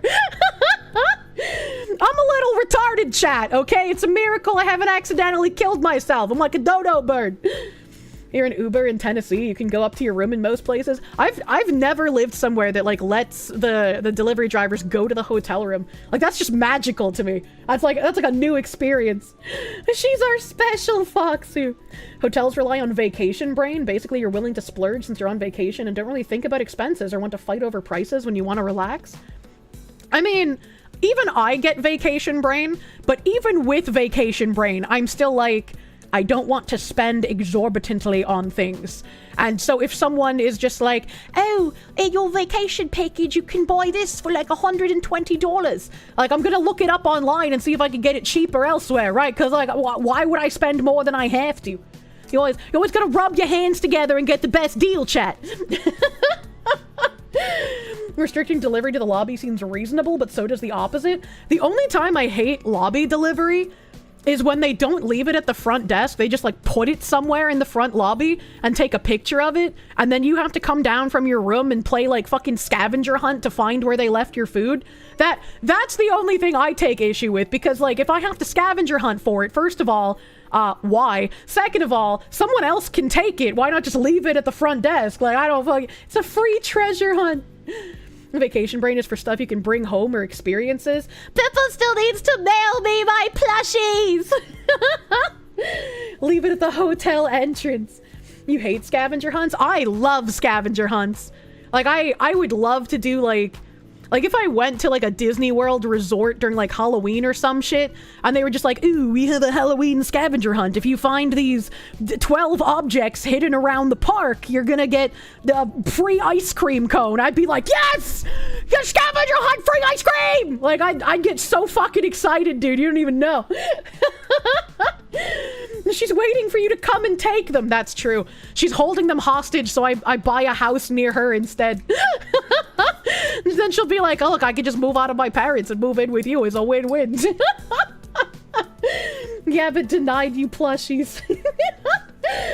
Quick, have all the guests raid the kitchen. They can't stop all of us. Many social media commenters suggest the policy was probably born out of hosting youth sports teams, bringing in plenty of food and alcohol, and making messes and noise in the common areas. Or is it just about driving up revenue? I don't know how much large sport teams are an issue at hotels. It seems harder to enforce the outside food than to enforce quiet hours, and it makes life difficult for all guests, not just the problematic ones. And problems with youth sports or other groups stem from poor adult supervision as much as from the kids themselves. Also, pretty much every hotel I've ever stayed in is a no smoking hotel, and the hotel that I used to work at even had like penalties for if your room smelled like either cigarette smoke or weed. And people did it anyways. People would still fucking fill the corridors and their room with fucking copious amounts of weed smoke, man. So, like, I don't know how this Marriott Courtyard plans on fucking trying to actually make people abide by this policy, but it's fucking stupid, and I hope I don't see more hotels adopting it. I didn't want to spend too much time on it because it's like a super short story, but it's something that fucking grinded my gears, chat. I didn't like it. Whenever you've seen them, they're really annoying. You would do a scavenger hunt for a couple of large presents for whoever my girlfriend and wife would eventually be. Oh my god. I've seen a couple of like scavenger hunt proposals that have been kind of cute, but it's like, I don't know. It would have to be something like, it would have to be something specific, I think, and not like a super like large thing. In short, fuck hotels. I don't mind hotels. I don't mind hotels, and I actually like them more than Airbnbs typically, but like, some hotels get real fucking dumb. They get kind of stupid. This hotel will also be adopting a stoner shot on site policy. Kirsche plans to hang out at Home Depot to score a himbo. Where can I hang out to get an autistic girl? The shrink's office doesn't seem like a great idea. Autistic women used to hang out and play MMOs. Now I don't know where we've all gone. We're homeless now. We're homeless and we're looking for a place to be. And speaking of homeless, we're gonna read an article about a game I hate very much. Fucking Alan Wake 2, you piece of shit. Fuck you. Remedy Entertainment is taking a page out of Marvel's playbook, and it's working. Remedy's latest financial results show that the company is entering 2025 in an advantageous position, due in most part to the success of Alan Wake 2. Among the many details reported was confirmation that the much-anticipated Control 2 has entered full production. Remedy's investor report has painted a rosy picture for the developer and has revealed key details regarding its future. Remedy has seen revenue rise by 49% due in part to the success of Alan Wake 2, which has now seen its sales exceed 2 million copies. By the end of 2024, Alan Wake 2 recouped its budget and marketing costs, allowing it to accrue royalties.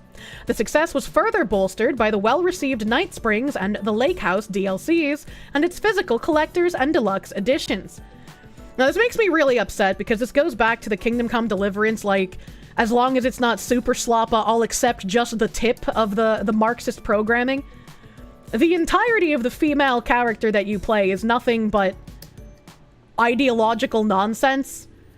And it's kind of upsetting that the majority of the game about Alan Wake you play as this Mary Sue character. When she interacts with people out in the world, they're just like, oh, I've been discriminated against because I'm black. And then at the end of the game, she's just like, oh, this is all white men's fault. The white man. And so it's like, I hate this game. I hate this game and I hate what it's done. And it makes me upset when people are just like, I don't understand why Kirsche doesn't like this game. It's not even that woke. It only has a couple of things in it and you can just ignore that. No. Fuck you. Her name is Saga for a reason. It's a bit too on the nose. Seriously, you just decided you're not buying Epic Games garbage? Yeah, I was talking about Alan Wake really fucking early on. And Alan Wake was also how I started talking about Sweet Baby Inc. before anybody else really was. Just eat around the shit. No. And we've also talked about how Annapurna is also directly related to Alan Wake Studios. And Annapurna is an incredibly fucking disgustingly quote-unquote woke company. And Annapurna is also the company that came out with Night Bitch. And so they're also doing the Alan Wake and Control movies or TV shows or whatever the fuck they're being adapted into. Alan Wake 2 and the strategic partnerships are to thank for Remedy's successful 2024. The report also confirmed that Control 2 has entered full production this month in August 2024. Published 3 days ago. Oh, okay. Sorry, I missed the period. I was very confused. The report also confirmed that Control 2 has entered full production this month, period. In August 2024, Remedy entered into a co-financing agreement with film production company Annapurna. There it is. Annapurna will fund 50% of the game's development, while Remedy will retain the publishing rights. The agreement also included the creation of audio-visual content within the Remedy-connected universe. The Alan Wake extended universe is just like Marvel. It's gonna be, super slopper. Just take a shit on my face, why don't you? This is the definition of forcing it on people until they like it. Annapurna will earn a more significant portion from television shows and movies based on Remedy's IP, while Remedy will have a larger revenue share from the sales of Control 2. Remedy is taking steps to create an infrastructure to self-publish all future releases. This has been helped by the studio securing a 15 million euro convertible loan agreement from Chinese tech giant Tencent in September 2024. China not escaping the fucking allegations that they are funding all of this DEI nonsense in Western video game industries as well. That's kind of nuts. So not only did Remedy go woke on their own and have influence from Sweet Baby Inc., but they're also now going to be influenced with all of the fucking DEI bullshit from Annapurna, and they're also going to have China paying them to keep all of this DEI bullshit fucking going, baby. Publishing rights for Control were previously held by 505 Games, but were acquired by Remedy in February 2024. Publishing rights for Crime Boss Rock A City, which you can buy through my special little linku, are also published by 505 Games. I feel like games would be better if everyone started flipping coins. Remedy will also self-publish their multiplayer shooter, FBC Firebreak. That stands for, like, fucking female big cock. What is FBC? which is set in the mind-bending Federal Bureau of Control. Oh, that's what FBC stands for. I was close. While the game has a vague release date of 2025, the report confirms that the team handling its development was able to conduct a closed technical test, checking matchmaking, back-end services, and data collection. The upcoming Max Payne 1 The upcoming Max Payne 1 and 2 remake is still in production and is being handled jointly with Rockstar Games. Rockstar also, now we know they've been shoving DEI nonsense in their games too, so unlucky. This is just one large, like, shit milkshake, man. Remedy's use of esoteric themes and art house sensibilities combined with engaging gameplay has carved out a niche that is surprisingly more expansive than one would expect. Even though it might seem trite to in a post-MCU world, Remedy's implementation of an interconnected universe could allow it to serve its fans and player base better. While the output may be of differing genres and playstyles, the core Twin Peaks-esque Remedy essence will most likely be felt through each release. Since the release of Control in 2019, the studio's consistency has strengthened the studio's identity and ensured that each title feels like a piece of a larger, evolving puzzle. Remedy's efforts might not redefine interconnected storytelling, but it could deliver something wholly unique to the gaming medium. How is it wholly unique if they literally say that they're doing the same thing as Marvel doing? What does that mean? What does that mean? Also, this feels like it's actually related. Ex-Annapurna staff moved to indie label Private Division after mass resignation. And since we know how paused and filled with DEI Annapurna employees are, I guess we need to start looking out for fucking a Private Division as another DEI injection company, because I have not heard of that. Last year saw the majority of Annapurna Interactive staff resign after a breakdown in negotiations. It was a shocking turn of events for the indie darling publisher, but its former staff have now moved on to take over Take-Two's former indie label Private Division. Bro, what? Bro, what? Private Division's a part of 2K, parent of Rockstar. Apparently it's Take-Two's former fucking label, dude. That's a little... It's all connected, man. You're right there to eat a chocolate protein shake. Did I have to go there? Look, chocolate is good. In November last year, Take-Two Interactive, publisher of the blockbuster franchise Grand Theft Auto, sold its indie label Private Division for an undisclosed price to an unnamed buyer. That's not sketchy at all. That buyer was later revealed to be Austin-based private equity firm Haveli Investments, confirmed by sources close to the sale. Reports suggest that Haveli Investments have struck a deal with the former Annapurna staffers, which will provide funding for a new company that will distribute Private Division's upcoming games. The current state of affairs means that some of the 20 employees inherited when Haveli purchased Private Division from Take-Two will be laid off. The exact number has not been confirmed. This unnamed new company will be in charge of publishing duties for Tales of the Shire, a Lord of the Rings farming sim, and the Kerbal Space Program franchise. There is also an unnamed title to be made in partnership with Game Freak, developers of the Pokemon series. Man, I saw an ad for a company called Boxu, and Boxu was having a collaboration with La Crusette, and the collaboration was for like Pokemon bowls and shit. La Crusette is already a super fucking expensive, like, cookware company. But these Pokemon ones were, like, super fucking inflated prices. I know this is a tangent, and I'm gonna finish this article, but I'm so mad. Hold on. Boxu Pokemon La Crusette. Let me see if I can fucking show you these prices, because it is disgustingly absurd. Can we please stop shitting all over Tolkien's legacy? Not until the Marxists are no longer part of the industry. All right, let me go to Le Creuset. Let me go to their main website as well. This is a what? Just a regular cocotte.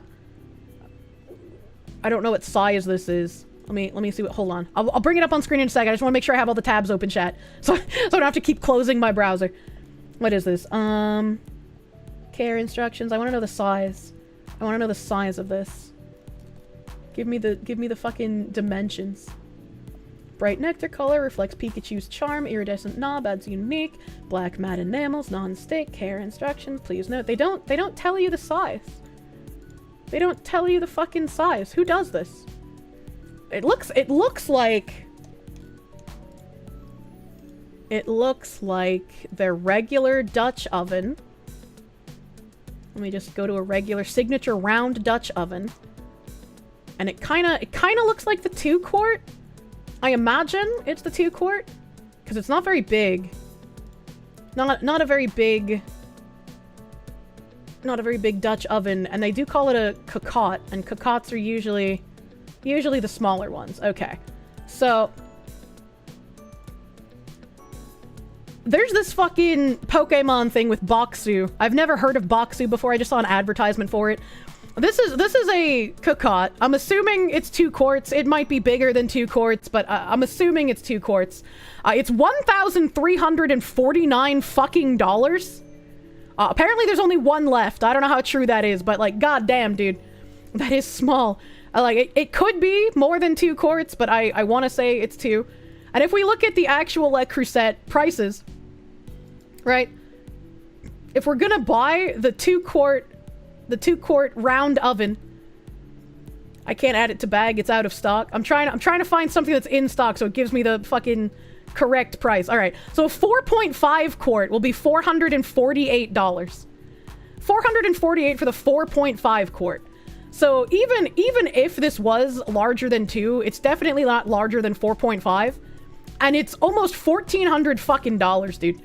Almost $1,400 fucking dollars. And the rest of the shit is just as ridiculous as a Le Creuset Monster Ball mug. If this is a real collaboration, why is this called Monster Ball and Super Ball instead of Pokeball and Great Ball? Right? Fucking, what do you mean by this? And why are the cups, why are the mugs $140 fucking dollars? Why are they $140? Why are 5 miniature mugs $445? Why are 2 snack plates?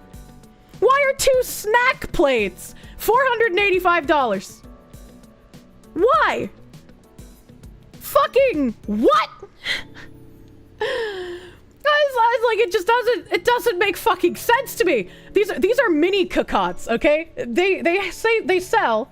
How do I find it here? What am I searching for? Mini cocotte. I can't spell cocotte, dude. Mini round cocotte. That's what I'm looking for.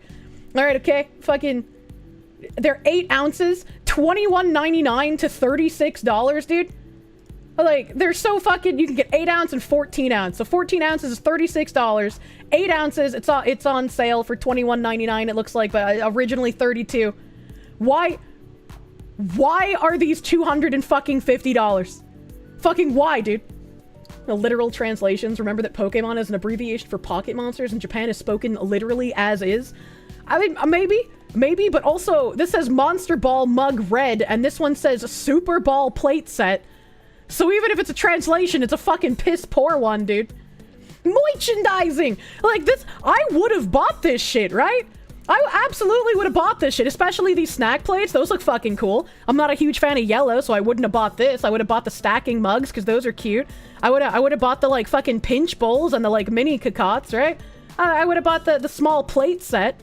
Not for these fucking prices, man! Absolutely not for these fucking prices. This is fucking crazy! This is fucking insane, dude! It's a one-to-one translation from the Japanese name. Well, they should have translated it better. Pretty sure Great Ball is a localization, not a translation. Is it actually Super Ball by default? Maybe. You are the target audience and they're pricing you out for pure greed. Yeah, I am the target audience! I buy both Pokemon kitchen shit and Le Creuset kitchen shit. But you're out of your goddamn fucking minds if you think either I am going to pay $1,400 for a fucking Dutch oven of that size, or I'd ask my audience to do so through Throne. Like, that's fucking unacceptable, man. Chud, it's tariff pricing. The dishware better be shatterproof and self-cleaning. They seem to think we're in the 1980s and 90s in the US now, and people actually have disposable income. I mean, apparently they do, if there's only one of these fucking $1,400 cocottes left, man. You bet the Pokemon company sets a limit on profit margins for licensed items. They're probably in violation of that unless they lied about production costs. I have no clue. I literally only saw this through an advertisement, clicked on it because I was like, hell yeah, I want to buy fucking Pokemon themed Le Creuset stuff. Are you kidding me? And then I saw the prices and I was like, what the fuck? Posted the original JP prices in suggestions.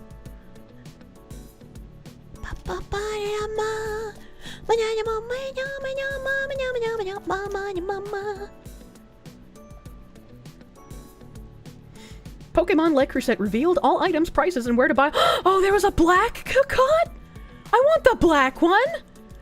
Look at all the little fucking silhouettes. Nostalgia's big business. Still, there's loads to check out, blah, blah, blah. When is the release date? July 2024, depending on the region. Oh, I guess we got it wicked late. Nice way to celebrate, blah, blah, blah. Where will it be available? Will be available in select countries and regions in Japan and Asia, as well as Oceania and South Africa. What? According to the South African Le Creuset web, what? A bit of a bummer for the UK, but at least we can find solace in the fact that it won't be available in most of the world. What a weird thing to take solace in. 18 centimeter cocotte, every in nectar with iridescent handle. Approximately 200 pounds. Soup pot in shiny black. Approximately 235. Okay, hold on. Why is the tiny 18 centimeter cocotte $200, but then the giant soup pot is $235? I'm feeling like there's some weird shit going on here. Cause this is really tiny.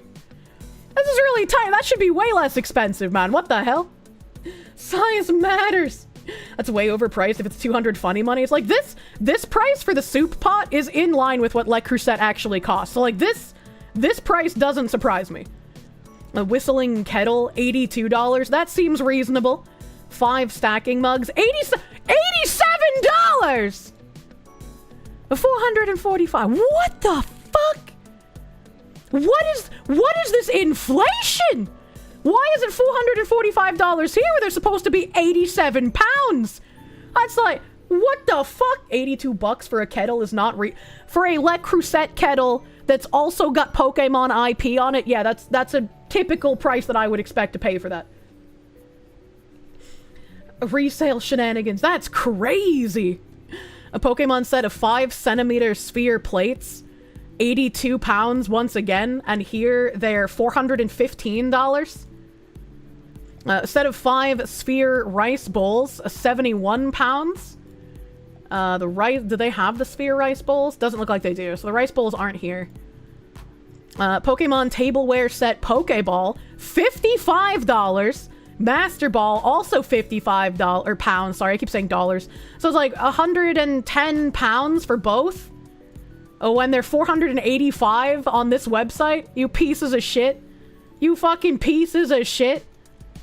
And there's read more. No, I want to find out where to buy these for not like insane prices. I don't know anyone in South Africa. Maybe I can talk to Poltfan if these still exist in Japan. Be like, can you buy these for me and mail them to me? 55 pounds and some heavy things. 87 pounds is 109 USD expensive, but not $400 smackaroos expensive. Yeah, like it's still expensive, don't get me wrong, but like for a Le Creuset item, that is in line with what I would expect the price to be, right? You know, like 235 pounds for the soup pot. That makes sense to me as far as Le Creuset goes. Where's their... The saucepan saute. I think it's not a stock pot. Where's the soup? I want the soup pot to cook the soups. I know they have them. I just don't know what they're fucking called, man. Like here's one from the regular collection. Wait, no. Yeah, here's the regular collection. There's Let 'em More. The Let 'em More is cheaper now. So the soup pot, and this one has a glass lid, whereas the Pokemon one has the cast iron lid. So this one, it was $330 naturally. It's $199 on sale right now. So yeah, the Pokemon one being 235 pounds makes absolute sense to me. You bet in the Pokemon store one of those pots will cost about $100 and shipping will cost another $80 or so? She's at the soup! Why are you buying clothes at the soup store? Holy shit, man. In no reality does a $300 pot make sense. I agree with you! It's retardedly expensive, but that's why I only buy Le Creuset stuff on sale.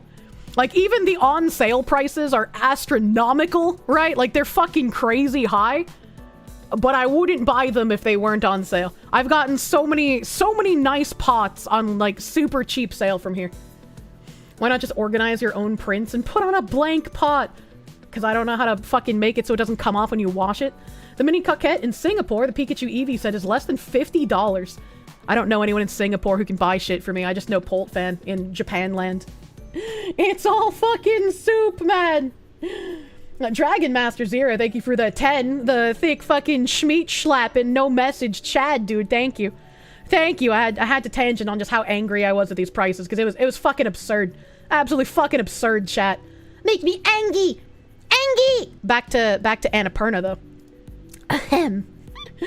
Formed in 2017, Private Divisions had a meteoric rise in a short span of time.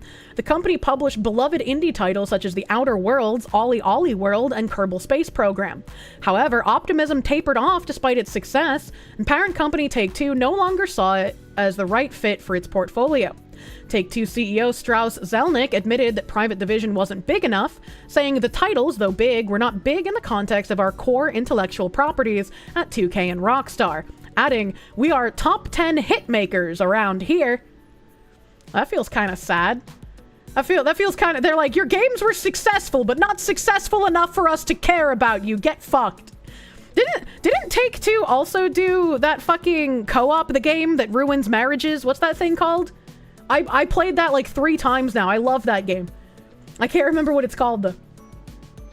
Stop shopping for soup at the clothing store. The meme. I know.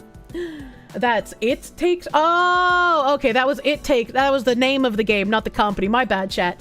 My bad, chat. My brain, you know, sometimes becomes mush. Thank you. Thank you for the correction.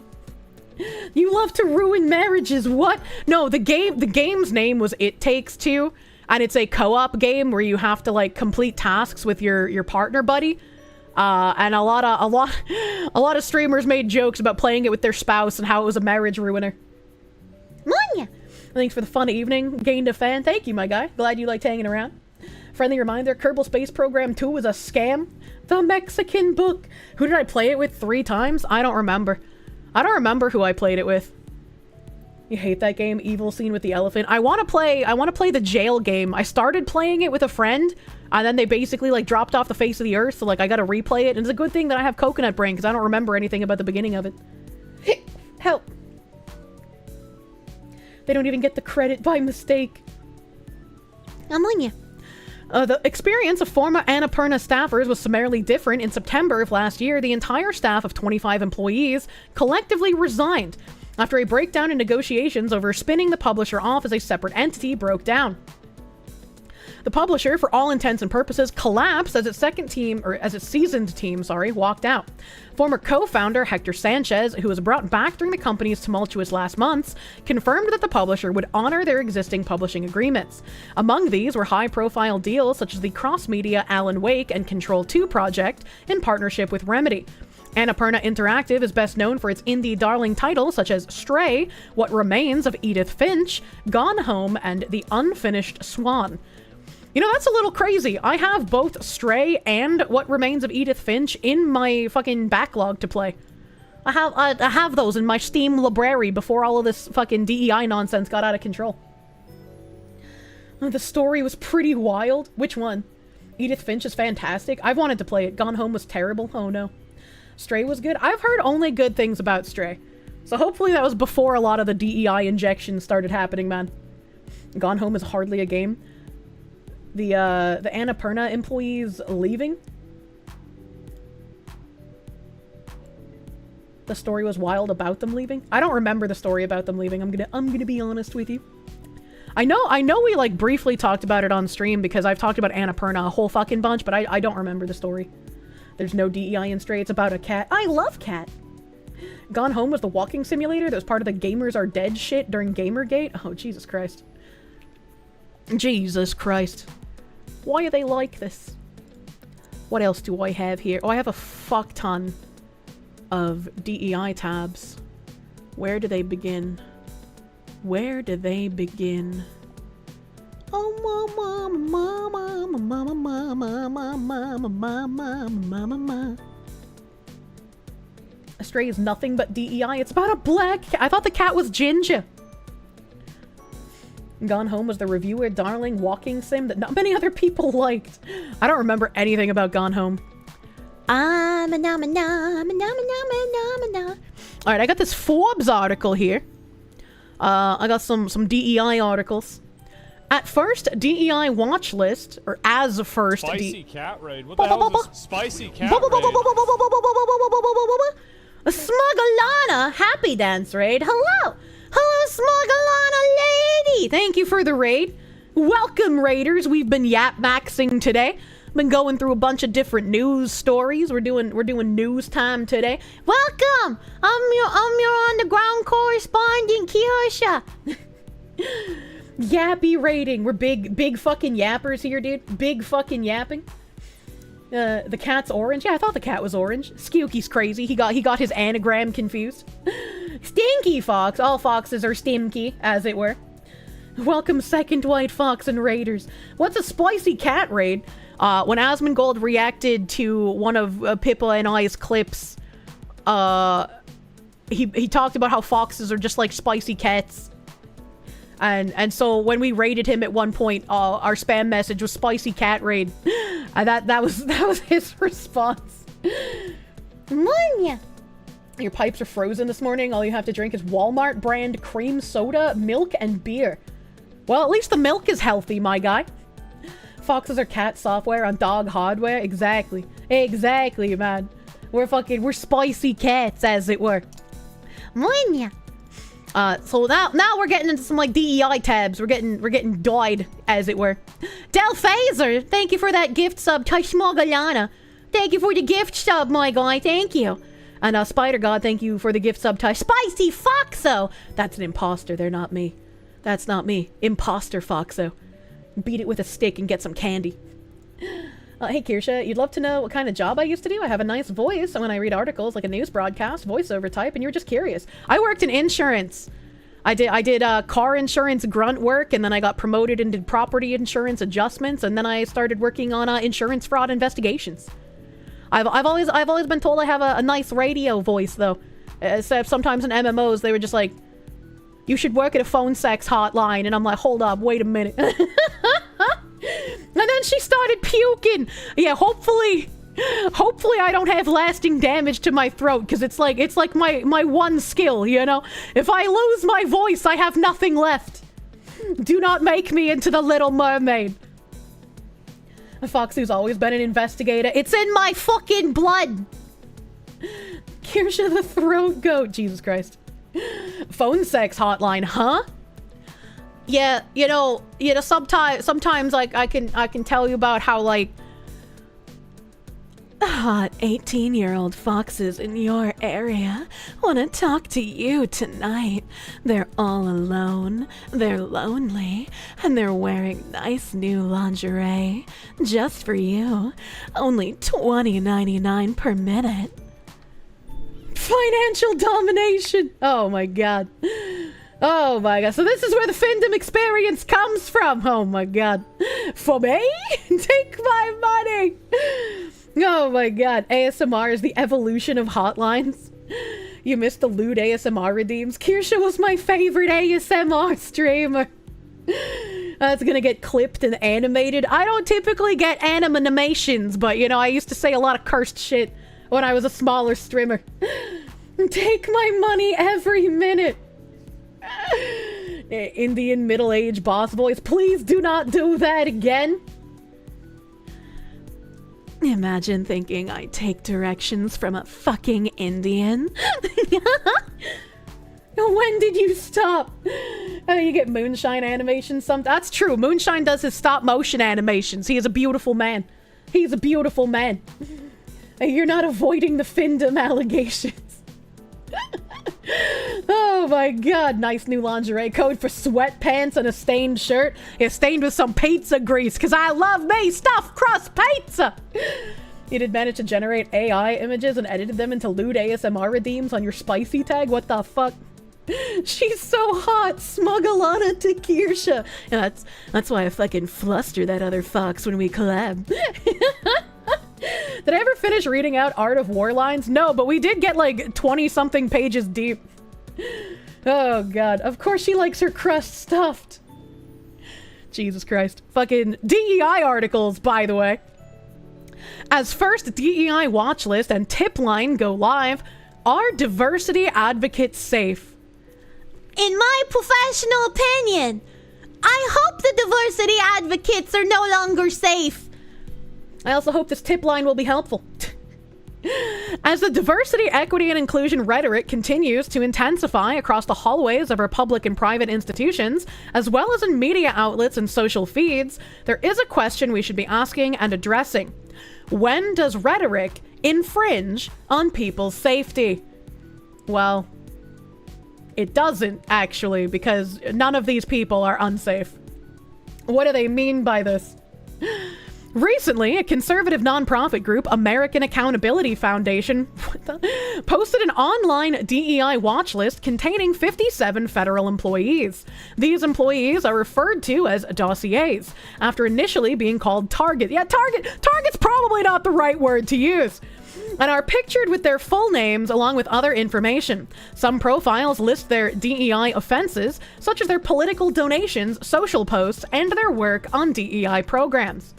What does this look like? DEI watch list, America's bureaucrats most abusing diversity, equity, and inclusion. The DEI watch list is focused on exposing the unelected career staff driving radical DEI initiatives within the federal government. The real power often lies with behind-the-scenes bureaucrats who push divisive DEI agendas that undermine merit, fairness, and accountability. By uncovering these hidden influencers and their failures, we aim to restore integrity and common sense to our government.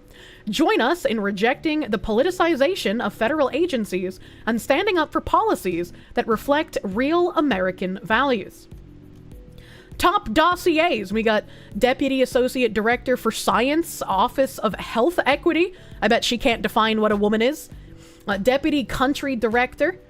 Director, Office of Climate Change and Health Equity, Office of the Assistant Secretary for Health, John Balbus. His balls do not fit on a bus. Diversity and Inclusion Strategist at Office of Equity, Diversity, and Inclusion. Director at Center for Tobacco Products? What the fuck? What the hell? Acting Director, Office of Minority Health? Why do the minorities need a separate office for their health? Branch Chief of the National Institute of Health, Dr. Charles Liu. Senior Public Health Analyst. A Program Officer, Division of Training, Workforce Development, and Diversity at the National Institute of General Medical Sciences. We got a Program Officer, National Institute on Drug Abuse. What the fuck, man? What the fuck? Yeah, there's a whole bunch of people here, man. I wonder if I could, like, find any of these people who might have ties to Bridge. That would take some fucking digging, though. That would be some diggy fucking holing I would have to do. It's almost like critiquing a VTuber as a political expert. What do you mean by this? They have a message from Poltfan. All the dishware you want is unfortunately sold out, but he said he will keep an eye out for it. Oh, what a nice guy. What a nice Poltfan. You're noticing a trend with these DEI hires. You're not allowed to notice. That's illegal. Let's see here. The DEI Watchlist website also contains a tip line indicating that if you see or know of someone you feel has an outsized influence on diversity, equity, and inclusion efforts within the U.S. government, to submit their name, agency, and information. This would be where to submit the information about the Thomson Reuters guy that I've added Elon about, I think like twice now. Because they had the Cisco guy. Also, like the CEO, I think it was the CEO. I might be wrong. I can't remember my tweet. But one of the like top people at Cisco also talking about how they're going to be continuing their commitment to DEI despite having many government contracts. So reporting like Cisco and Thomson Reuters to here would probably be a good idea. After the syphilis study, you'd want a separate system for yourself, honestly. Okay, I can give you that one.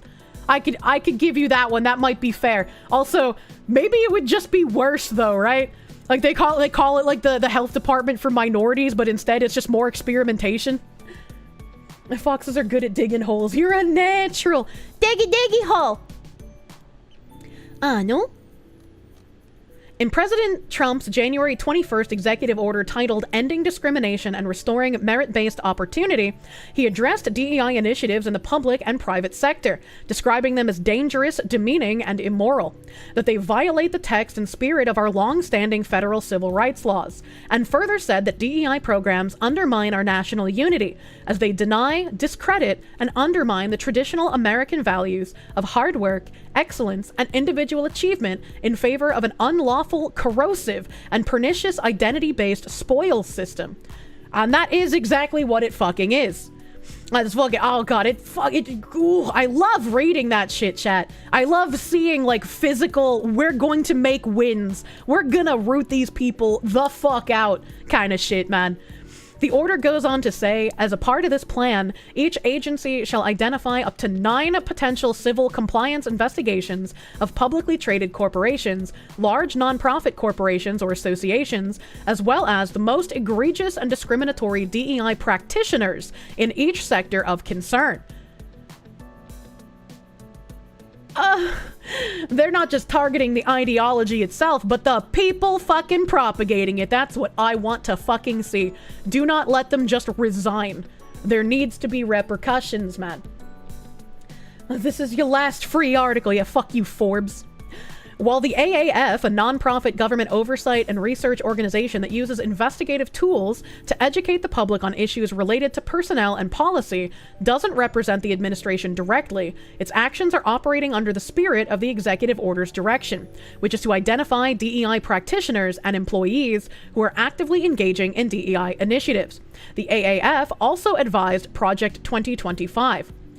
It's still unknown where the names and other information of those who will be identified in the president's executive order will be posted or made public. Yet we must ask, who will be responsible for protecting the physical and online safety of diversity practitioners and their families? Why the fuck do we care? I'm gonna be a little honest here. These are the people who have spent years, like, claiming that violence is a way to get what you want. Even if they're not using the word violence, these are people who encourage things like the Black Lives Matter riots. They encourage, like, dangerous scenarios. There's people who have been, like, doxxed and lost their jobs over this. I don't want these people harmed. I don't want them attacked, and if anybody tries to attack them, hopefully they also face repercussions, because that's not what you should be doing. But it's like, if we don't know who these people are, how are we supposed to know who to not give specific jobs to? If we have these people's names, we can know that we shouldn't give them positions of power either in government or in other companies where they could be influential on policy and culture. Safety, you'd love to recreate Targoviste? I don't know what that is. In a recent interview, the nonprofit's president, Thomas Jones, said he was not concerned that the post would put workers in danger. Over the past decade, the pendulum regarding DEI in corporate America has swung both ways. Far to the left in 2020, in the aftermath of George Floyd's murder. Ah, Saint Floyd of the fentanyl, in his name we pray, amen. And far to the right in 2024 with the election of our 47th president. This shift in agenda has positioned diversity leaders in ways in which they're quickly being asked to be everything to everybody. And like any role within an organization, that isn't plausible.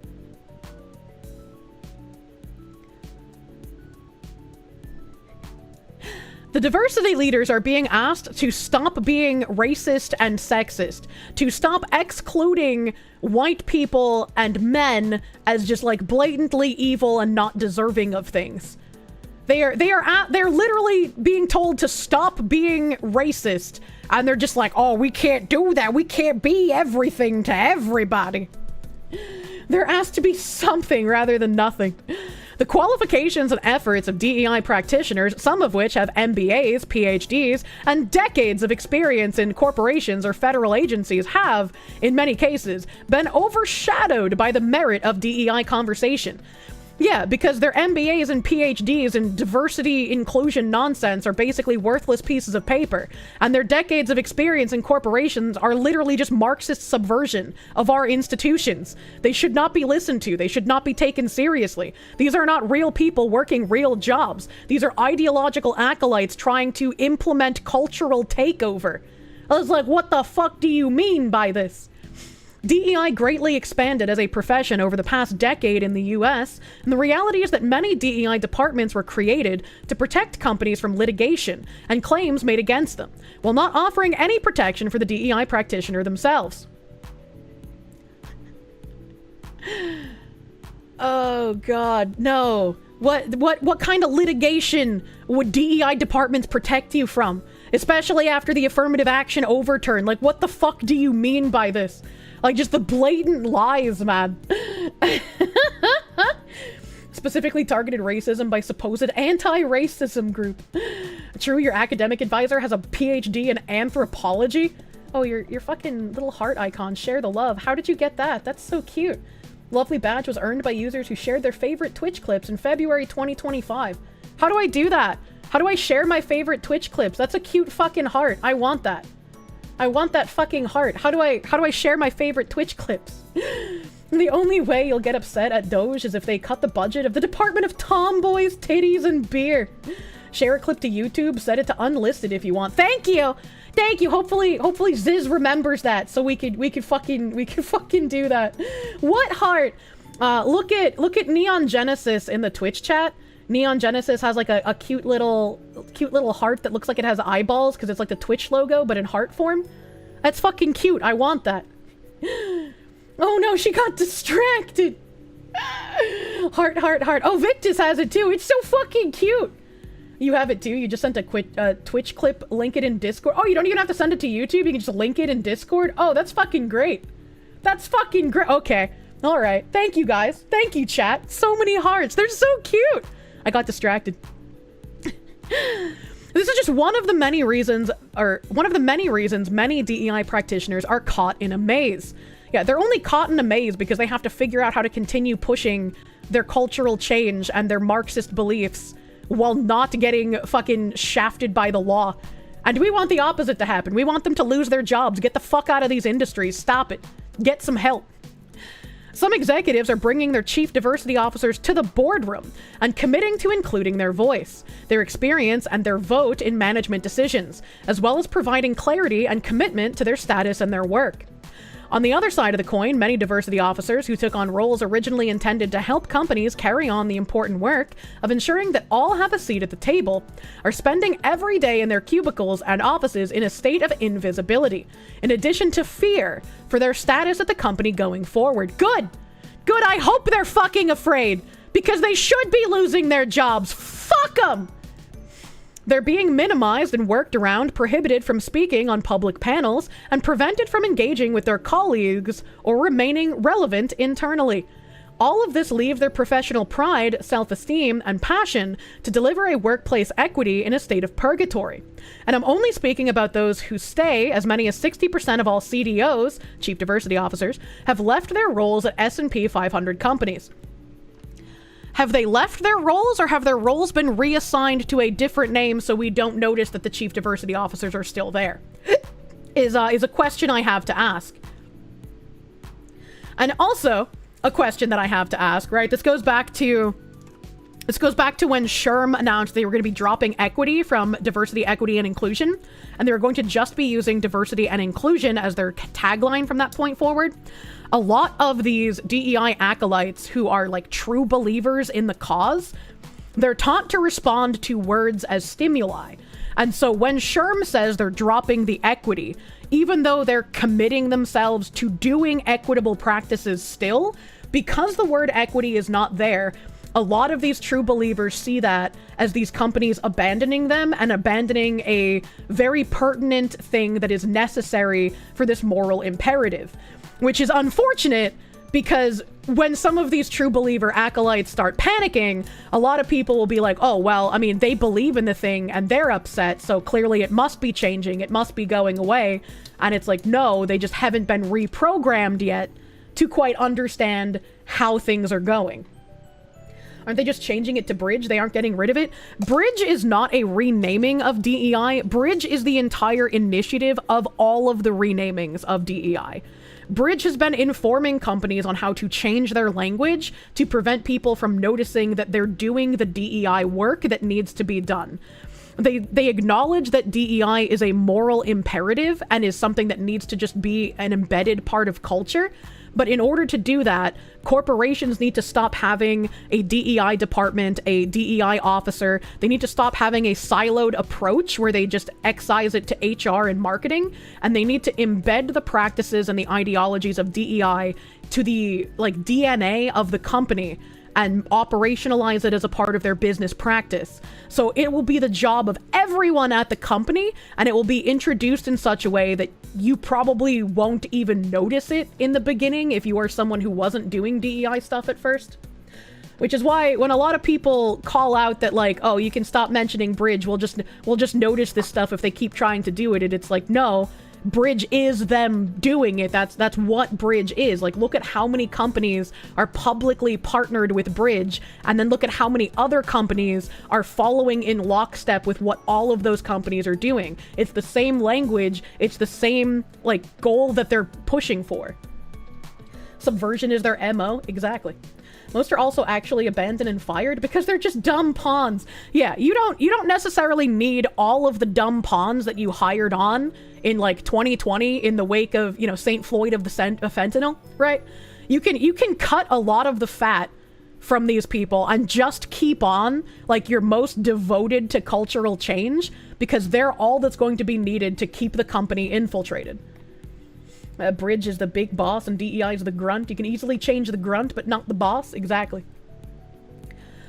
A free speech versus free peace. Nothing the AAF is currently doing is illegal because it falls under free speech laws. However, if the Attorney General is enforcing the President's executive orders, it's important to examine the situation from the diversity practitioner's point of view.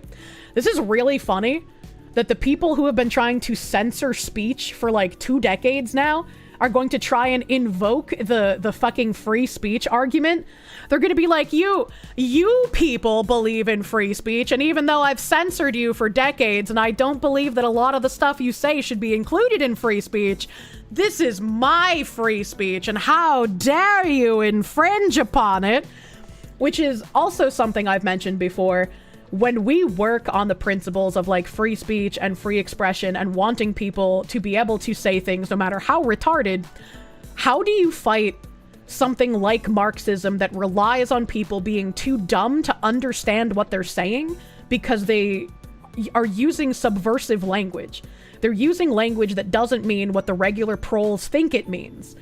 And so how do you fight this when someone has been so propagandized that when you tell them that what they're fighting for isn't what they think it is, they just think that you're some kind of conspiracy theorist, right? He was on Fent because the good cop said so. What? What? Are you telling me that the medical examiner was also wrong? Oh my god, dude. Doing exactly what should be done. When I'm weaker than you, I ask for freedom because that is according to your principles. When I'm stronger than you, I take away your freedom because that is according to my principles. Frank Herbert? Yeah, absolutely.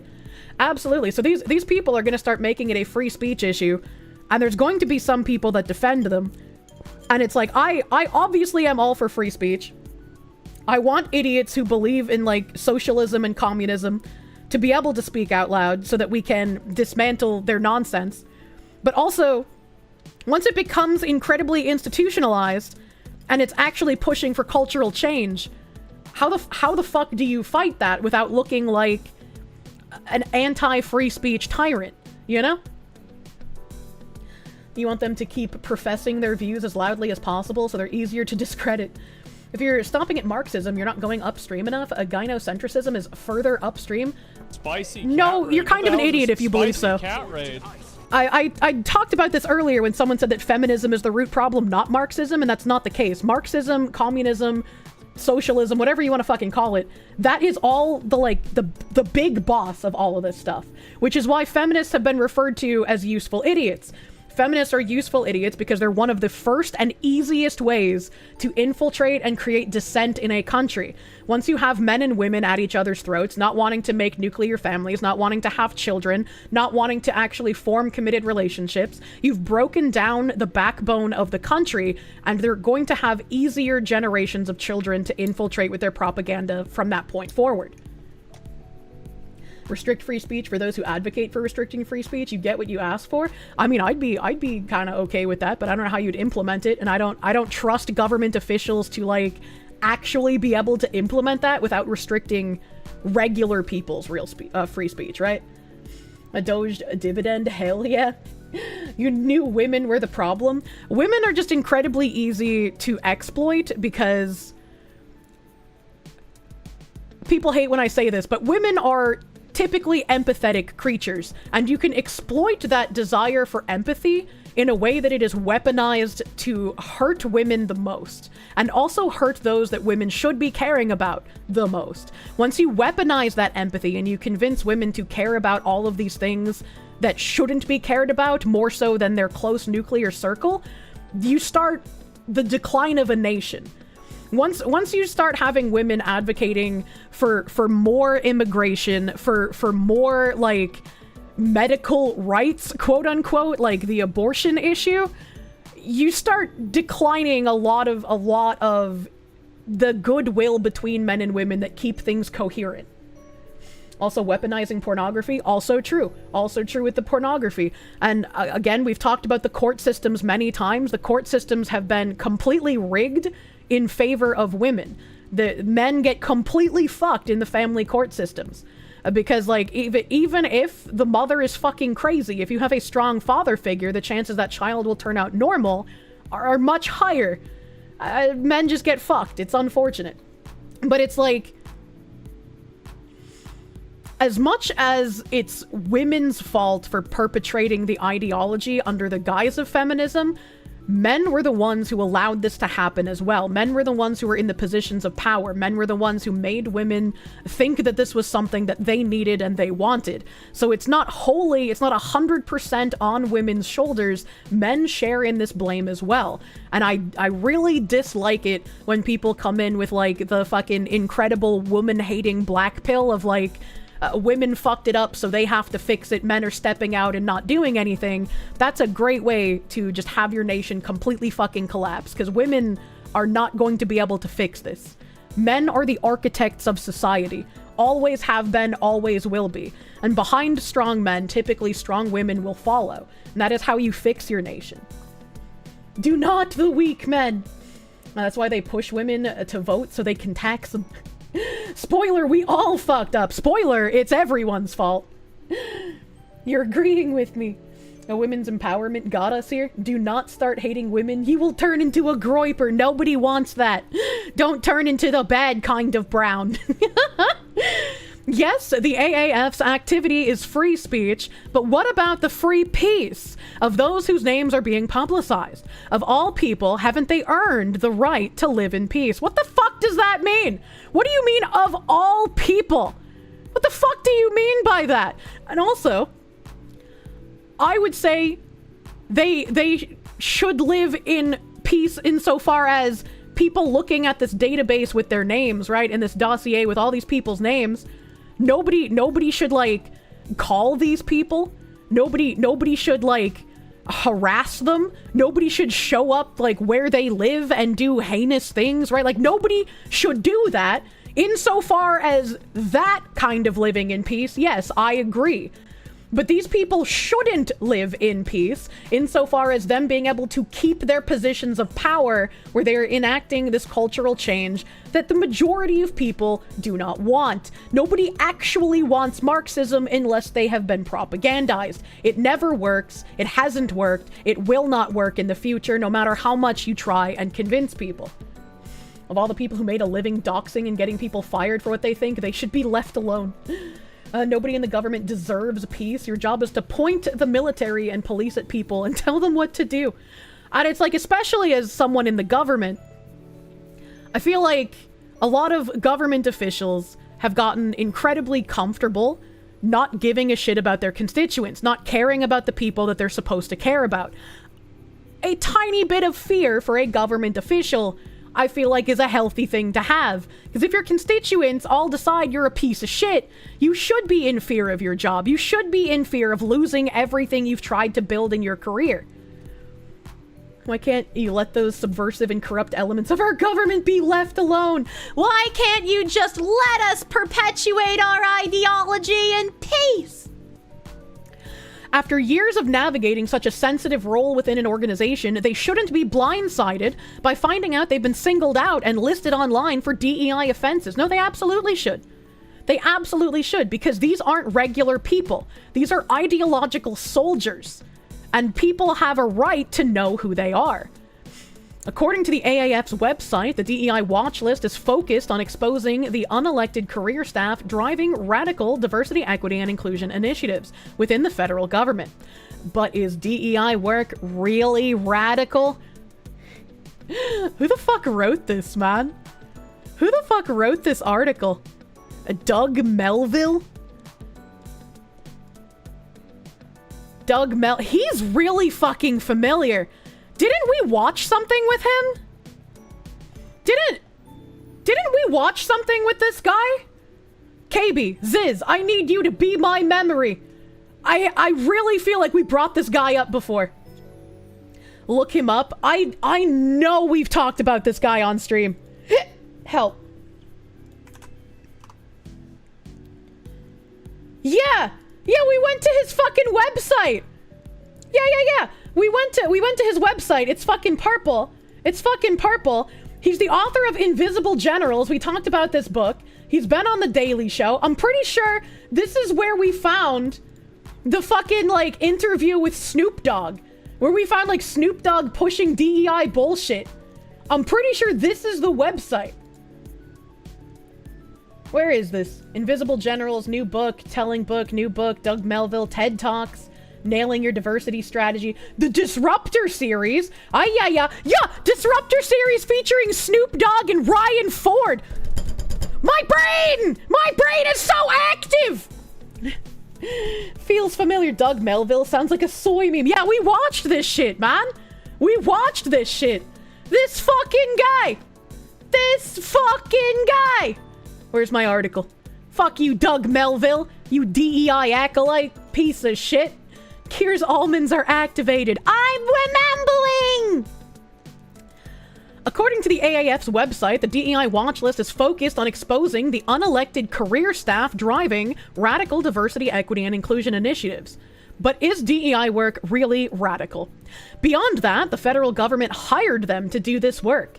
If there is a list, shouldn't the people who enacted those policies be identified, not those being paid to carry out the directives? I agree, sir. I think both should be on the list. We should both have the generals giving the orders and the soldiers who said, I was just following orders, because I don't believe them. I don't believe that these acolytes were simply following directives. Why not both? ¿Por qué no los dos, mi pendejos? Those employed to build a more fair, equitable, and diverse workplace should, at a minimum, be protected by the institutions they were hired to serve. Sorry, comrade. Liberals get the bullet, too. It is neither fair nor equitable to have to pay for your own physical safety going to and from work, or to have to look over your shoulder as you eat at a restaurant. No one wants to see derogatory messages in their inbox on social, or feel the need to scrub their LinkedIn page of their name or the program or projects they've worked on across their careers. These are government officials. All of their information has always been public. Now they are just in a list showing which ones were driving radical cultural change via ideology with Marxism in our government. I feel like if you have someone trying to change culture with a radical ideology in a government position, they absolutely should be singled out and shown who the fuck they are. Now, I will also agree, no one wants to see the messages in the inbox or the social feed or whatever the fuck. Do not harass these people. That's not how you're going to get anywhere. If you go out of your way and you send messages to these people, you send derogatory things, you harass them, you do exactly what they do when they show up at like fucking center of right of center people houses, sorry my English. If you do exactly what they do, all they're going to be able to do is cry wolf about it and be like, see, this is why we need diversity, equity, and inclusion. Look how much racisms I'm getting. Look how much sexisms I'm getting. Look how bad things are. This is why we're necessary. And they will unfortunately be listened to. You can't directly engage with these people. Shining a light on them and showing exactly what they're doing and how they're being subversive is the way to fight them. It's the same with journalists. Never engage directly, simply correct them when they lie. They're gonna harass themselves anyways. Oh, I mean, I'm sure some of them will make some shit up, right? I'm sure they will. Speaking of crying wolf, that wolf tweet you posted this morning was fucking hilarious. That was really fucking weird. I was not expecting howling wolf posting from government officials.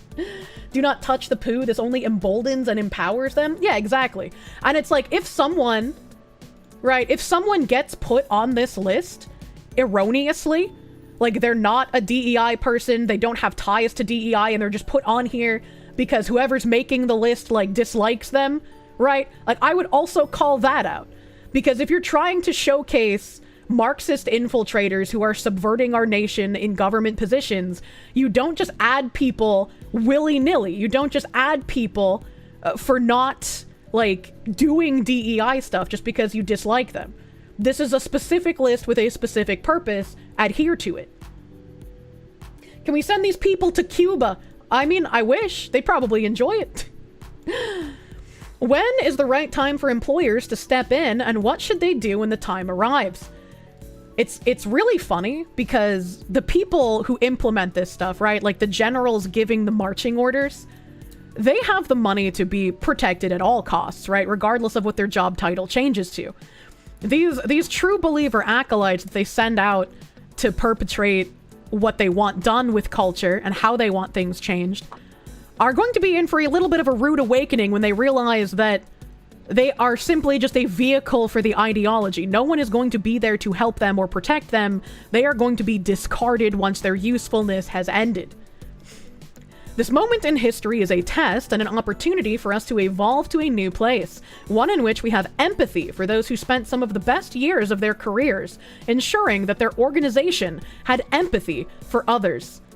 Is that what we're calling racism and sexism and fucking being discriminatory towards straight people now? We're calling it empathy for others? I hate these fucking people.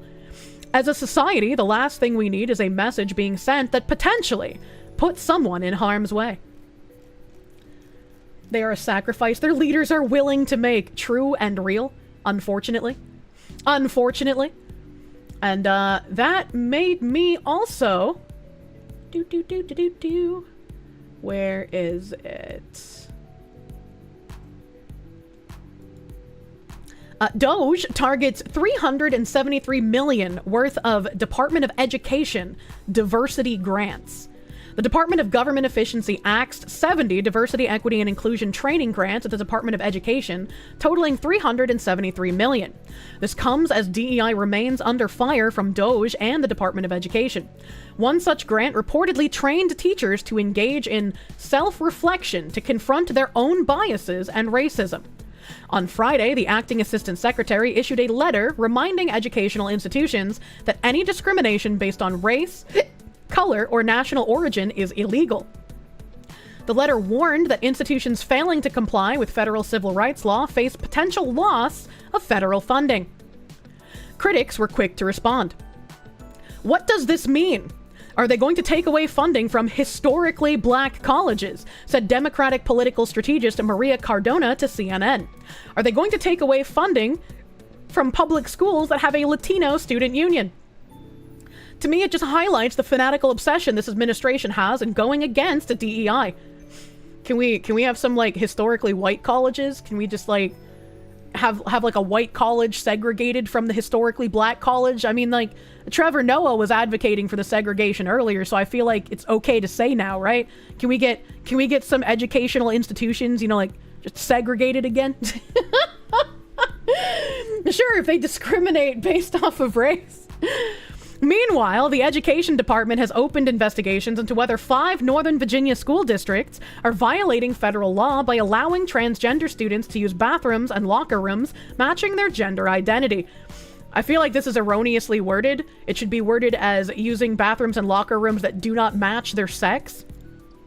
As the investigation unfolds, Virginia Democratic Senator Mark Warner acknowledged during an interview with Politico that the party needs introspection.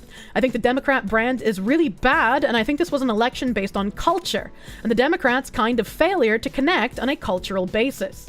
Warner said, I think the majority of the party realizes that the ideological purity of some of the groups is a recipe for disaster, and that the attack on over-the-top wokeism was a valid attack. A recently published Gallup poll found that 45% of Democrats and Democratic-leaning independents want their party to become more moderate. That's still less than half of the party, which means the other, 55%? I can't do math. I think 55% fucking wants Marxism to be the dominant culture at this point. The gender identity means the sex they think they are. Yeah, but it's worded to be like an empathetic statement, right? You're supposed to feel bad. She added up to 100. I did it! I did math! Yay! I get cookie. You managed to run Twitch on your phone so you can be here a little longer? Hell yeah. Well, they either want it or don't care. I just like... I want to see the funding get lost. I want to see funding be lost from these schools that do this shit. Like this article. Sacred Heart loses $3.38 million grant for teachers in Bridgeport, Stanford, over federal DEI standards. There's a little picture here that says program design. Content courses offered online, clinical experiences, accompanying seminars, meet in person to support working professionals, ideal hybrid delivery. Just some little stuff at Sacred Heart here. The U.S. Department of Education has revoked millions of dollars from a Sacred Heart University program training teachers in Bridgeport and Stanford. The cut was part of the federal government's crackdown on DEI programs, according to a letter from the Education Department. Federal officials Wednesday stripped the university of a $3.38 million grant that would have funded up to 80 teaching positions over the next 5 years for a teaching residency program in Sacred Heart's Education and Human Development College. What is it with commies and 5-year plans, man? Like, they lost their federal funding for not getting rid of DEI bullshit, and it turns out that it was going to fund 80 teaching positions in a 5-year plan. Oh, come on, dude. Come on, dude. Stop being so on the nose. In a letter to Ren Rozelle, the program's director, an Education Department official outlined the department's opposition to diversity, equity, and inclusion, or any other initiative that unlawfully discriminate before addressing the funding cut. The Education Department gave Sacred Heart 30 days to challenge the funding cut. Illegal DEI policies and practices can violate both the letter and the purpose of federal civil rights law and conflict with the department's policy of prioritizing merit, fairness, and excellence in education, Mark Washington, the department's Deputy Assistant Secretary for Management and Planning, said in the letter. Sacred Heart University spokesperson Deb Nowick said the department's notified SHU about the funding cut earlier this week, and university officials have since reached out to state and federal representatives for assistance. She said the university will need to either close down the programs or find another funding source for it to continue. We are disappointed that they're revoking the funding, Nowick said in a statement. This program addressed a severe shortage of teachers, both in Connecticut and nationwide. No, see, we need real teachers and not ideological plants. We need people who are actually going to teach children, which includes critical thinking, and not warp history to their own biased views, and not teach children to hate themselves because of the color they were born as, and not also teach children that they can turn into something that they're not. We need real teachers. Thoughts on Doge firing the nuclear engineers? They already apologized for that and rehired the engineers. They said that that was a mistake. More Warren Smiths, please. Sacred Heart is the liberal arts school, so there's that. Yeah, absolutely. It's a beautiful thing to see, man. The Teacher Quality Partnership Grant, which the university received last year, placed an emphasis on recruiting teachers of color and filling teacher shortages in high-need areas.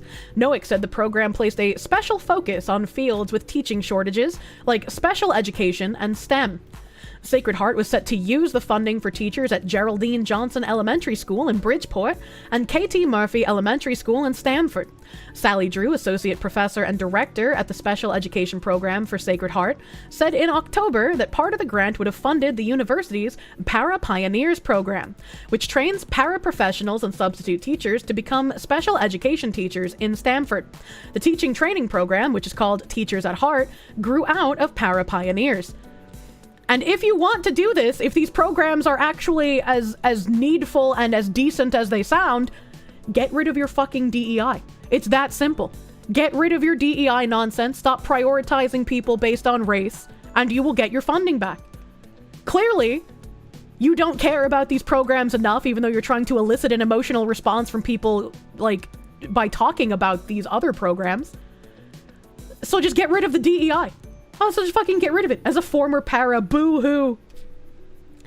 The funding loss is a significant setback, Stamford Public Schools talent recruitment and retention director Charmaine Torsey said via email.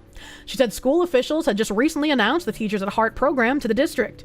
We know that strong, diverse, and well-prepared educators make a lasting impact on student achievement. This program was a winning formula for addressing both teacher shortages and the need for a more representative workforce.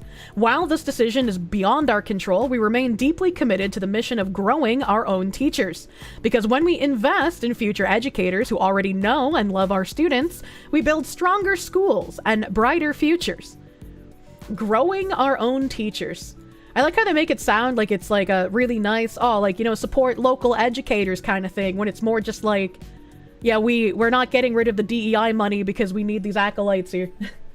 Commies are obsessed with 5-year plans because of symbolism. Marx borrowed heavily from Hermeticism, and Hermeticism uses symbols for magical purposes a lot, with the number 5 having some very relevant symbolism to what they're trying to do with 5-year plans. I know Mao had a lot of those things as well.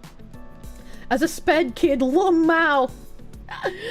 Oh man, Star Phoenix, thank you for the 2. You went to Sacred Heart back in 2000? It was weird! Oh my god. You actually just fucking hate the fake way they talk. It's like when you go to church and they talk about nothing for 3 hours. Oh my god, greatest impact. Why not go for best outcome or most competitive? I don't fucking know, man. These people are just word salad at this point. Torsey said, despite the loss of funding, she and other district leaders are working hard to sustain this innovative opportunity. We have only doubled down with our partner at Sacred Heart, and are more committed than ever to carry out the vision of serving our students and their families, in part by recruiting, supporting, and retaining high-quality, caring new teachers through the program. Bridgeport Public Schools did not immediately return a request for comment. If these other programs are so important and relied on this funding that you got from the government, just get rid of your DEI. Like, what do they mean? If you really need more teachers to be in special education, just get rid of the DEI hiring process. What do they mean by this? And they're just like, even though we lost this funding, we're doubling down. Like, what? These people are insane. Since taking office last month, President Donald Trump has dismantled DEI measures in the federal government, signing an executive order to terminate positions, offices, and programs dedicated to DEI. He's also expressed interest in shutting down the education department, which could mean a major loss of funding for grant recipients like Sacred Heart. Yes. And that's, again, like, I ask rhetorically why they don't just get rid of the DEI. I know why they don't. It's because that's the entire purpose of this. To hide behind things like needing more special education teachers while they stuff the programs filled with their ideology, pumped into the lush, soft heads of the newer generations. Please don't take our cash cow. Remind me you forgot what Sacred Heart is. It's a liberal arts college. And also, I guess, institution, because they said that they're giving money to, like, elementary schools and stuff. Word salad is the perfect analogy for them tossing in the DEI vegetables. Get them out of my food, pretty much. The fucking sometimes you have to hide the DEI vegetables so people will consume them should live rent-free in your head. Like everyone should remember that fucking clip. I wish I could play it right now, I just don't have it on hand. The funding cut comes from the same government agency that Sacred Heart trustee Linda McMahon could soon lead as Trump's pick for Education Secretary. The Senate confirmation hearing for McMahon, the treasurer of the SHU Board of Trustees, took place Thursday. There, she discussed how the government could restructure the department while preserving programs like Title I funding for low-income schools. They can't spread their ideas without indoctrinating children. Oh yeah. The fight for keeping themselves in education is going to be hard and rough. Because if they lose the education institutions, they will lose the cultural takeover. If we can get them out of education, it will only be a matter of time before we remove them from everywhere else. The education institutions are the most important, and so it will be the hardest fight. You will see the most, manipulative language when it comes to that, and you will see people basically doing every fighting tactic in the book to be able to keep the funding and keep these programs. Also going to be essential to destroy the teachers' union. Ammonia. Denise L. Carter, the former chief operating officer of the Education Department's Student Aid, has served as the acting education secretary. Washington, the official who penned the department's letter to SHU, credited Carter for shaving DEI programs from the department's grants. Representatives of the U.S. Department of Education didn't respond to a request for comment. The Education Department awarded the funding to Sacred Heart and 19 other education institutions last year. The combined money was set to total nearly $154 million throughout a 5-year period, according to a department list of recipients. I wonder how much of this funding was pushed out as quickly as possible in order to keep some of these programs afloat in the beginning of Trump's presidency when he's trying to dismantle it.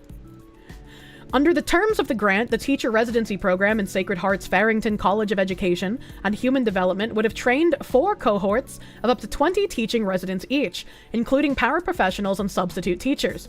The residents would commit to teach 3 years at their respective schools in hopes of eventually getting their teaching license. Last year, a Sacred Heart news release stated the grant would recruit teachers from underrepresented backgrounds and bolster the job market. Look, man, you can't take government funding and then do racist hiring policies, man. Come the fuck on. The Teacher Quality Partnerships grant supports the continued collaboration with Bridgeport and Stamford to address Connecticut's critical shortage of teachers in high-need areas, build a diverse educator workforce, and improve student achievement, Roselle said in the release. State Rep Jennifer Leeper, D. Fairfield, called the loss of funding devastating in a video she posted responding to the revoked grant Thursday night.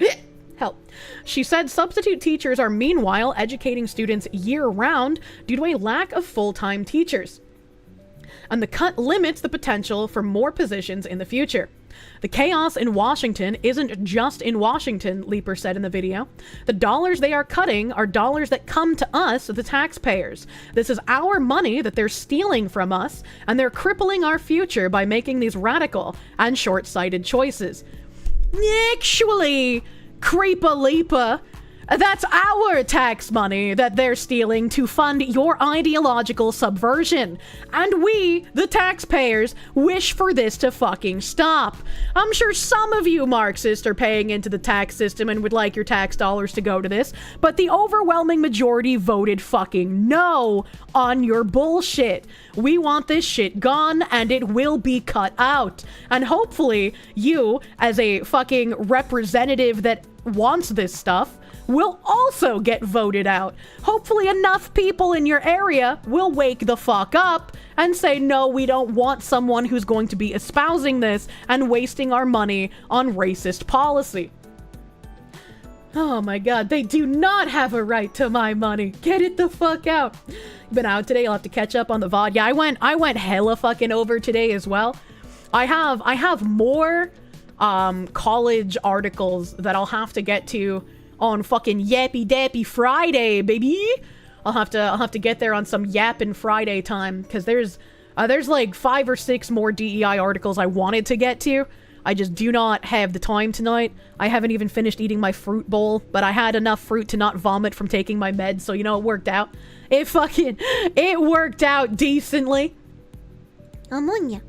The Hylian Juggalo, thank you for the 5. When you hear Sacred Heart, you get extra worried because it's a Catholic church with a school near you called Sacred Heart of Jesus. Is it the same place?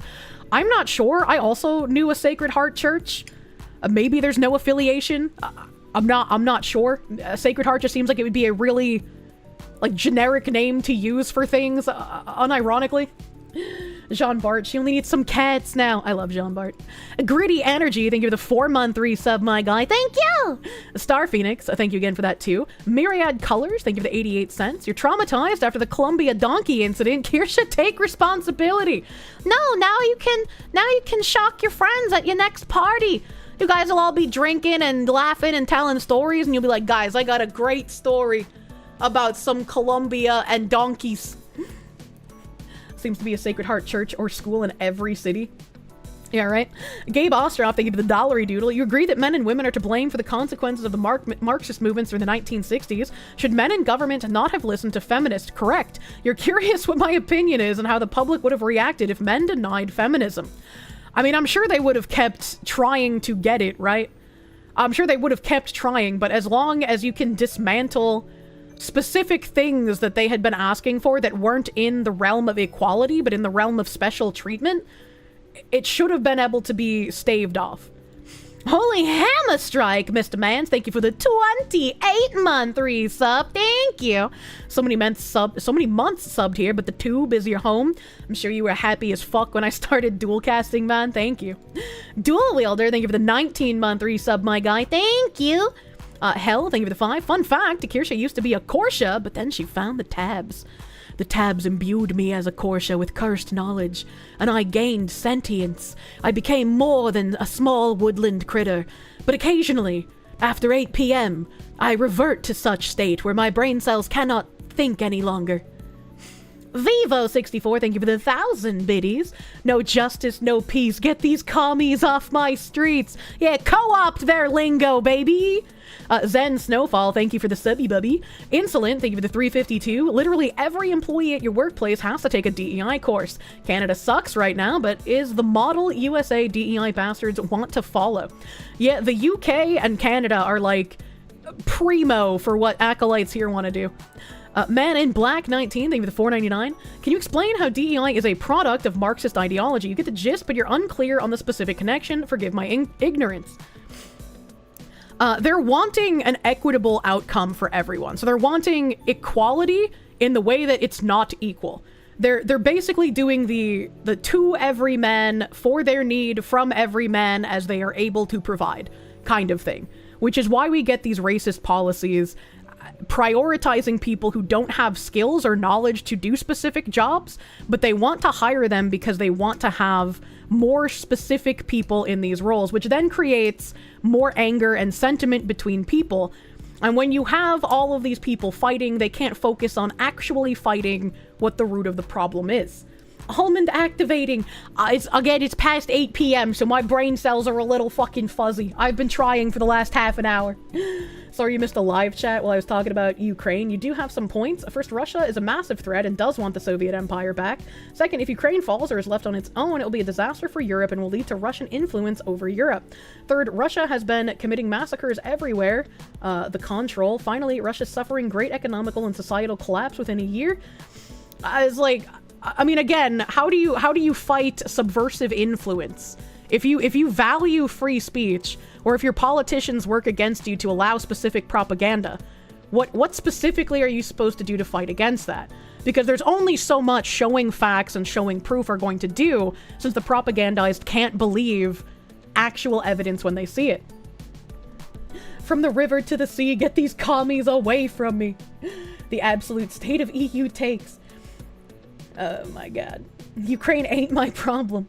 Influence in Europe is useless. They're not free and they don't believe in freedom. I also don't believe, like, regardless of how much of a warmonger Russia might be, I do not believe they're dumb enough to invade European Union countries. I'll eat my hat if they fucking do, but like, there ain't no way. Sir, this is a Wendy's. Like Shiwan Head said, all of this is now it's our turn to do the things we said were bad. I don't know about that, right? Because it's like, it's good to have principles and to live by them, but you should not allow your enemy to exploit your principles in order for them to gain victories in ideological warfare. Like, you have to at some point take a stand and be like, you don't believe in my principles, so why should I give you the benefits that come with that? Wig on head? I don't know anything about shoe on head. I've literally never watched that woman. Like, the only exposure to shoe on head I've ever had is, like, seeing tweets. Not even from her, but from other people talking about her. Also, they see everything through a lens of struggle. There's always a victim and an oppressor. And so they see injecting DEI as a way to give reparations and dismantling the patriarchy or white supremacy or whatever. Insert other buzzwords here. Yes, absolutely. It's the constant victim and oppressor class struggle that Marxism also relies on. It's like, I'm sure there's many great ways to explain it, and I know I've explained before, but my brain is soupy right now, so I try best. I try best. Hat on foot is crazy, though. Oh my god. Oh, why would Russia need to when so many European countries rely on them for the plethora of the resources that they can provide? I don't know how much the European Union's reliant on Russia for things. I am not a European, so... A VTuber that doesn't know shoe? Strange. Is it strange? I think the only VTuber I've known that, like, has talked about shoe was Smugalana, right? Is there some sort of, like, weird the VTuber shoe on head reaction pipeline that I'm unaware of? Oil was cut off. They rely on oil, and they rely on the oil from Saudi Arabia and Russia. There is? It's massive? What the fuck? Yo, I'm over here on, like, my own little island, dude. I don't know about this pipeline, man. A shoe on head mentioned by many? What the fuck? It's kind of strange. VTubers have been reacting to shoe like crazy? Really? Is it because it's, like, the anti-Brittany Venti? Like, Brittany Venti decided to fucking dog on VTubers, so all VTubers were like, yeah, we'll react to shoe on head instead? Like, I don't fucking know, man. And maybe a niche of indie VTubers that are familiar? I don't know. Since you seem to be on your own island, want to move to my island. If we combine our islands, would we get a paradise? Tacit Ronin, thank you for the 4-month member. Thank you. Hi, Kirsche. I needed to use my member chat thing somehow. Thank you. Hylian Juggalo, thank you for the 2. Did I say Cisco with a C, I-T, or Cisco with an S, food? Cisco with a C, I-T. Could be a right-wing tilt niche that's growing. Interesting. I think it's because she's left-wing safe, but not woke, controversial enough for React content? That seems a little strange. Why would you react to someone who's, like, safe to react to? I don't know. I just feel like if you're gonna do a political thing, you fucking dive into it, dude. Don't just fence it. I mean, I guess Tim Pool made a ton of money fence sitting, so... Is there a cat meowing? Yeah, one of my cats is going fucking crazy. I don't know why. Gamer Michael, thank you for the 5. Hey, Miss Fox, we're drawing VTubers, and we want to doing you first. Give me a fruit you like to wear you've not gotten to wear yet. What? I like pineapple. Silly Gordo, thank you for those 5 gift subs earlier. Air Vortex 3, thank you for the 11-month resub. Confessorius, thank you for the 11-month resub. A Dragon Master hitting me with the double down to Schmeat Schlappen with those 2 10s. Thank you, Dragon Master. Ryan J, thank you for the 5. President Trump has fired every Biden attorney nationwide, 93 in total. Good. Get him the fuck out. Silly Gordo, thank you for the gift sub to Alan Woke. Fuck that guy. Our Dark Kisu, thank you for the 11 months of Prune. Thank you for Pruming. I'm in the mom in the miss. Thank you for the gift sub to Leaflet. Thank you for the gift sub to Leaflet, dude. Thank you. Man in Black 19, thank you for the $4.99. Sup, Kirsche? I just discovered your channel. Let's see a base streamer who's not a skinny, greasy, and balding. I mean, I could be. I could just be Asmongold in a fox suit. Keep up the good work and boo, Marxist. Yeah, absolutely. Absolutely. I feel like it would be a good thing to do because I've gone down the, like, DEI Marxism hole multiple times before. But maybe it would be a good idea to, like, have some sort of video put together with, like, me and other people, like, expressing exact, like, connections and shit with it. Just so it's, like, as robust as possible. That might be a good idea. Aristan, thank you for the 690. Thanks for keeping me sane during my 4-hour West Coast drive home. Fuck you, chat, for not perceiving breakfast earlier. Y'all are the worst. Love you. Yeah, you fucking suck. I love you. Have some ice cream. Howdly doodly, champion, the diddly doodler, thank you for the 5. Only gacha you played is the Kingdom Hearts one, where it was exclusively for the story. I've never played that one. Remington, thank you for the 5. Fate Grand Order got a decent enough story to have an anime adaptation. Weird. Weird. Chat, can everyone give Kirsche, yourselves, and mods and admins a huge round of applause for y'all's hard work? Y'all have earned it! Y'all deserve it! Y'all are awesome. You give credit where credit is due. Well, thank you. Thank you. I'm super happy there's like more clips getting pushed out on the YouTube channel. It makes me feel really happy to see, because I know not everyone can do fucking 6 hours of yapping, and even though KB is a fucking mastermind with all of his tags and you can find stuff easily, sometimes the small clippers are just better and easier. They're more accessible, and we're all about accessibility here, chat. Do not express shit. Oh my god. Should have brought up the black teens who tortured the autistic white kid as an example of a hate crime. Skilky, I am going to push a sharpened pencil in your urethra. Psycho, thank you for the 5. Kirsche's chat is free to play, but I don't mind the pay to win. Yeah, true. You might get lucky, and I might just spot you in my chat. I might just look at you. Sup, Chikamunga? You're a Chikamunga, pendejo. Euruskan Grabber, thank you for the $1. Raid surprisingly has one good lewd picture.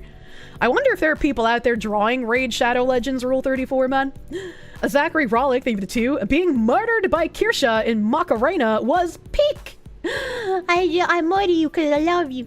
Anthony, thank you for the 10. But you are untouchable. You said you would gift us lead if we showed up with a steak dinner, and you won't let us do the Kirsche. Okay, that's different, alright? That's a different kind of untouchable.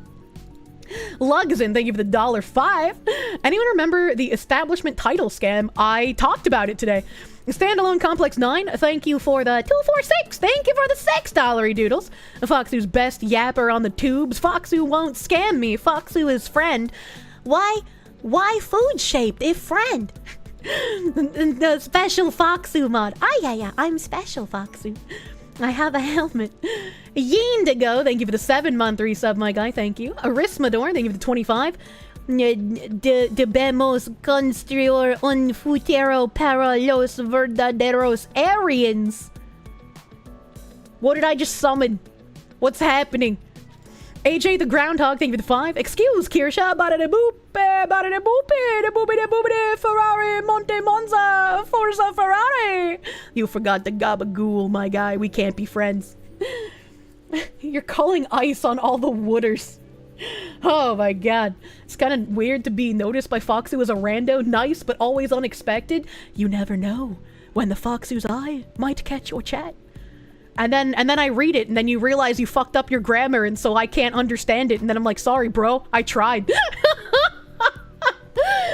Why are my lights flickering? You heard verdados, which means true. That's true! Having cat in your name helps. She hates us. I don't hate you! Stop threatening to sound people. I'll stop threatening to sound people when they stop saying silly things! Ryan, thank you for the 2. They're speaking drunk Simish. Brayden, 4141, thank you for the 23-month tier 2 resub. Thank you. Love your streams. We should leave Europe to fight for itself. They constantly criticize the US about freedom and then lock up their people for their opinions. I mean, I just want to pay less money to countries that aren't my own. Like, we have enough fucking issues here that we need to tackle somehow. Like, Europe, I hope they can take back their countries. I hope they can fix their shit, but, like, we can't fund that, man. Your sad Kirsche will never notice this message, never know that you want to huff her tail. Moderators, get a restraining order on this man! Coyote Trickster, thank you for the 100 biddies. It's more believable as a language than Welsh. Tony the Mighty, thank you for the 100 biddies. Anthony, thank you for the 10. Sadly, non-indie games have fallen so far that all a game needs is to look based is to not be trash and not be overly Marxist. Basically, unfortunately. John Burt, thank you for the 10. And then when people were talking about Vavra turning his back on his fans, John Del Oros comes in to blow up the convo with accusations of child sodomy. Is he still demanding apologies from you? I know he's still reply-guying Madame Savvy, because she still replies to him. But like, I'm just gonna fucking ignore the guy. He seems crazy. He needs meds, dude. I don't know what kind of meds, but like, please take some. Get some help, guy. Like, just blatantly fucking lying about shit helps no one, man. Tony the Mighty, thank you for the gift, subby bubby, thank you. Verald Malian, thank you for the 21-month resub. Video games a serious business, and I refuse to have it besmirched. Yeah, my video games is serious. Wedge Serif, thank you for the 2 months of Prune. Moritz Strittmatter, thank you for the 626. You work a lot with Chinese companies. They actually hire a lot of consultancy for understanding Western markets. That would not surprise me. It's your boy, Skinny Boopus. Thank you for the 100 biddies. The first 2 Baldur's Gate games are much better. I'll have to believe you because the combat was so incredibly boring I wanted to kill myself. Bjorn Thor Gunbinson, thank you for the 1068.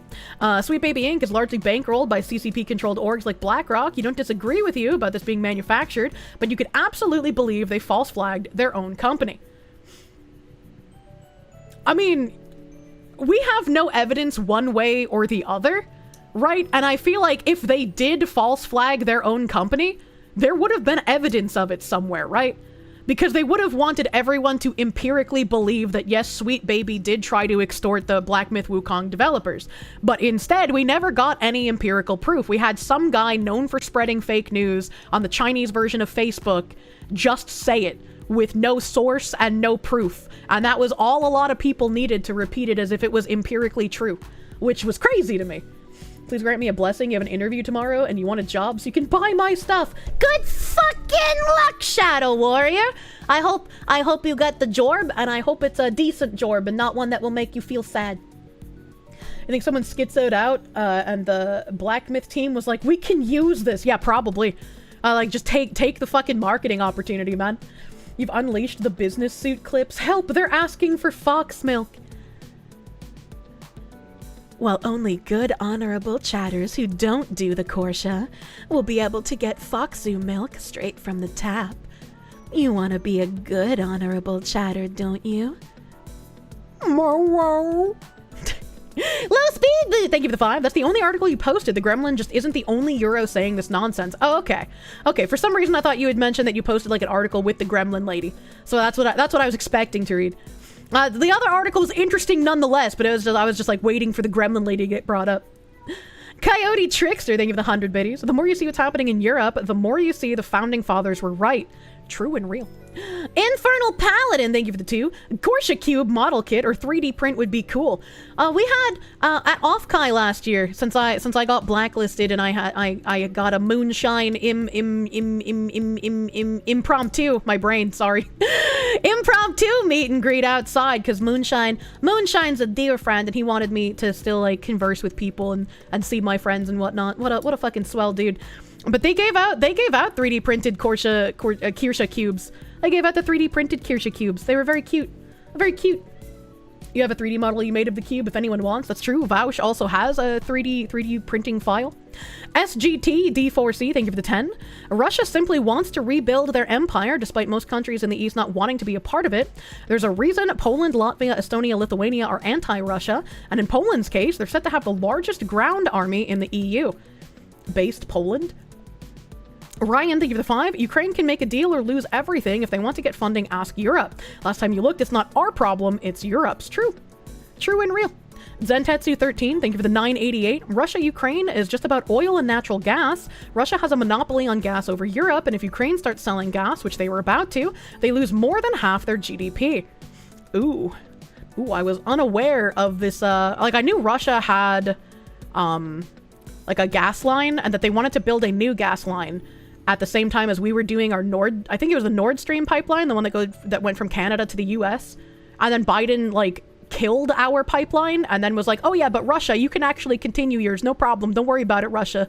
Biden supports your new pipeline. That was very weird. That was Keystone? Okay, so it wasn't Nord Stream, it was Keystone. Sorry, I got the name fucked up. The Keystone pipeline. Nord Stream is the Russia one. Sorry about that. Sorry, I'm bad at names, chat. Thank you. I'm glad you guys are here to fucking correct me when I misremember things. Just want to have the files local. Zule, thank you for the 10. If we can't do the Kirsche and Kirsche turns back into a Kirsche after stream, then we can't do the Kirsche. Either way, I do the Kirsche. Well, when I'm Kirsche, I have functioning brain cells, so I am capable of consent. But when I am Kirsche, I'm not capable of consent. My IQ is too low. That is rape. Amber Creatine, thank you for the 5. Breaking! KFC to move company headquarters from Kentucky to Texas will now be called Texas Fried Chicken. Texas #1! Is that true? Is that real? Fuck you, Red Square! Don't you come at me at the end of my stream! You piece of shit! Oh my god. We back? We back now? We green? We green again? Beer, thank you for the 10. As an Eastern European, you fucking hate Western Europe because they are not next to the dictatorship led by cunts who want the return of the Soviet Union. They cannot pay enough in NATO, so they can talk shit to our strongest ally. The sad, sad life of an Easterling. Well, it's just like, I feel like there's a better way than whatever fucking is happening now, man. I don't like that stuff. What is? John Bird, thank you for the 5. I just got back from an eye exam and getting new glasses. Have some money, crazy cute fox lady. Thank you. Thank you. Jeremy Lorimer, thank you for the 5. Woke is just the rebranding for politically correct, which stems from the Soviet Union, is far more sinister than how we use woke today. I don't like woke because woke feels like the YouTuberification of, like, communication. Right? Like, I get that it's short and that, like, people on the left were calling themselves woke and then, like, we kind of, like, took that term to explain them as well. But it's like, I don't like it, man. Because it's just like, it doesn't really grasp just how insidious the ideology pushing these things are. And so, like, sometimes I'll use the word woke when I'm just, like, fucking rambling out of my mind, but I prefer to just call it what it is, which is Marxist ideology. It's nebulous and imprecise. Yeah, exactly. FCC photo, thank you for the 5. You mentioned on Sunday's stream that baby number 3 was on the way. On Monday at 11:33, baby number 3 joined the game. Serafina Dean Rose, 4 pounds, 11.1 ounces. I probably shouldn't have read that. Don't post your baby's name anywhere online. I mean, it's literally a baby, so people are going to forget, nothing bad will happen, but, like, don't post baby names online. Don't do that, that's bad. But congratulations. Congratulations on baby number 3, big beautiful family. I hope your wife is doing good after delivering. Shit's like fucking rough, man. I hope you are giving her all of the comfort and love she desires after the birth. Congratulations, FCC photo, my guy. I hope you are a happy dad. Greetings from India. Thank you for all your videos and streams. I hope you have a great time and a wonderful week ahead. Greetings, Indian friend. I hope your country gets better. Thank you for coming. A bunch of my, like, really like not super long clips, but, like, heavily edited clips were done by an editor from India. He's a pretty fucking cool guy. He asked me for, like, a little recommendation he could put up on his website, and I was puking my brains out, and I, like, forgot to answer him for a few days. I finally did that for him, because I hope he gets more commissions too. He deserves it. Him and his girlfriend are both fucking cute. What is our SARS thought on blonde women? Show Bob, bitch lasagna!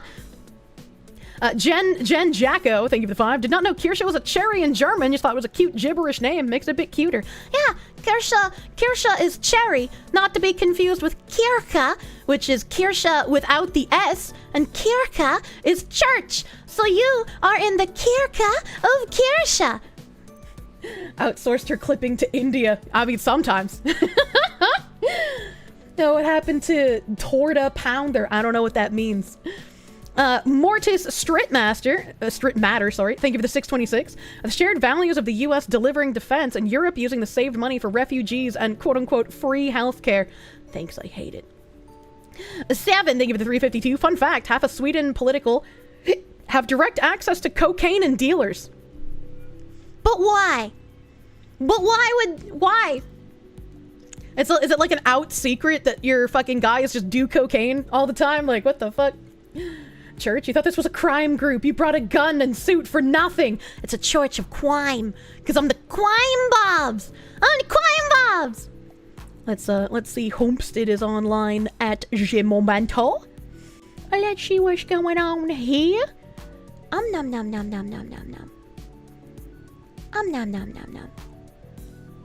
Let us raid a Peakle. Did I raid Peakle recently? I don't remember. Did I raid Peakle recently? Maybe I should raid Bagman. It might have been a minute since I raided Bagman. I can't remember. My brain doesn't work. Man. You don't think so? She hates us. You think I did? Oh god, none of you guys can remember either. Chat, what good are you if you can't remember things for me? Flip a coin. All right.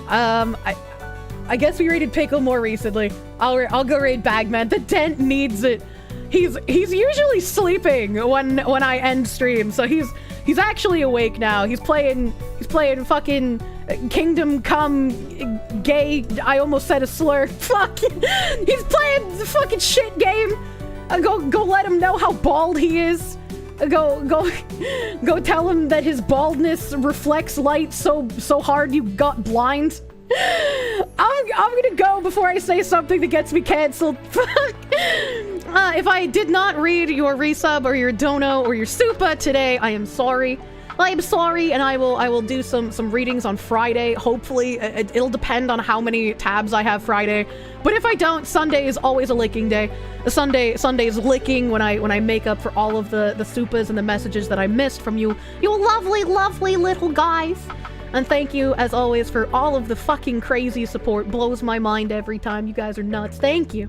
Thank you for hanging out extra late again tonight. I've been doing fucking 6-hour streams instead of 5-hour streams. I don't know how to end on time. It's like my brain is just like, oh, you canceled so many streams for health issues the past few months. Now that you're actually able to sit here, medicated out of your mind, you gotta go for longer. Fucking endurance, baby! Alright, have a good night, chat. Bye! Bye! Bye!